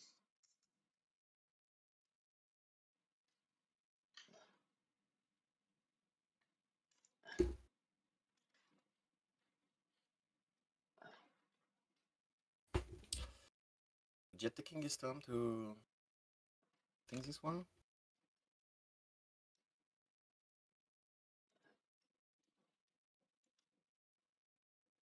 Big Oppo.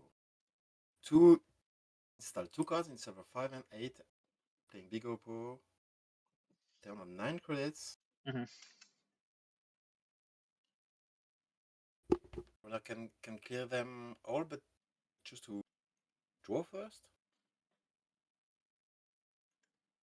Likely. Yeah. So I mean, there is. I mean, especially since clearing these only costs 1, right? Because click remove a tag with Valentina gives you a 1 credit rebate. Yeah. You could have just cleared all of these for 4 credits, which is. So I guess the threat there is that this is a second Regenesis play, and then you just lose, but. True. Yeah. And certainly losing, very bad for your odds of winning. So if you've got class acting, maybe you can deal with Renege's threat and a lot of cards. Probably they can afford it. There's still 1 in the deck, 1 in bin, 1 on board, so it could be what Pofake is about.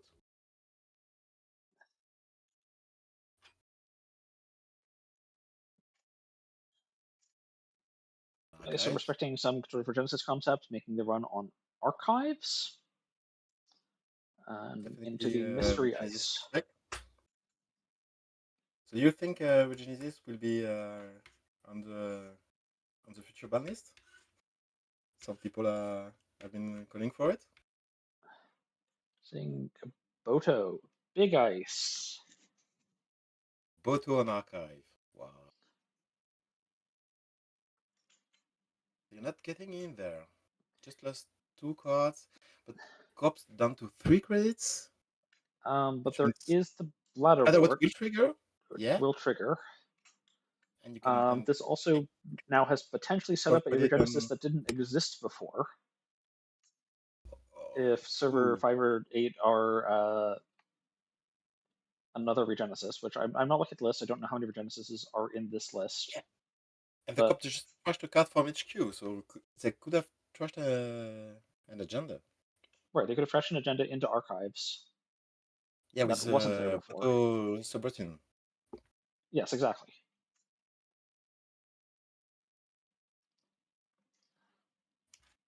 Yeah, you can. Nice. Pofako rolling a die to choose a server to run. Between 5 and 8, yeah, that's I think the choice. It's that's 8. Yeah. No res. That was last click. And it's a cohort. Now the real fork here would be having a regenesis in server 5 and 8 and setting them up by beating the archives run. That would be the play. Last spin just been used. Copies shuffling back 2 cards before the turn start.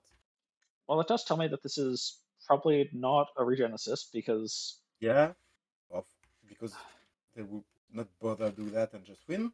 Exactly. And triggering Oko, which disable regenesis. It's the end of the line. Yep. Yeah.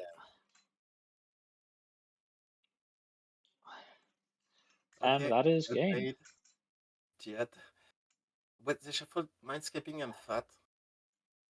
But probably drew and end of the line. But the region on board. Face down was see how they run.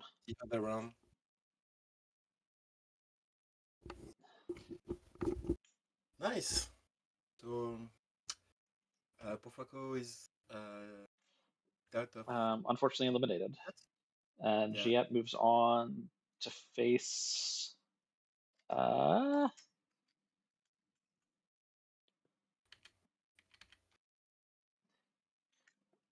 TPU 3K. Oh. Yeah, which had a bigger break because you 3K lost against Augustus before the lunch break. We've already had lunch break. I believe we are moving on pretty soon. We're waiting to hear back from the competitors on whether they want a moment. We're good to just keep moving. Yeah, okay, looks like we're taking a couple minutes break.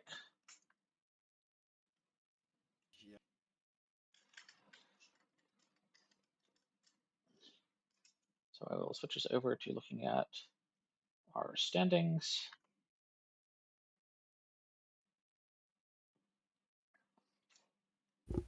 So TPU 3K is on OB.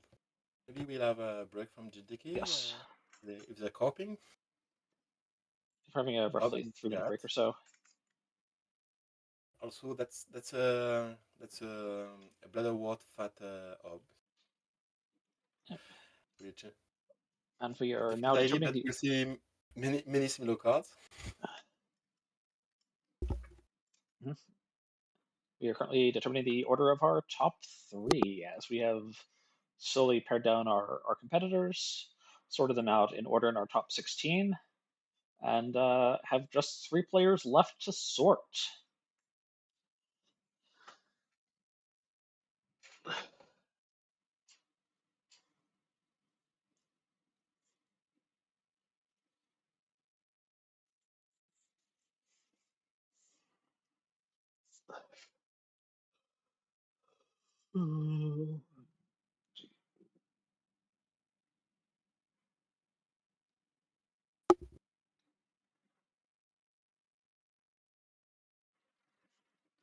Yeah, so Augustus Caesar still chilling, waiting for their grand final opponent.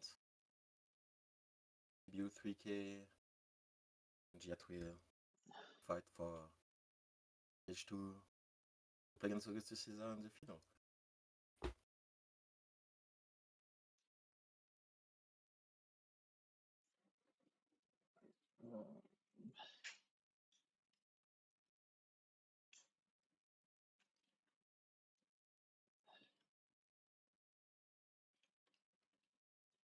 Okay, so this is yeah, it's the Bloodwork Foot. A little bit of focus on some fast advance tricks with the Hearts and Minds and the Slash and Burns. Oh yeah, indeed. TBU 3K is did on Hudson. Yeah, He looking one Hearts and Minds, one Wage he looking Workers. to advance some ice with wall to wall just to have a counter that they can use. Yeah, they just Perhaps kill the counters later with Hearts and Minds potentially as a yeah. little bit of a side option. And you can summon Hearts of Mine with Yes, with Zylison Hob. on the runner's turn, so it does trigger turn starts. And you can just fast advance some things straight up with the Slash and Burn Agriculture, like Slash and Burn as F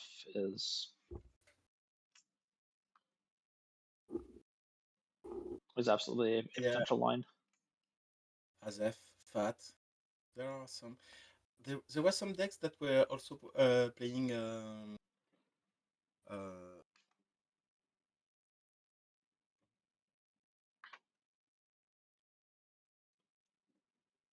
blanking. The system gateway asset that kills you at the start of the turn. And then for Giat, Okay, I'll be right Sable. Sable looks mostly standard. There are two Air Blades, which will certainly help against the Futs. There's a Steel Skin. This will also help. So there's a little bit of extra kill protection here, it looks like, over some other lists that I'm not sure are leading quite that heavily. There's also a pair of no free lunches in the list and a twinning for multi-access potential.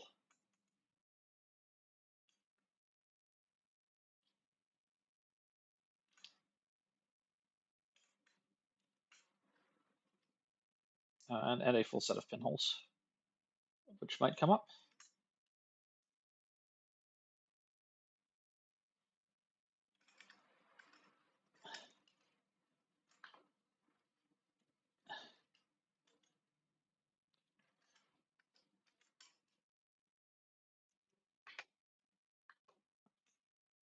All right, and it looks like we have a lobby.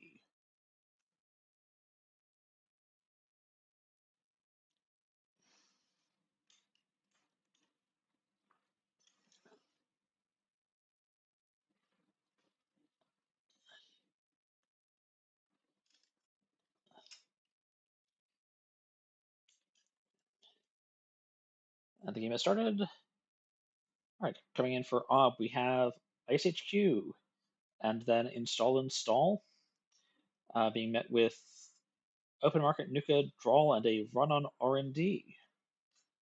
R&D, of course, the Sable mark, so the extra click is being used to install a no free lunch.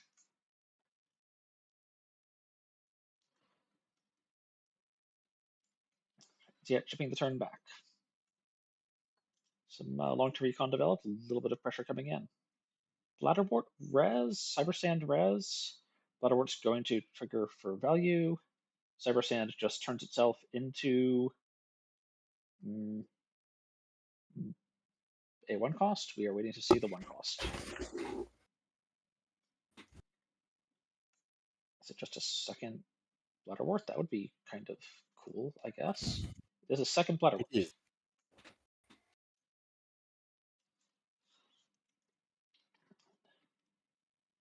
But on 4 credits, they're not threatening to trigger. Well, that's 4 credits after the Bladderwort stick, so. Oh yeah. Oh yeah. So that was 2 full net Okay, sorry. damage coming in. Just back. Yeah. Now these are unprotected, and there are enough credits to come in and trash them. Especially popping the no free lunch would leave Jet pretty broke, but on the other hand, does shut down the long-term econ for TBU 3K and also denies the potential net damage, which can be an ongoing concern if you have to spend most of your turn drawing back up so you don't die to that. State, I think, just wait one more turn, I think.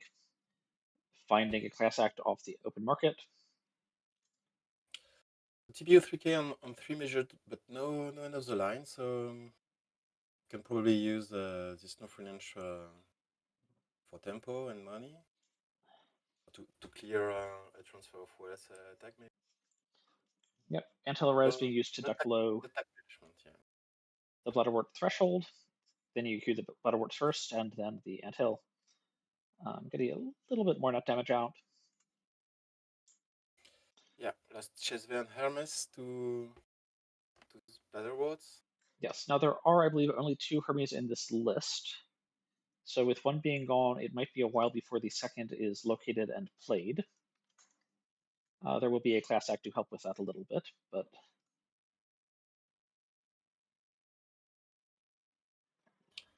2 new servers put up by U3K.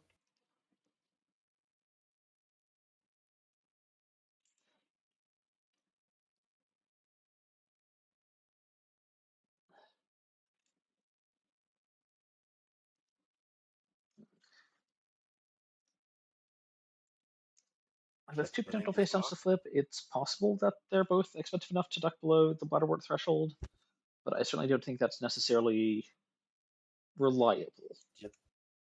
Jet Stilazev from R&D. Pop no French for credits. Then install a revolver.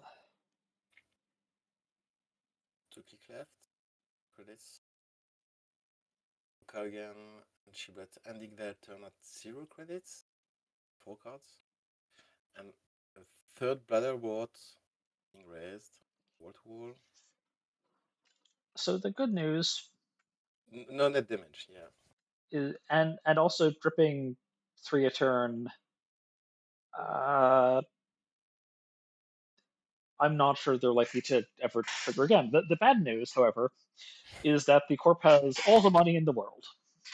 Yeah, exactly. What do you do then? Do you spend money to clear them, or do you let the corp have money? Which might not be pretty good. Big Oppo looks very reasonable to play, or will look very reasonable to play once threat is there. But sometimes the credits feel expensive, and as the corp are dripping 3 a turn, I can use these wage workers. I can play the Big Oppos. I can use Hollow Man. I don't know if there's a Hollow Man in this list. There's not.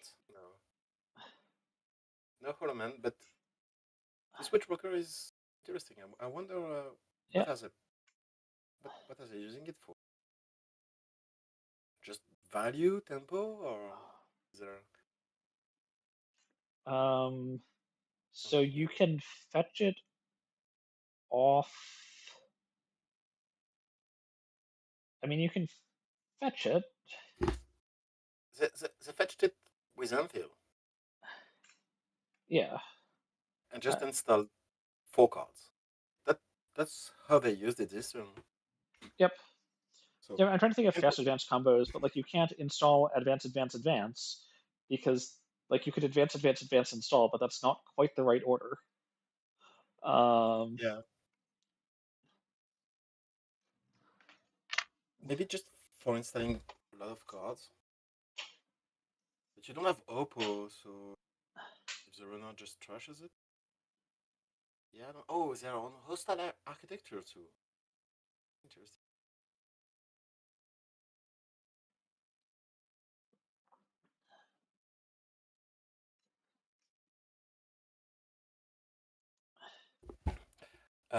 So just draw and click for 3.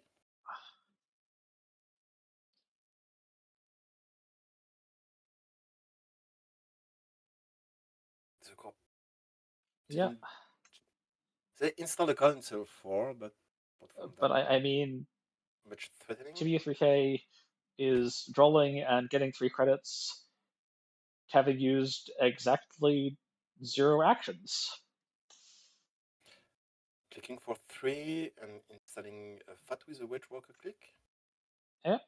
Raising it. This is probably a score here. Oh no. Yeah, Azef. Click for 3. Oh. What? Oh, the advanced. Oh, okay, sorry. It was triple advance the Azef, Mischief. install the Okay, yeah. FUT using the Wage Workers click. Okay, nice. Azef trashes the wall to wall for a Spin Doctor. 3 And damages. Yeah, and get a spin. Nice. does sort of leave a FUT undetermined on the table, but also gets on 3 credits, which is not a great total to have.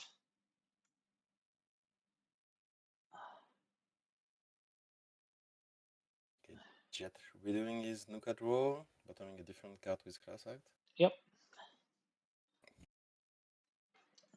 So we used to have super modernism archetype with Wayland fast advancing and threatening a kill, and now it's using similar, but it's really using the damage for tempo. It's not really Yes. threatening kill. It's just hurting your tempo. You're losing cards. Mm-hmm. Credits.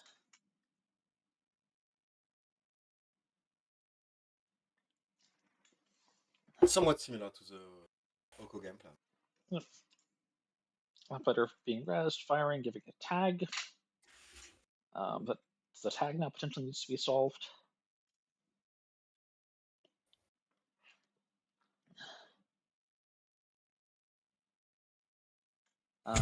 Although I guess with 4 cards in hand, and the line doesn't kill by itself, but There's no end of the line in the deck.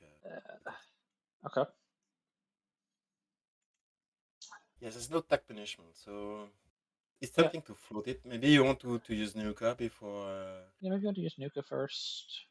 Mm, You could have paid 3 to get in and not take the tag. there were no credits available.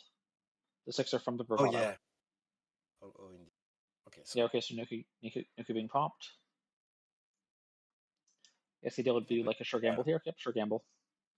And then Just discard like some thing. makes sense. You just might lose classic. Probably the cops are blades discarded. Yeah, not useful. Cop getting 3 credits from the Battle Up to it.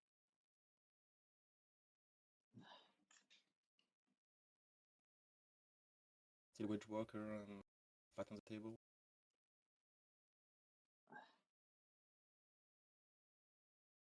Two points on each side.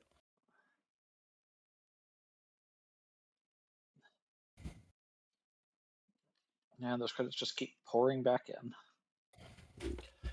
The runner just have. They do have a full rig. They can break any ice. And 10 credits.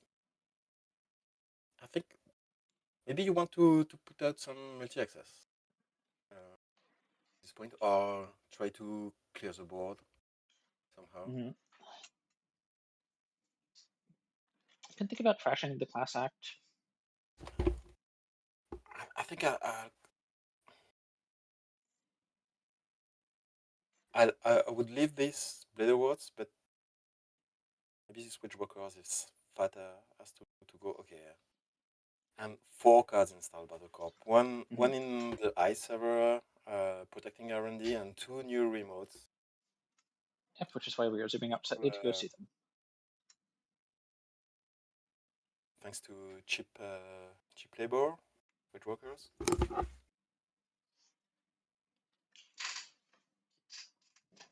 And now, like, running server 4 is very scary if I don't also clear out the Blutterworts, because running server 4 lets the corp res 2 ice, so they can probably duck back down to 1 or 2 or 0 or something, and deal another 1 to 3 net damage. That's a risk. And they're also on 2 hostile, so even if they go down, they don't need to lose too many credits to be in Battle World. If you do nothing, they can raise both, and then you take 3 damage. In theory. If you think server 4 is like exactly 2 log jams or something, then I guess this works, but sort of. But there are still 3 face downs that could potentially be rezzed for credits. I don't know. There's not a lot of ice in this deck. 2 Kessler 2 Maskiowska, 2 Winchester, 3 Landlighter, 3 white space, and that's it. Yep. There's 13 ice, and okay, so one server is a hostile. Yeah, No, hostile is yeah. rezzed. But being trashed anyways.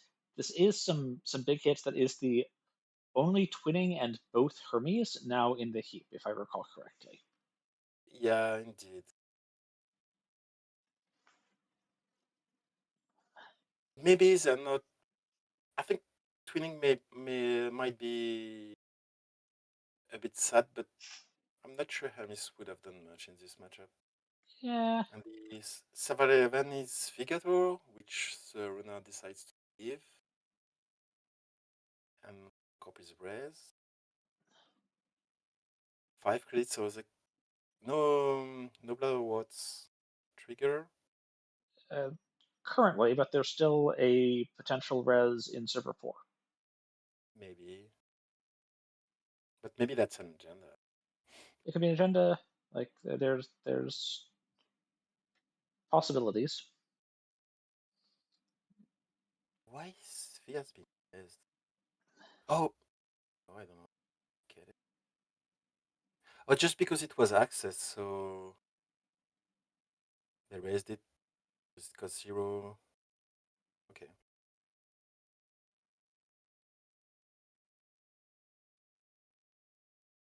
And then clicking Nuka for the last click.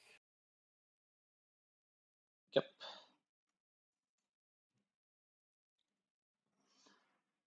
So corp on 5 credits. A lot of stuff on the table. Yeah. You have the possibility of a Butterworth trigger, thinking about the possibility. And they're thinking about it.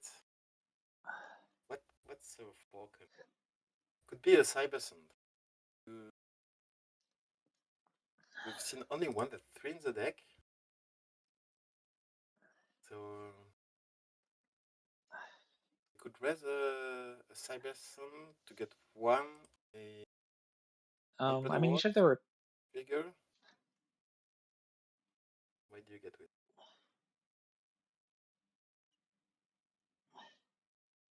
I mean, I think you said there were 2 hostiles. Resing the second hostile to trash the first one and trigger the Butterworts is, I think, legal. Oh yeah, sure. If you just want to deal 3 damage, you can raise the second one. And you can res a second hostile in server 4. Like, yeah. But you can't trash the first one with V and then raise the second one because you can't raise during the start of turn. yeah, the timing is not right. But I don't think it's a second hostile. Yeah, I don't think it is, but I'm looking at, what are A spin is being used to shuffle Fat and Cybersand.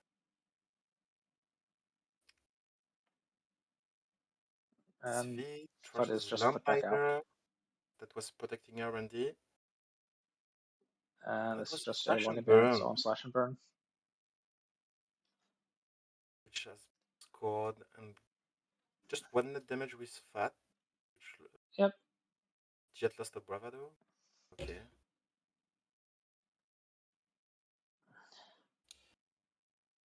Usually don't want to score those slash and burns. That's And it's nice that, like, this sort of thing that wait for good enables, right, is yeah, with Bedrocker it's nicer. you can run down behind ice and then at some point you just advance. And you're now on 4 points to 2. Now on 4 points. Jet draws up with Nuka. 4 cards again with classic entering. Still the same board state for spin. Sometimes 3 breakers and class act and play Bravado to run R&D, protected by the white space, which only costs 2 to break with Shibboleth. And steals the Slasher Bird from the top of R&D. Takes 2 net damage from Fat. 4 cards. Lost Wake Implant and Carpe Diem. Again, 7 credits from the Bravado. Still floating 1 tag from way back early.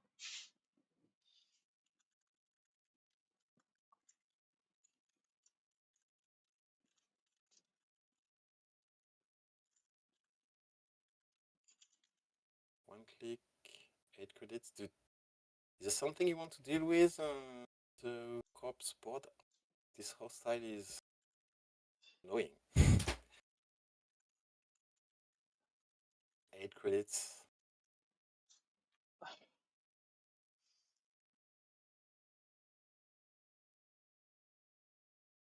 want to kill this Witch Walker, but 4 credits and 2 cards?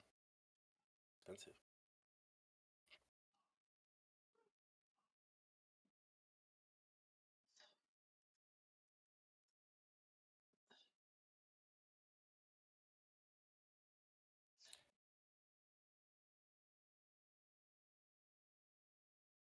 No free lunches. Oh, and popped immediately. 2 credits. Oh, because we're now on thread 4. Yes. The corp isn't on end of the line, but they are on 3 measured response. So we just, yeah, that was the point of this play, I hope.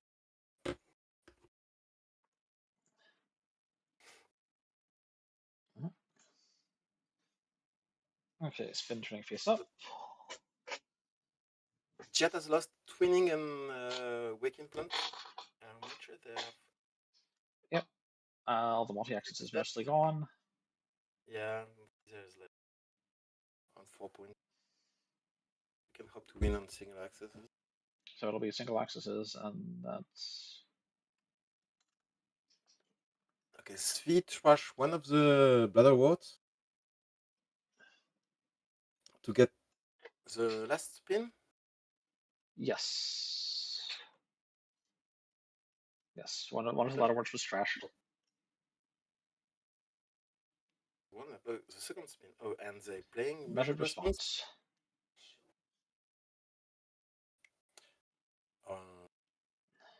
Okay, Runner doesn't pay. Lost 4 cards.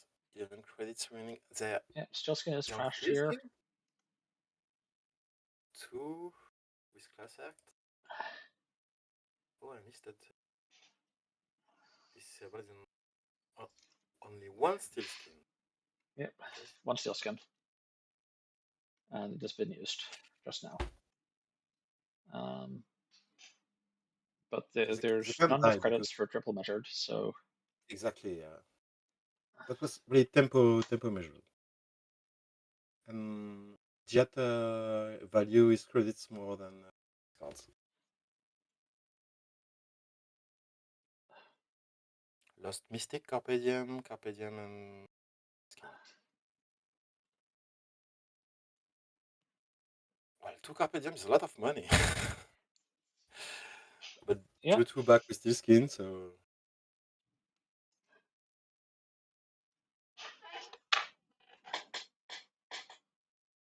Cop drew, and then still another ice on R&D. Mark his archives this turn. Yeah, we haven't been tracking the mark much, but there's been not a lot of central runs. Mm-hmm. I think Sable has been mostly blank this game. And I have just to say that, and then Sable gains a click with his clean getaway run Getaway in archives.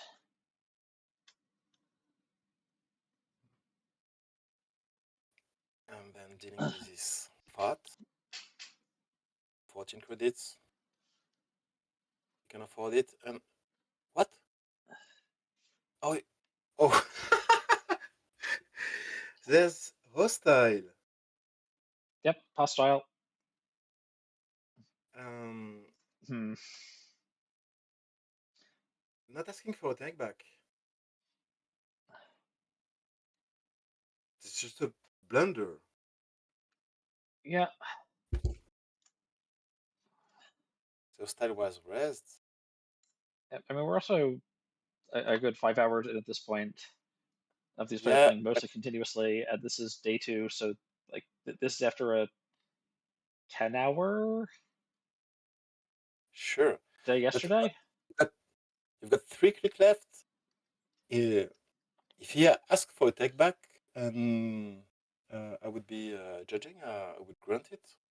There's no information gained, but maybe he just had enough. It's a bit saddening.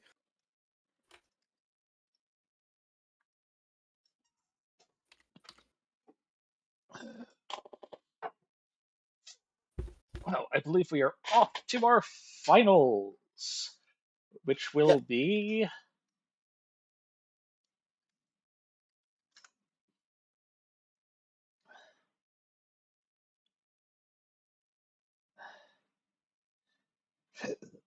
TBU Augustus, 3K versus Augustus Caesar.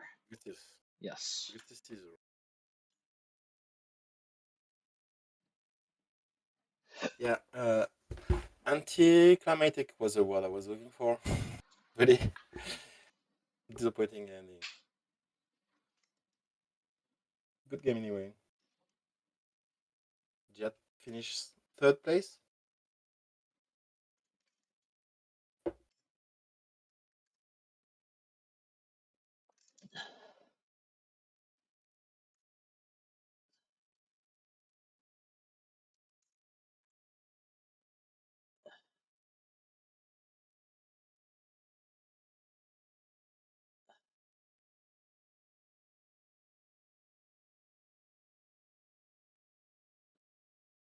So have we seen Augustus this morning? I don't.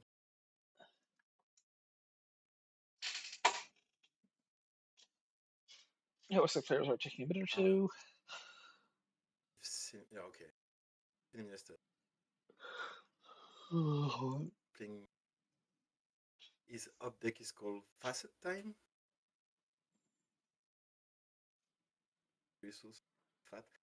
He used to play. I'm currently waiting to see who's on which side Yeah. for our finals. Well, we'll have Ob for the final. That's for sure because both players are Yes, I'm pretty sure this will be. on Ob. I'm pretty sure the Corp will be playing Ob, That's indeed. And then we'll have Hoshiko or mostly Hat. and it'll be or yeah. Augustus Hoshiko is on 2 different consoles, playing 2 Kiko and 1 Demolisher. And one Demolisher. It's a little bit of a signature, from my understanding. That's really really cute. I think the Demolisher is for the Oko matchup Mm-hmm. or other asset Augustus will be matchup Corp, anyway. so we will be seeing Augustus Augustus on Ob.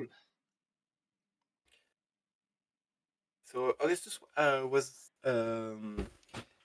he was cooking uh,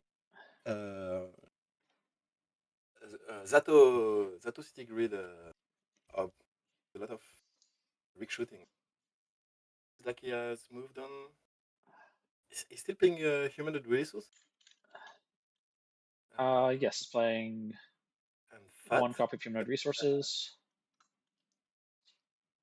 but Is playing translating one how FUT. Is great is playing 3 spins. the region. One Powers That Be, one Tranquility, one Hollow Man. Yeah, one that's in mind too. Only on Really, 2 slash and burns.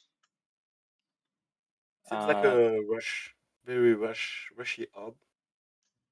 Pretty rushy. It is only on 2 slash and burns and one off the books, as its choice for its twos after the Oz Fs. It's of course 3 Ozefs, 1 Above the Law, and then 2 Basalt Spire, and then for the last 6 points, it's 2 Slash and Burn, 1 off the books. I believe the ob we were just watching was on 3 Slash and Burns, 0 off the books. And 3 measured. Maybe it's still modern. It does have the 1 Hearts and Minds. It's selecting for 1 Powers That Be. We talked about the 1 Humanoid Resources. And 2 Stavka. I think there was a game yesterday where Stavka trashed a decoder character. And it was pretty Yep, so 2 Stavka. Notably, there are no half run, though.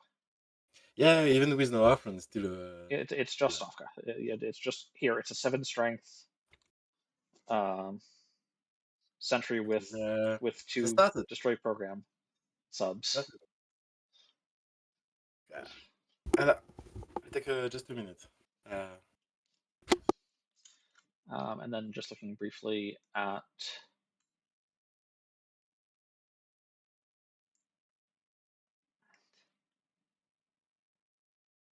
Smisliha.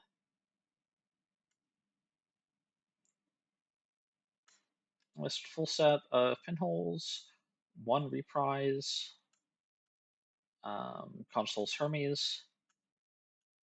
It is the Matryoshka rig, supplemented by 1 Carmen and 1 Marjana.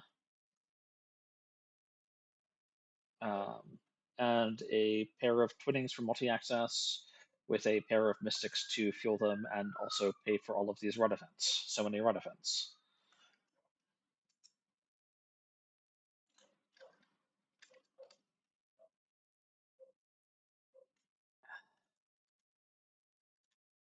All right, and we are underway. So I'm bringing us into the game, and we are looking at turn 2 or so. We've seen a console developed along with a companion out. I think the Marjana in this deck is for Samaxamun, so. Yep. Likely but occasionally being taxed out of Matryoshka uses can be a thing. Early multi-access coming out here for TBU 3K. We're seeing the Twinning already down with a Mystic to support it, and also a Hermes to turn these multi-access steals into some deconstruction. Yeah, both player playing pretty fast. It's already turn 3. We're down 10 credits, core 7. Changing the Cyberson, trashing it for 4 credits. Another Cyberson. And will this be another 4 credits? Excellent. Well, that is 8 credits taxed out, but certainly losing the Cyberstand instant speed tuning ability can be a little annoying. On the other hand, 8 credits is a lot of economic warfare. It did, yeah, and there's a sphere on the board. So with 8 credits, you can buy so much yogurt. The spin can bring them back. I'm not sure about the tempo swing. We'll see. BU3, 4, and turn on 2 credits and 5 cards. Augustus not using Svigator? Not using the Svigator. None of the ice is res. Maybe doesn't want to just trash any of his ice. Yeah. No, there was no up trigger with this sphere. Only face down cards and yeah, exactly. There's no ob trigger, so no added value. You can use up to shuffle your R&D. Not very exciting. And decides doesn't want to blow up a piece of ice for 3 credits. Doesn't want to blow up a spin for 3 credits. Now where's that right now? Just putting out a new remote and advancing the card limit. 5. Well, with 2 credits, this is you need something to challenge this, and it's not quite there. So it is an agenda. No advanceable asset. Maybe a Bozolo? Zef?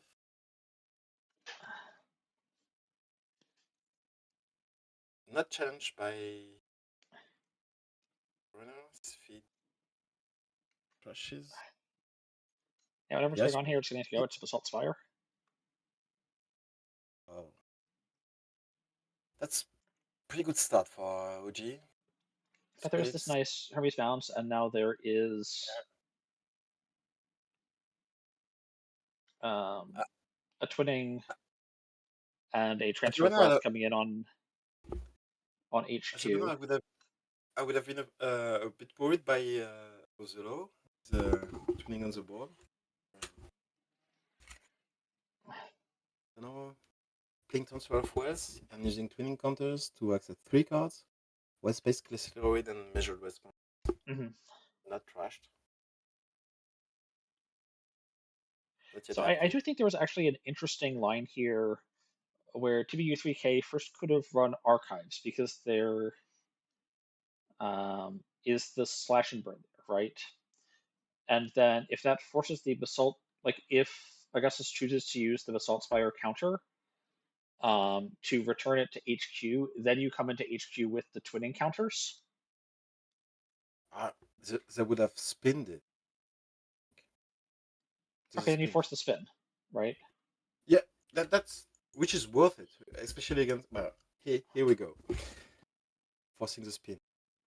Or but like it forces exactly the spin, whereas now you can basalt it if you want, and go. You're not going to hit the 1 in 5, 1 in 6, right? yeah, it's risky to puzzle because you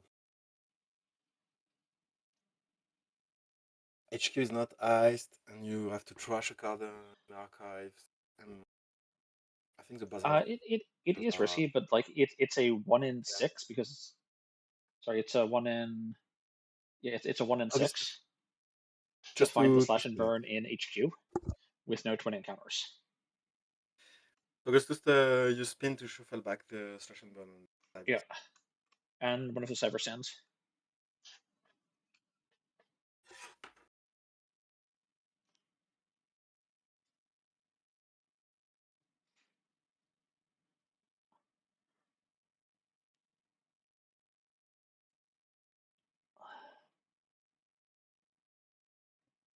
So just a reminder: if Justus wins this game, is Continental champion. Loses it, then we have a bracket reset and Then we'll have the bracket reset as it is a we double play elimination second tournament. game switching side because Augustus comes from the upper bracket and he still have 1 life. Double elimination. Nuka installed. Common. Runner clears the tag. Common and discard common. Install Nuka, sorry. Now we see the assault spire being used. Yeah, used. Fight coming down server 5. New face down server 6, and HQ is developing some ice again. As we trend towards fall, the season is cooling. Musliat has Swift, I think. Elected not to reveal. Maybe there's a run event TBU3K doesn't want to show, but no reveal and no draw. Pinhole. probably looking at FUT. Yep. Fat, I guess. Yeah. Yeah. Chase the money. Trash it.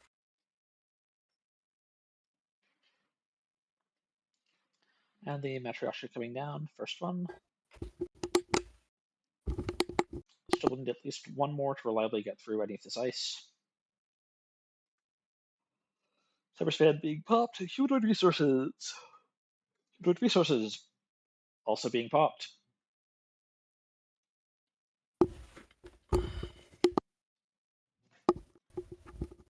That's an R&D.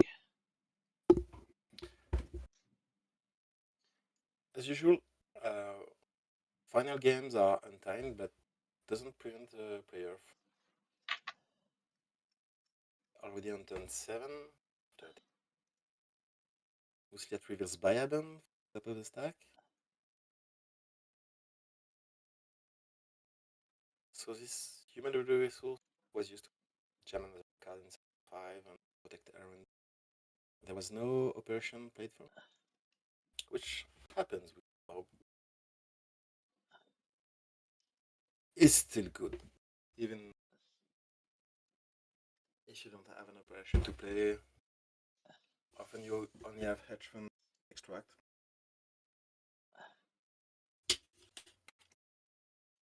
So didn't use a up trigger.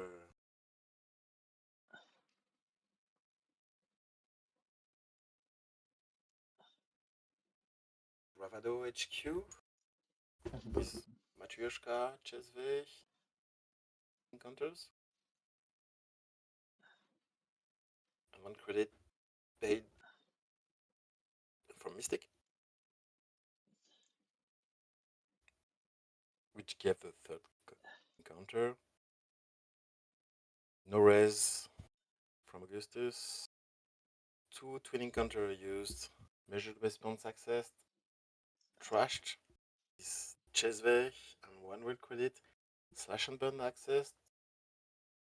And Slash and Burn, getting these bounces off the Stolen. Herbies is 1 card left to access, I think.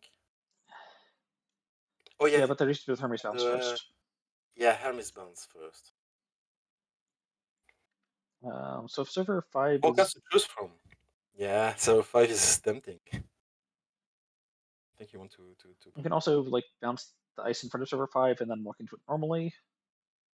Indeed, yeah. With If you think 2 click that's left, you safer. can bounce the ice. The Bravado credits coming in. You'll have money to deal with assets. Yeah, you can just bounce R&D and then come in and twinning R&D also this turn. Like there's lots of lot of choice. Good. That's good position to be in. I think I would like to check the remote for the runner here, but TB U3 4K. That's I'm gonna say the runner. It's not running off my tongue. He's thinking and bounce bouncing the ice the on server 5. HQ. Oh yeah, Bounce the ice on server 5, and we'll probably come back to server 5 and check it. Be surprised if. And I think this is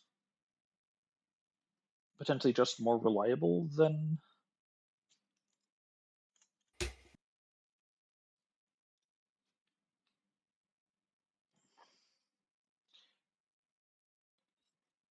bouncing the card in server 5 and maybe touching it if it's agenda. Yeah. This offers you a lot more control. Like it's possible if you're worried about measured response that you don't want to touch it, for instance. Yeah. Point. Measured response.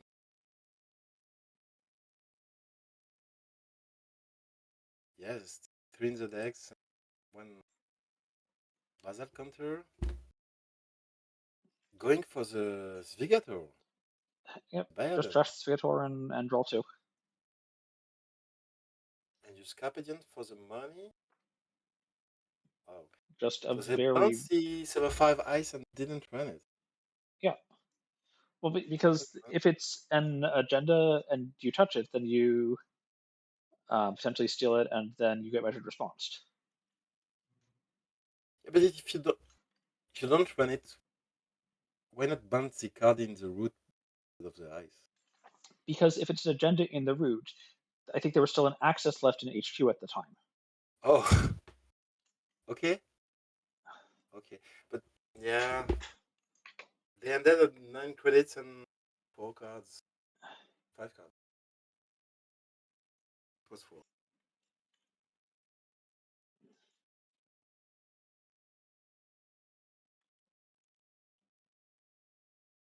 Yeah, no, sorry, that was the third access off the measured response. And it was known that there was, sorry, that's the third access off the twinning, and there was double measured response, of which one was trashed. There is one known measured response in HQ right Okay, thanks. catch of that. So 1 in archive, 1 in HQ, and 1 basal counter. So Cop can play 2. They can afford it. It's V on server 8. So triple access on R&D that whiffed. The 2 twin counters.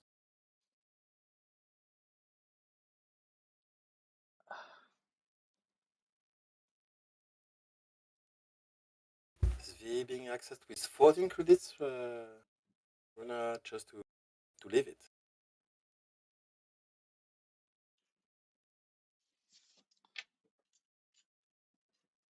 I don't think there's any urgency. I don't think Augustus Caesar Hold is okay. hold in the hand tail. Mix. You know, I might see this Vigator get rezzed because there's not the antail trash And they use revalue. it to So you had said accelerate to get a wall-to-wall or draw. No. Wall-to-wall miss trigger. yeah, what hold Just misses trigger. click one draw. Click to draw and install a new remote and iced. Mostly at reveal speed hole. Now if there's options to come back in to R&D for a double or touch a single, a couple options here. I wouldn't even mind to like take a single on R&D. If it's trashable, trash it. And if you trash it, come back in with the twinning multi-axis for 2 more. Could be a line. Yeah. At this point, on 12 credits, just don't take any risk. You can play control, I think. Position. Cop is not threatening much.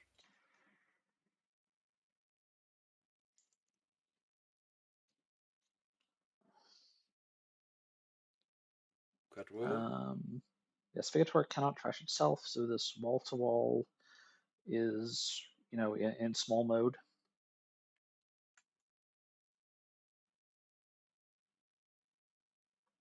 For DM, probably takes their own archives. Why not find out what's there? Yeah. What's there? A Kessleroid and the Stavka. Good enough at the Stavka. Good enough at the Kessleroid, I guess.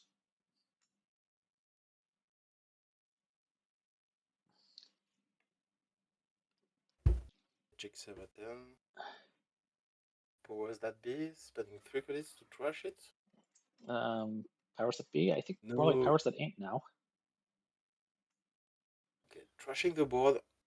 You spend 6 credits to trash wall-to-wall and powers that be, and you're leaving this Vigator.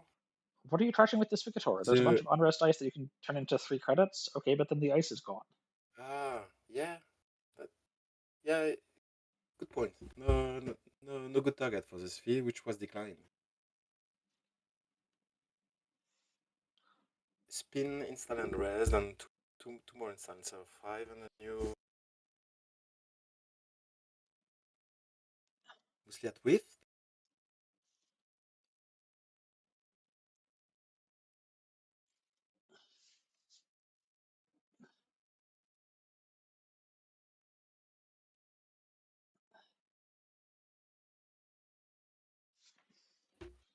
I should back over. Again, no draw off Lucia. Yeah. I still think something like check the top of R&D. If it's trashable, trash it, and then take a triple is entirely reasonable. There is a new card in server 12 and server 5 to check also. Probably have to check the. And for shenanigans, there are, of course, a Spin Doctor and a Basalt Spire counter hanging around. Just to run okay, it's R&D. just taking the triple up front. Using a Cheswick credit to boost Matryoshka to get the twinning counter. charge the twinning and Yeah. And then access 2 cards. That's on mine. Trash from R&D and spin.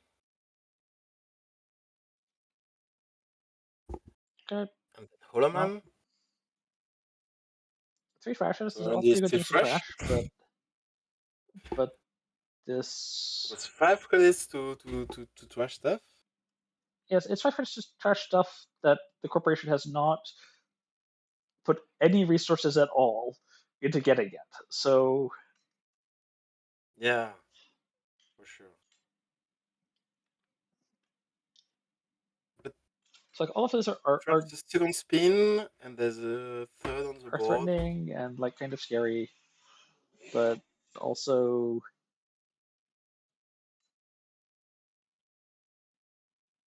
Okay, so there was money. Maybe they could afford all this trashing. This gambling in hand.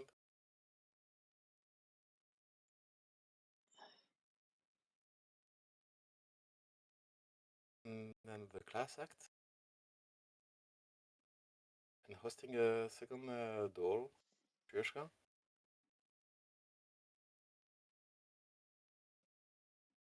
Credit 6 cards.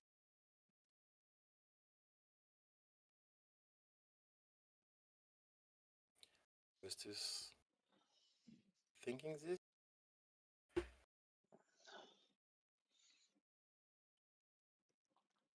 I'm not sure what's Augustus' plan here. How do you win this game as a corp? Seems tough. Really, I'm not sure. it's only a little tough. There are fast advance possibilities. There is 1 slash and burn remaining, along with the 3 Azef and 1 above the wall. So there are 3 twos left with fast advance with the last slash and burn. Like if you could fast advance above the wall here and mug the twinning, that would be pretty nice. There is a second twinning in the list, but it's not in play and would have to be developed, and that at least would cost some credits and some clicks. And maybe it got bottomed with Class Act because there was already a twinning. If you have slash and burn and above the law in hand, giving away 2 points, and there's a spin on the board, so yeah, that's certainly a play you can see. Okay, so Augustus created a new remote. Server 13 is an ice. R&D. And then it's trying to close up R&D a little bit.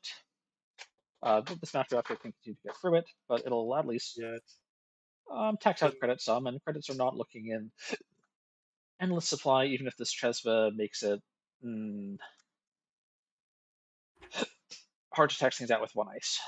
If all you want to do is run once per run. Yeah. HQ. These 2 ice.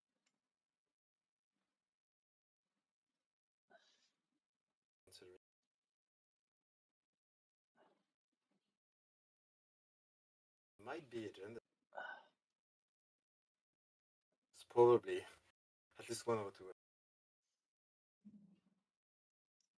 You've got 2 doors. 12 credits to spend. Break. Yeah, that's. Here we go. So no Carpe Diem run, but transfer of wealth instead. Let's raise tithe. I don't think you bother to break this. Unless you have. Oh, maybe you've got good cards. It's 2 credits from Chesve to break the tithe and white space. Only cost 1. Oh yeah, you just have to break 1 subroutine. Access 2 extract. Extract. That's a bit sad. So I will say these HQ runs have been really good at accessing pairs. If Augustus was playing poker, I mean, a pair's not great, but it's probably better than the Singleton high card that I suspect TBU3K is managing. Because we saw the pair of measured responses the first time around, and now we're seeing this pair of extracts. But then you have no doors to access the remote. Oh, but they've got one in hand. They can, which was revealed the Muslia trigger at the start of the turn. So Augustus, runner to be PK can install door and run on the remote. It's great.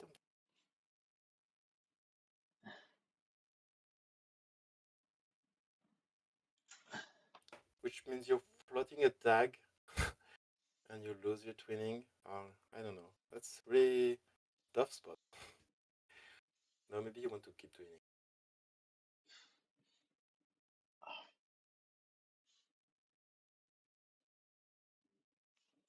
Yes, I think you want to be planning to clear the tags if you don't win, because the twinning is, I think, a very strong component of TB3K's pressure here. Axu just joins the game, but usually that means we're closing on time. But This is untimed finals; it's grand untimed. final. Yeah. So just coming in to chill with us. Maybe judging.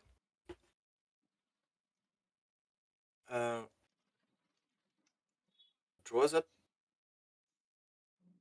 No free lunch and you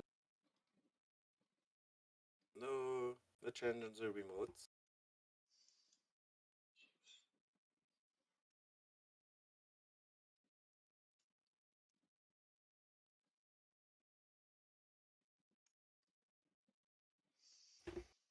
We're still on threat 3, so no measured response threat.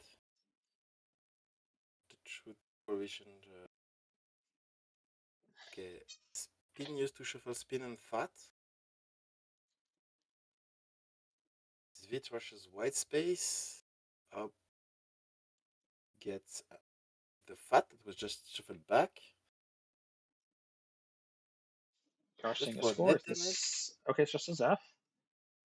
It's nice damage. 3 damage. Losing Chesve, Clean Getaway, and Matryoshka. Maybe the Matryoshka matters, but the white space just got trashed, so probably not. Yeah. Hermes bounces R&D. First Matryoshka. Say for just some twinning digging on R&D. Two ice on the board, 2 Matryoshka, that seems enough. Look, 2 Matryoshka, 2 ice. Points. Perfectly balanced. Yeah, but Augustus now on 5 points. That's flat. So this damage is only tempo. Bahia Yep, and the putt probably comes in here and gets cleaned up. Bahia, sure. Bonus credits for trashing, or it's going to be draw and install cheaply and trash normally or something. It's probably 4 credits for trashing is better. Draw 2. Yeah, draw 2 and trash for free. Sure. He was on 0 cards. So yep.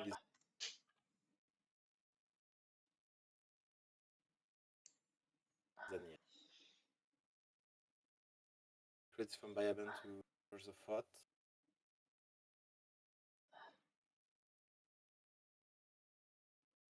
Now has 12 cards left. I'm not sure it was really necessary.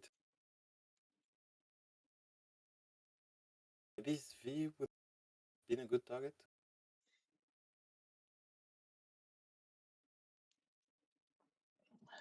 It's only fat. I once again would like to see a play of just check the top card of R&D, lock it, and then like probably not spending the twinning counters, and next turn come back and take the big dig. Or if the top of R&D is trashable, trash it with Chesva, right? But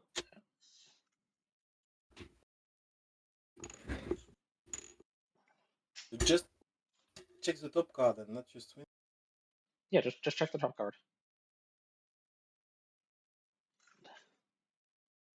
If it's trashable, trash it. If it's not trashable, like 5s. Leave it there.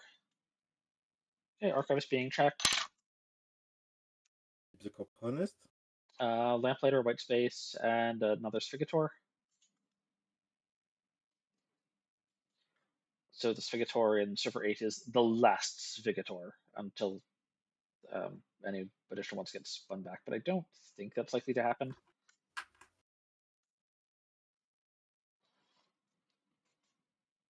Only one spin left, yeah. Yeah, there's one spin left. Which has been shuffled back with the second one, I think.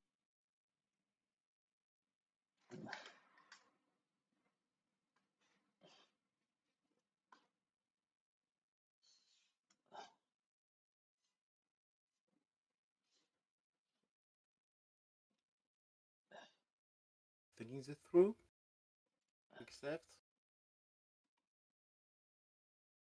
Transfer of wealth. Yeah. Chess they pay for breaking dive. Getting 3, cops down to 5 credits. Extract and Stavka. Not paying off. Now cops on 5. 20 credits. Clears the tag. So I will say this is potentially a matchup where Augustus might really be regretting having cut the half run. The Stavka half run is really, really good into this. It's a Matryoshka rig. Yeah, but it's open deck list, so if you know that Yeah. Stavka from Then you just sit on 5 extra credits and it never does anything. and also he has an extra killer. There is one Carmen, if I recall correctly. Yes. Yeah, But it like if it's not installed, then it's very hard to but use. just to flood the tag, access Serendy with the single access, Basalt for Holloman. That was a wall-to-wall in Server 5, which was used for draw.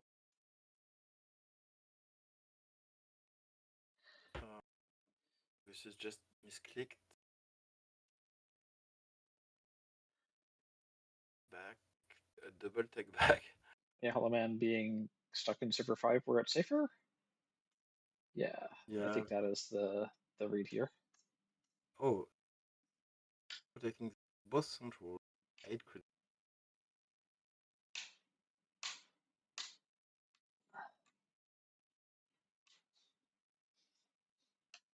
Augustus' position seems pretty fragile. I think the runner plays it well. They can probably win this one. You have to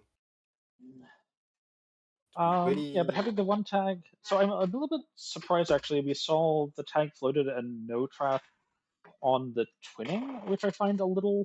Yeah, I was surprised too that they were floating the tag, but would have been the correct decision. I mean, I guess you make the read that there are 2 twinnings on the list.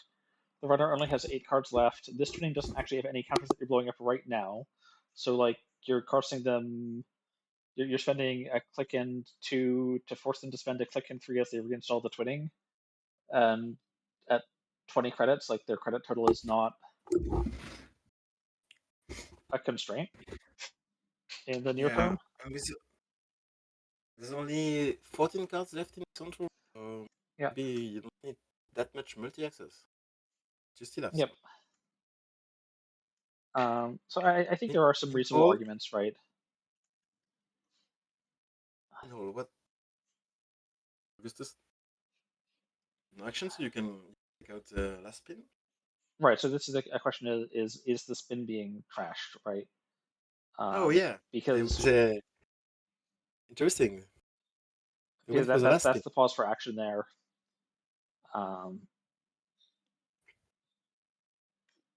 Yeah, that's something that many players miss, that when you play pinhole, you don't have to announce which card you're going to access. Corp has to eventually pop the spin or not, Oh, session bot stolen from R&D. Yes. Second This would be card, the bounce on training. server 5 in some fashion, might be the ice. You bounce the ice and you run in, and either it's a basalt steel and you win, or you get to trash the Hollow Good. Man that way, and that's better than bouncing it to hand. Yeah, I think you bounce the ice on server 5.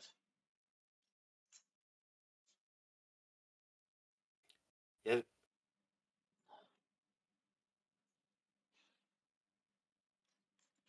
There's more than enough credits to pay for measured responses. Yeah. yeah, you can pay a lot of measured response. To cops only on Tranquility Grid and Hollow Man. That's only 2 grades deck. Hollow Man was put back to end with the Battle Spire before the 7-5. So it's very likely that it's Hollow Man, but could be the Tranquility Home Grid theory. It could be Tranquility Home Grid, but I just see bounce the server 5 ice, run server 5. I check it. Yeah.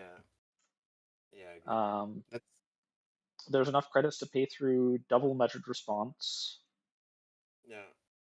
If it's a Basalt TBU3K. Spire, you just win. And if it's a Hollow Man, like if you trash the Hollow Man, the spins are all gone. You will never have to deal with it again. Yeah, pinrolling the last spin was a bold move, but I really like it. The right call.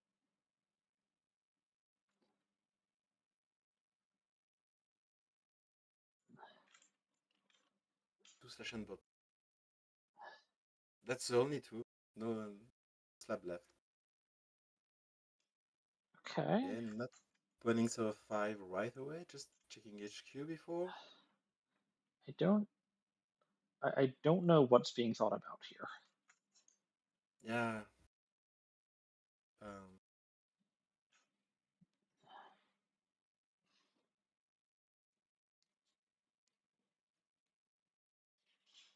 This is above my grade plays point. Staff car raise.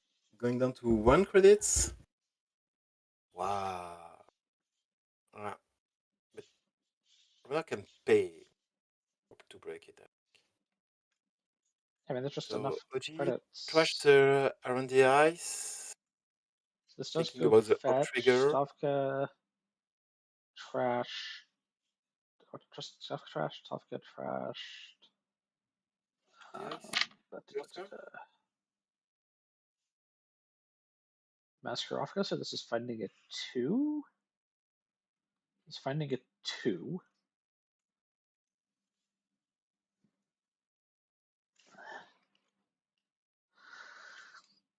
Blighter. Which is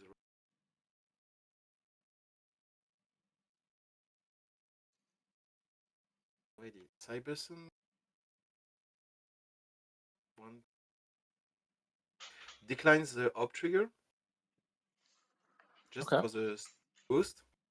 Just for the boost. So now you have to break 7 strength staff cut that cost That 7 only credits. costs 7. Which is okay. And at 1 credit now for Augustus Caesar, there's no measured response threat. There's no threat of. So actually, there's a Sphigator and there's a wall to wall. So there is 5 credits. Reprise. Nice. Bouncing the sphere. How often have you seen Reprise to bounce a 0 cost card? Yeah, so I mean, this was about the measured response threat. And still not checking server 5. Going back on R&D, that's wow. Well, with Augustus down to 1 credit, like Hollow Man doesn't do anything. Just absolutely doesn't. For sure. Do anything. Yes, there are extract in hand. So yeah, this could have been Sphigator, extract, measured was the line Augustus was playing for. Probably, yeah. What? TBU3K really played really well around this. Wall to wall now, the only asset on the board. So Augustus can get full value from it. Yeah, advancing the I Stavka. don't think that will win him the game. I think this position's looking pretty rough for Augustus now.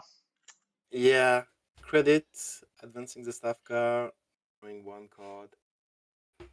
This advancement on staff car can be used with Hearts and Mind, which is in the bin. That's the only one. Yeah, does finally get rid of the twinning. Yeah, why not?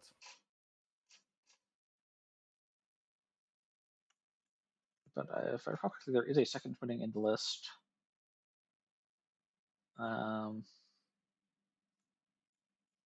Which might be in hand or might just be arriving soon because 8 cards in stack is not that many. 6 cards R&D also not that many.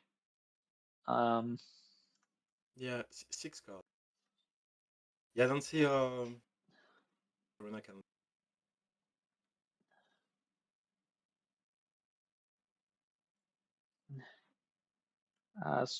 Currently prepared to deal with meta response, but should keep it in mind during these runs, I think. Can't get too carried away trashing things off the top of R&D. Why not quite? Yeah, you can die to double. Hedge, measured. Yeah, double measured is still a threat. Yeah, you just have to be careful with that. So single. So I mean the thing, it needs to find more credits, but there do exist more credits. Really considering this access probably trashable, maybe is a second. Well, you need to maintain enough credits to pay through one measured, like pay for one measured, draw for the other measured.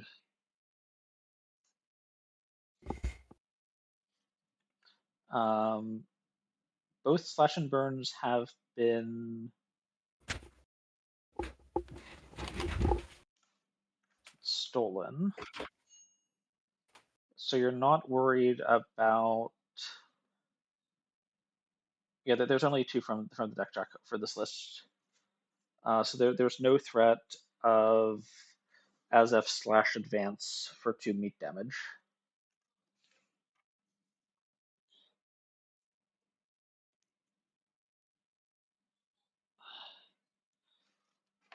Unless I got my obelisks mixed up, both of these players are on Ob in the finals. So what do you think about Ob? Ob really good right now? Sending 2 finalists to EMEA Continentals?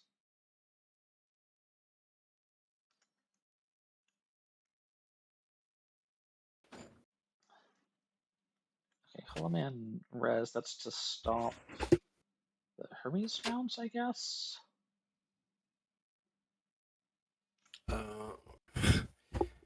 Measured response accessed from HQ. I'm not trashed. Well, if there's double measured response, you can't.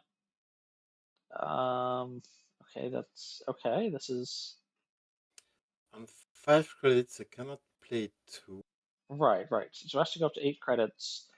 So can't trash the first measured response because then there aren't enough credits to pay for the other measured response. So is Augustus going to bring boss player to 0 credits by playing this measured response? I have no idea that to play. I think they're losing well, anyway. there's. I mean, there's still one extract potentially. Like this can be extract measured. Oh, true. Oh, did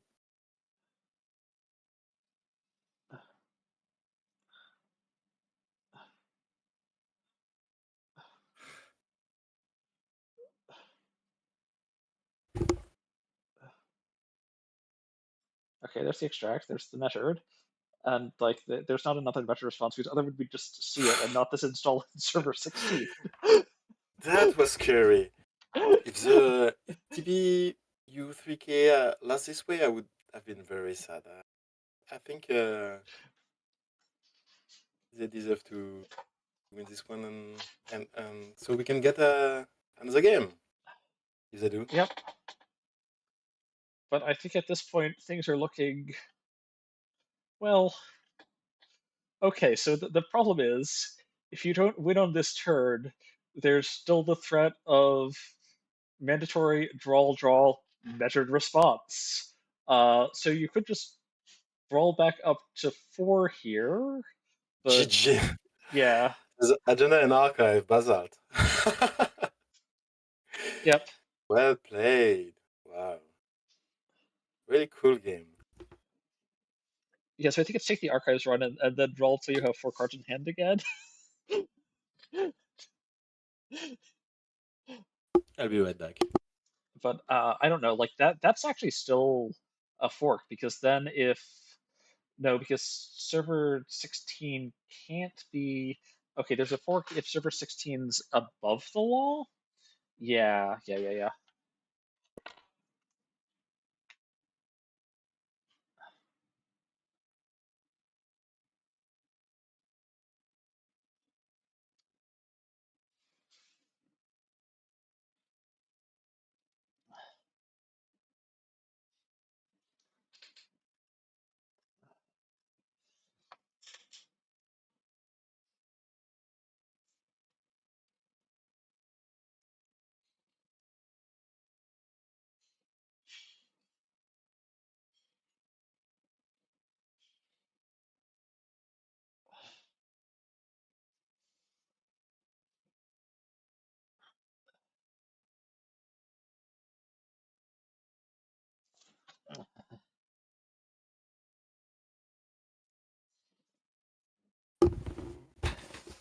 Wow, that was quite some game. 3-minute break called from Axu.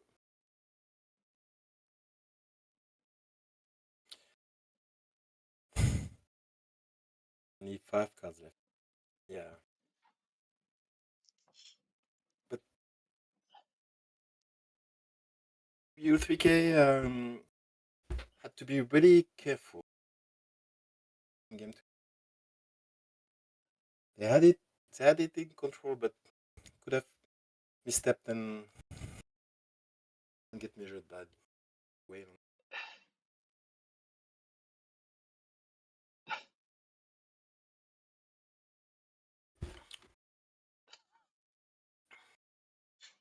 So we're gonna see Augustus or Chico.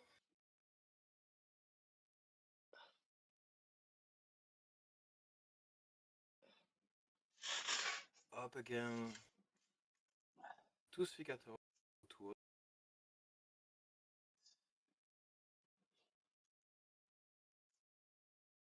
So really similar.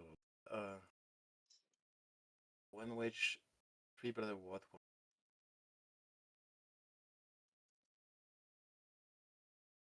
Yeah.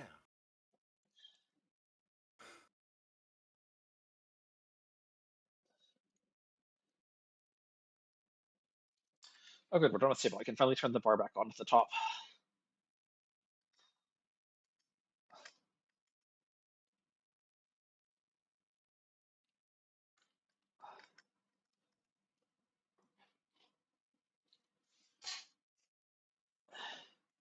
TBU 3Ks on 3 brother wards and wedge walkers. But otherwise it's pretty close play.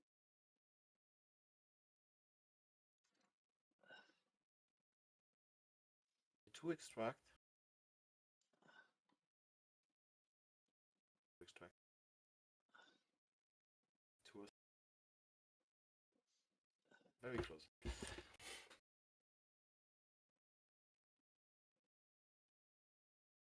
NOG and Matryoshka Oshiko. Master. criminal run event. Bravado, 1 bravado, 2 clean game, 2 pin.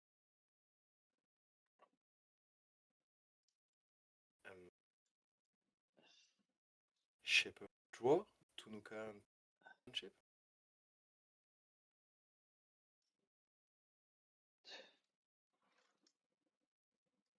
3 twinning. The access. All the companions, they're all there. Oh no, just missing. There's, I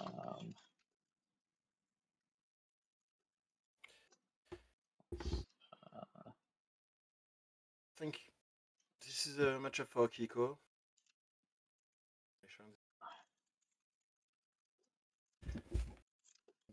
Gachapon, we see it more and more in,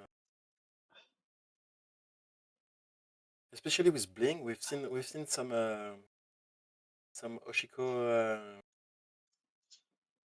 Bling lists with Gachapon elimination and a lot of ice thrashing.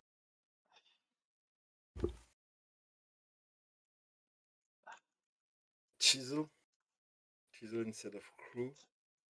Cool deck, I like. But not this deck. No ice thrashing. Quite rare Goshiko.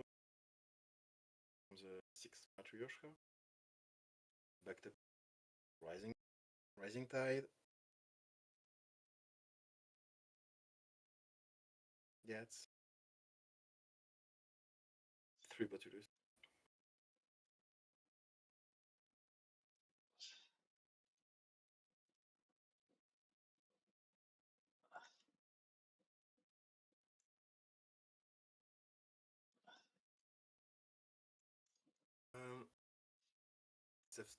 Okay, game. all right. Not Welcome to started the yet. grand finals. Here we have TBU 3K coming in originally from the loser side bracket, but now tied up as this is the grand finals. Playing on into Augustus Caesar. Came in from the top side, but lost the first round of finals. So now is on the grand finals playing Hoshiko. Both Let's players go. have lost one match, so if they lose here, they are done. Edge come in merely second. And Copas mulliganed. But Runner hasn't.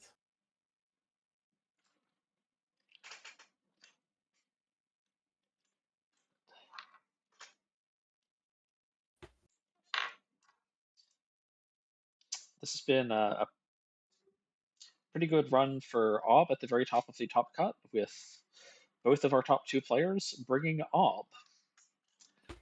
However, we are seeing a bit of different choices on the runner side here. Augustus has brought a Hoshiko. Ob is my favorite Corp idea. I'm very thrilled to see so many Ob deck top cut. And one of them winning the tournament, and I get to comment on it, so really cool. Okay, here we go. Corpus. I stop a new remote and protected HQ. Gamble, Gachapon, Fencer. The Gachapon did install a Fencer Fueno, which I think is a little bit of an interesting choice. It's something that doesn't use the discount at all. It does start getting that drip out very early. Nothing else was really drip. Not a whole lot of. Well, there's a few expensive assets you might want to trash, like Hostile, Cyberson, but it can be tricky to. Yes, so actually we did see the Gachapon hit both Demolisher and Kaiko, and Augustus Caesar choosing the Kaiko as one of the cards exiled by the Gachapon, removed Oh, indeed, entirely yeah. from the game, choosing There's a to second one.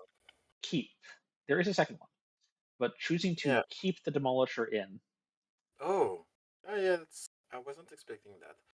And in the meantime, Cop is extracting huts and mines, the only copy,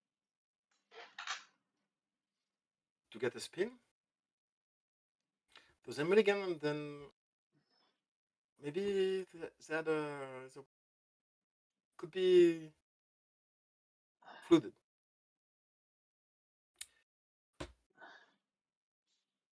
Okay, they're going really fast again. They're drawing up and installing Matryoshka. Yep. One Matryoshka door. rig starting to assemble here. Let me go actually pull up 2v3K's list. All right, this was Sure. on triple slash and burn, triple Azef, 3 Intel, 3 Cyber Sand, 1 Hearts and Mind. This actually has a pair of hostile architectures. This is the Bladderwort build with the hostiles. 2 jamming in server 4 and the second ice on 9 credits. Okay. Has lamplighters, but no maze to go with them.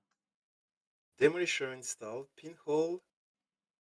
So Oshiko will finally flip. I think she has whole above the low in server 5. Okay.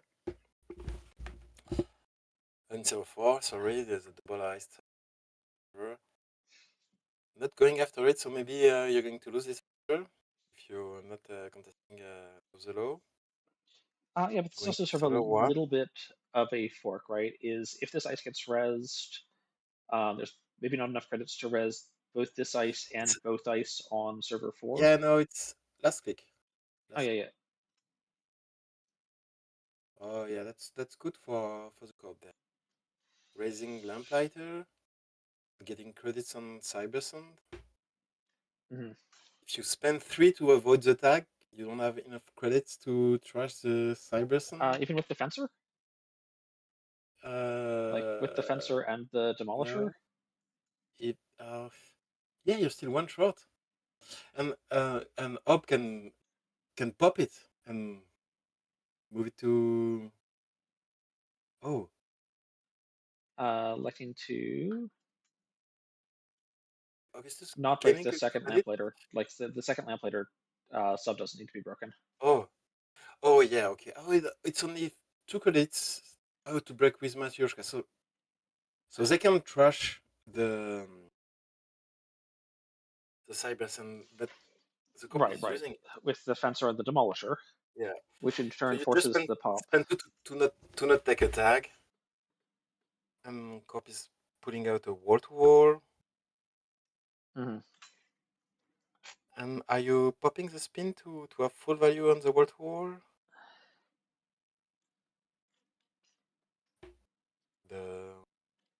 Now, fencer does not require you to pre-commit, so these 2 credits on the fencer will still be around to trash possibly this wall to wall in the future. Runner is getting 2 credits and changing into a magical girl.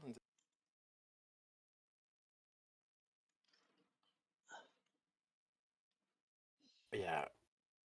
Spin popped for Extractor and Cybersand, so wall to wall gets full value, credit, draw, advancing the Lamplighter, which could be useful and mine at some point, but wasn't shuffled back with.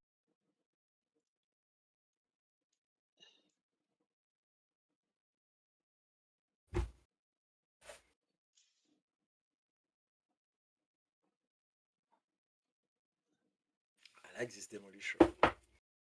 I wasn't expecting it, and I'm happy they're playing this console. Cool. It's quite. There's a lot of assets in it. Might make sense. Oh, slash and burn to score Azef. Yeah, Azef trashing the Lamplighter. Oh my god. Yeah. Okay. So that was only on 1 card. Oh, don't end your turn on 1 card again. Oh. Well, that's our grand That finals. was quick. Well played, TBU 3K.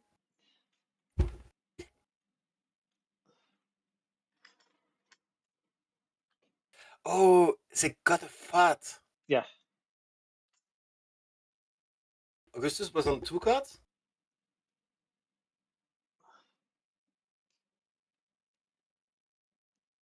Yeah, Augustus ended the Eastern on 2 cards. So yeah, fat, Azef, fat, okay. Yep. Well played. So we have a new... I'm not familiar with this player. You heard about him? TBU 3K?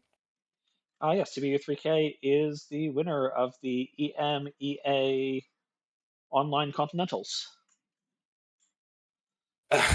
In second place, we have Augustus Caesar. I'm going to go pull up our full standings.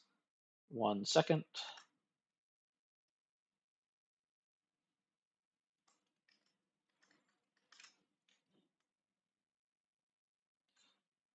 All right, we have finished sorting our top cut of players. And soon we will have the standings page populate once these matches are reported. But in first place, we have TBU 3K. In second place, we have Augustus Caesar. In third place, we have Ziat. In fourth place, we have Prof Wacko. Fifth place, we have D. Sixth is Bridgman. Seventh is Minstrel. Eighth is Torpedo Tyrus.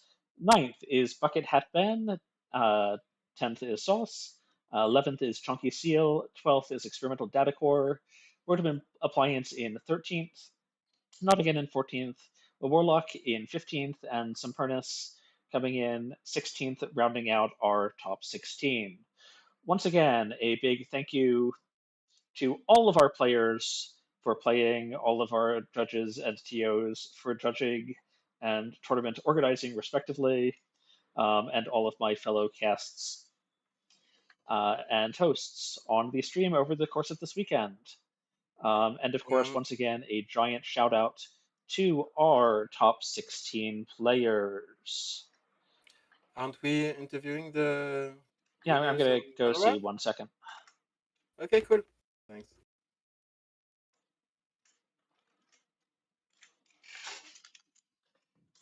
Okay.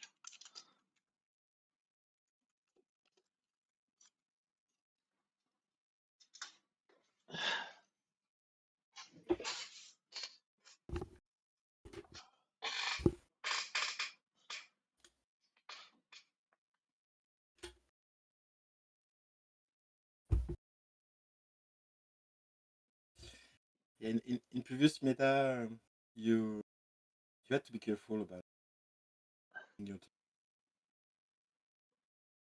on less than 2 capacity. All right, yeah, I'm following up currently to see if our winner wants to say a few words.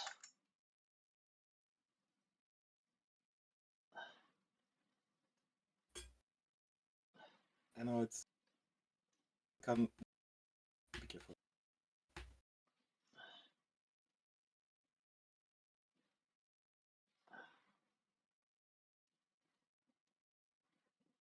But it looks like everyone has stepped away. Okay.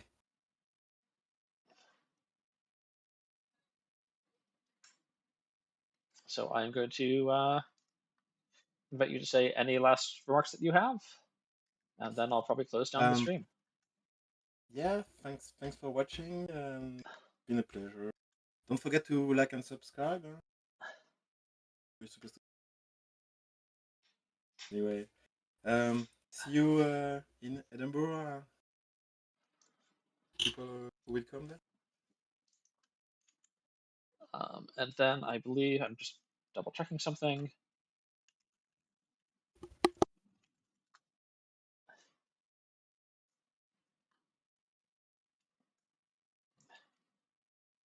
As I check when the next major NSG event is.